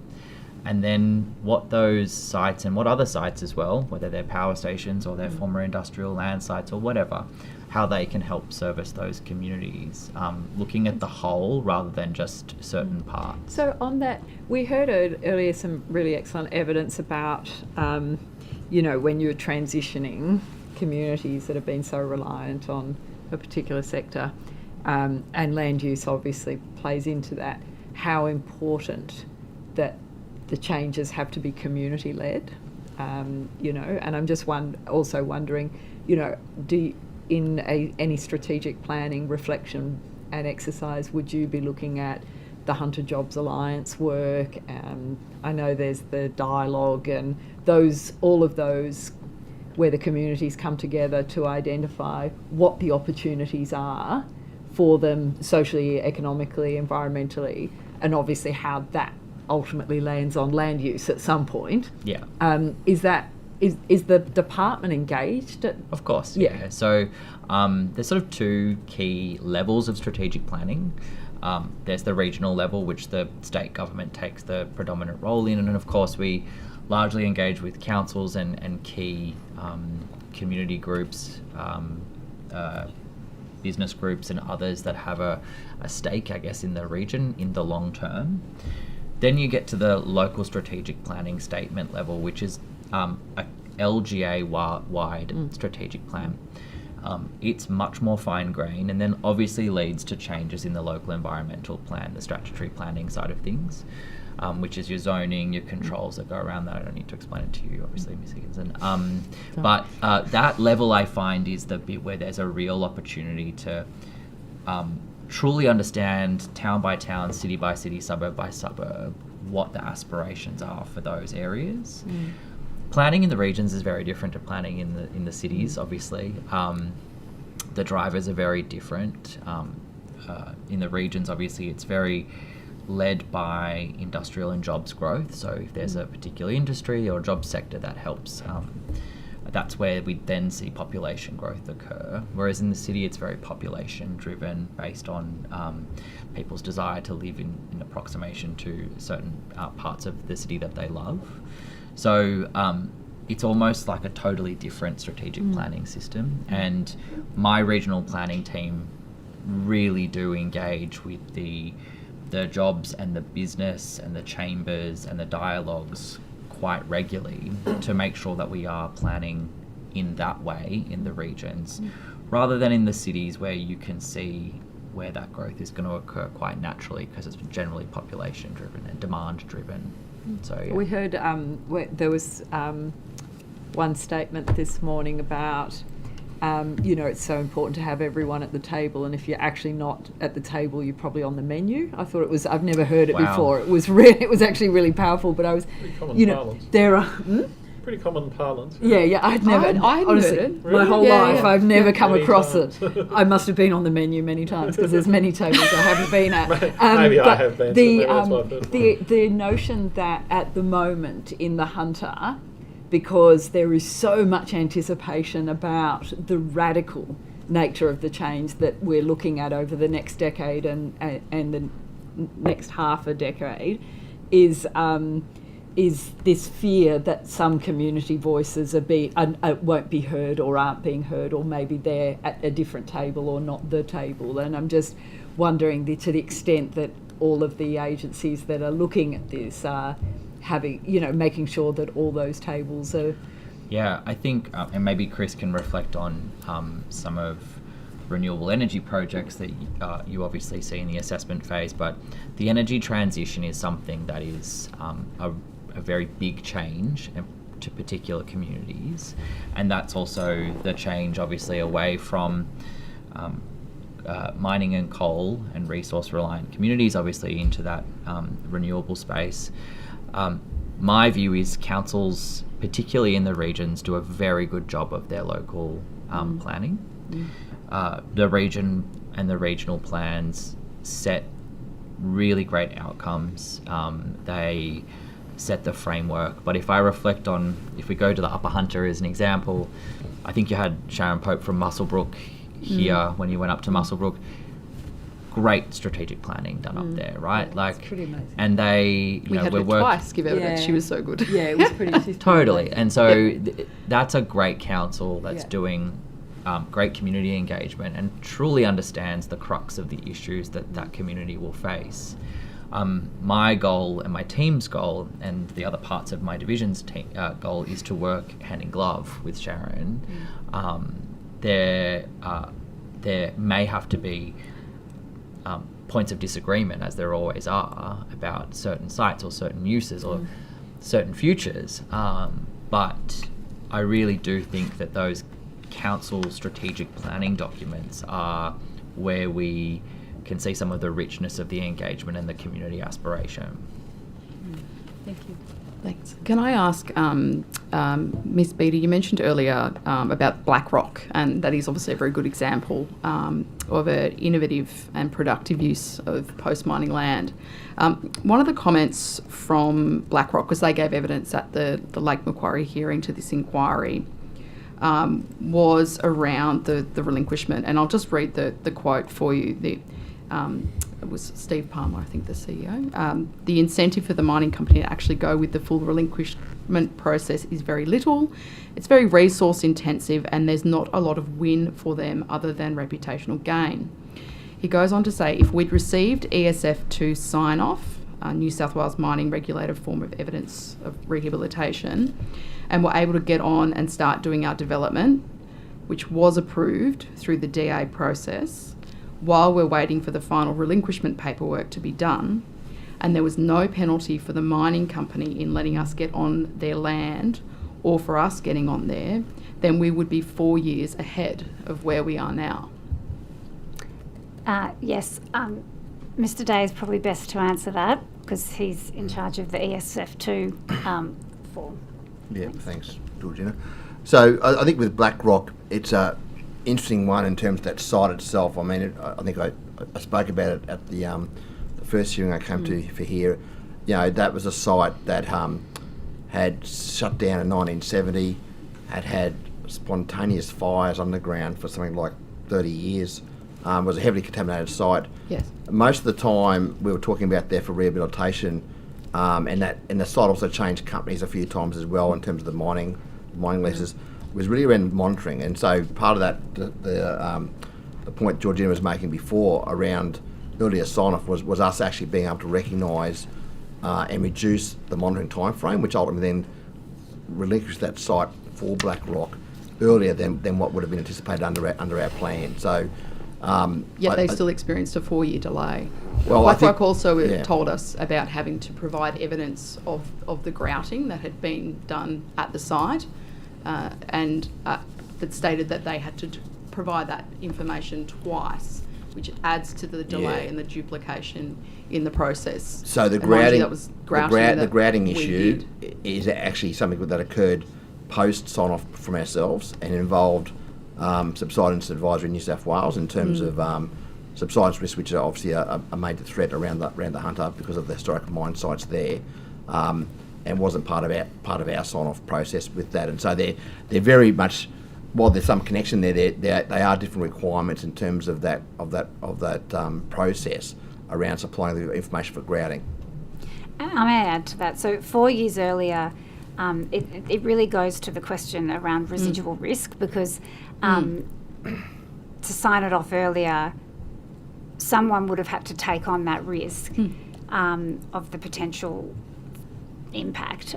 So I think that is where we should probably, consider, are there alternatives in terms of incentivising an earlier relinquishment, but how do you manage that risk for the community and the state more broadly?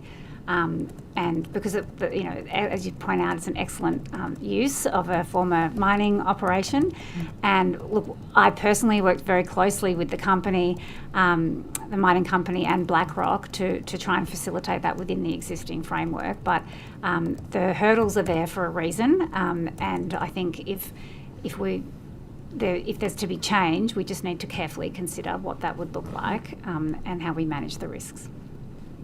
In terms of the supporting infrastructure that currently exists in a mine site, so we heard about roads, rail, power lines, there's sewer, there's lots of different supporting infrastructure or services, as you've called them, Mr. Looms. They're usually approved through Part 5 of the EP&A Act, as I understand. Does that approval allow for the future use of that infrastructure to support post-mining land uses, or would a modification be required? I have to take it on notice. I'm sorry. You are correct. In most cases, it's through Part 5. Some of that's enabled through the State Environmental Planning Policy, Transport and Infrastructure. I suspect, while I also take it on notice, that some of these will be consent by consent and what has been considered within those bounds. But I'm not sure, Chris, if you have examples of existing infrastructure being used for new uses. I think it's probably worth taking out and coming back, but I would think in terms of a mine site, for example, often what's within the mine site forms part of that consent.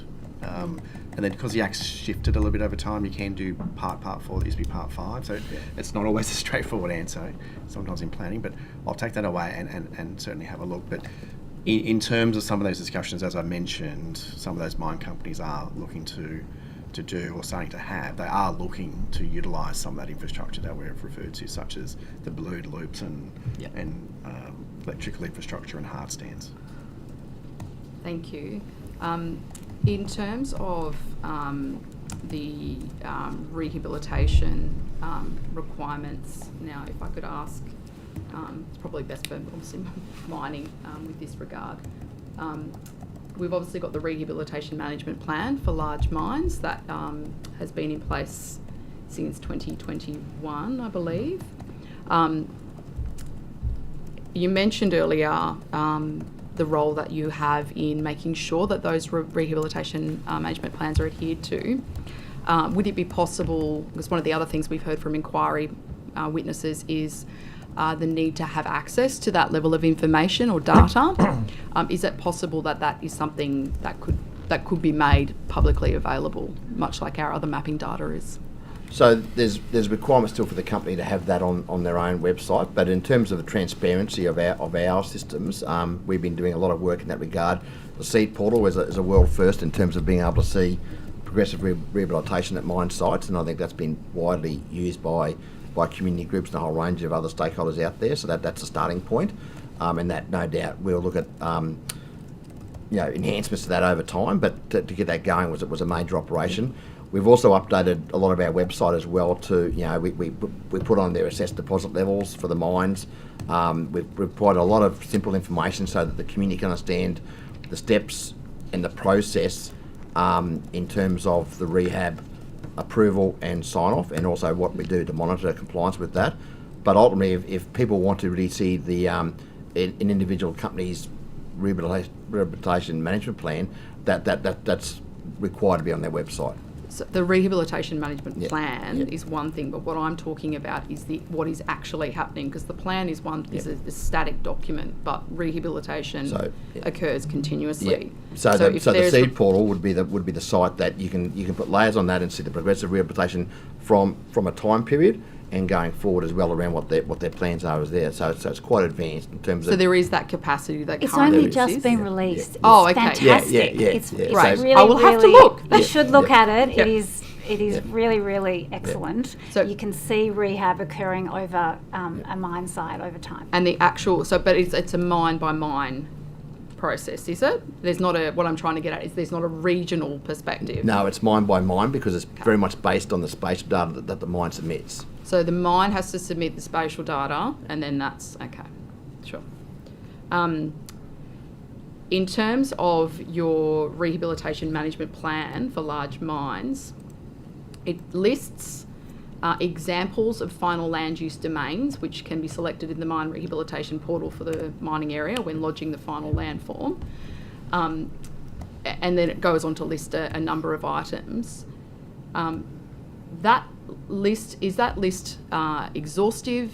It would seem to me to be perhaps somewhat restrictive in terms of not being able to realise some of the other beneficial and productive land uses that we have heard about over the course of the inquiry, and indeed are listed quite extensively in the 102 things to do with the hole in the ground.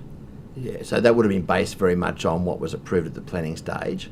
And so are you talking about like native vegetation? Native ecosystem, agricultural grazing, agricultural cropping, industrial, water management areas, water storage area, heritage area, infrastructure, final void, other. They're the listed domains. And that goes back to the point that often when the planning approvals were done, we're talking about a long period of time ago now, and that was what was available in those times when the planning approval was done. But can you see how having a rehabilitation management plan as it currently exists may not actually fully realise the beneficial and productive post-mining land use, particularly if you're restricted to these final land use domains? Yeah, but I think we've also got other projects now where it suits both parties and there's commitment and I guess benefits for both sides as well, that we have got companies out there that are proceeding with that as well in terms of some of these renewable sites. We've got a range of projects that we're talking to companies about at the moment. So I wouldn't say it's impossible, but it really depends on what's really where the benefit is for the mining company particularly. I guess that's a major issue in terms of where they would go with that as well. Which document do you mind me asking just to clarify? Is that? Rehabilitation Management Plan for Large Mines, New South Wales Resources Regulator document. Yeah. So I may add that our website's recently been updated, which talks about a much broader range of potential final land uses at mine sites. Oh, good. So we're shifting with the expectation, the community expectation. You know, we are in a transition phase with coal mining. We're expecting a large number of mines to close based on consent conditions, largely between 2030 to 2040. And so that is changing, but ultimately it still comes down to the consent. But there is that recognition that there are increasingly, even in the last couple of years, new alternative land uses and proposals for alternative land uses. And I think there's a category there called other, which is our general catch-all Other, around things that we hadn't thought about some time ago. And so certainly a good example of that is the Maxwell Solar Farm that's been profiled under other. So I think that shows that there is some availability to use that. But we probably need to update some of those older documents. Because it's a mandatory requirement, obviously, for a mine to have the rehabilitation management plan. But in terms of the best practice model, the other one that's been mentioned a number of times in this inquiry has been the ICMM Integrated Mine Closure Best Practice Guide. I'm aware of the time, and I know I've monopolised, but if I could just ask you all to, and you won't have seen this publication because it was only recently put together and submitted to the inquiry, but if I could ask you all to take on notice as well. The committee's been provided with 4 policy papers from Professor Roberta Ryan of the Institute for Regional Futures, their BlackRock policy papers, specifically prepared for this inquiry. There are a number of recommendations in those policy papers. If I could ask you to take on notice and get your thoughts on those policy recommendations, that would be marvellous. Sorry. Ms. Can I Hickinson. just ask one thing, Mr. Chappell? Given the EPA's, and I'm not asking this just because you've been quiet the whole time. This was on my list the whole time. Given, of course, he thought he got out of it. Given the, the EPA's work with its climate policies and looking at sectors getting to net zero and transitioning and so on, and obviously the coal sector is a big one. Have you gauged any unanticipated or any potentially perverse consequences of looking at beneficial reuses of land that could work to try to expand the life of existing projects, or that would be inconsistent with the EPA's policies on assisting the transition to net zero, the whole state to net zero, on a sector basis? I'm not aware of any, but I'm happy to take that on notice and give you a comprehensive answer. Okay. I mean, I think there's a number of, some hundreds of legacy sites that we sort of work out and triage, and some of those risks in terms of, legacy sites venting methane, for example, that probably haven't historically been captured. Those are, considerations as we think about the whole economy and emission sources. But I'm not aware of anything around enabling, beneficial reuse that would be deleterious.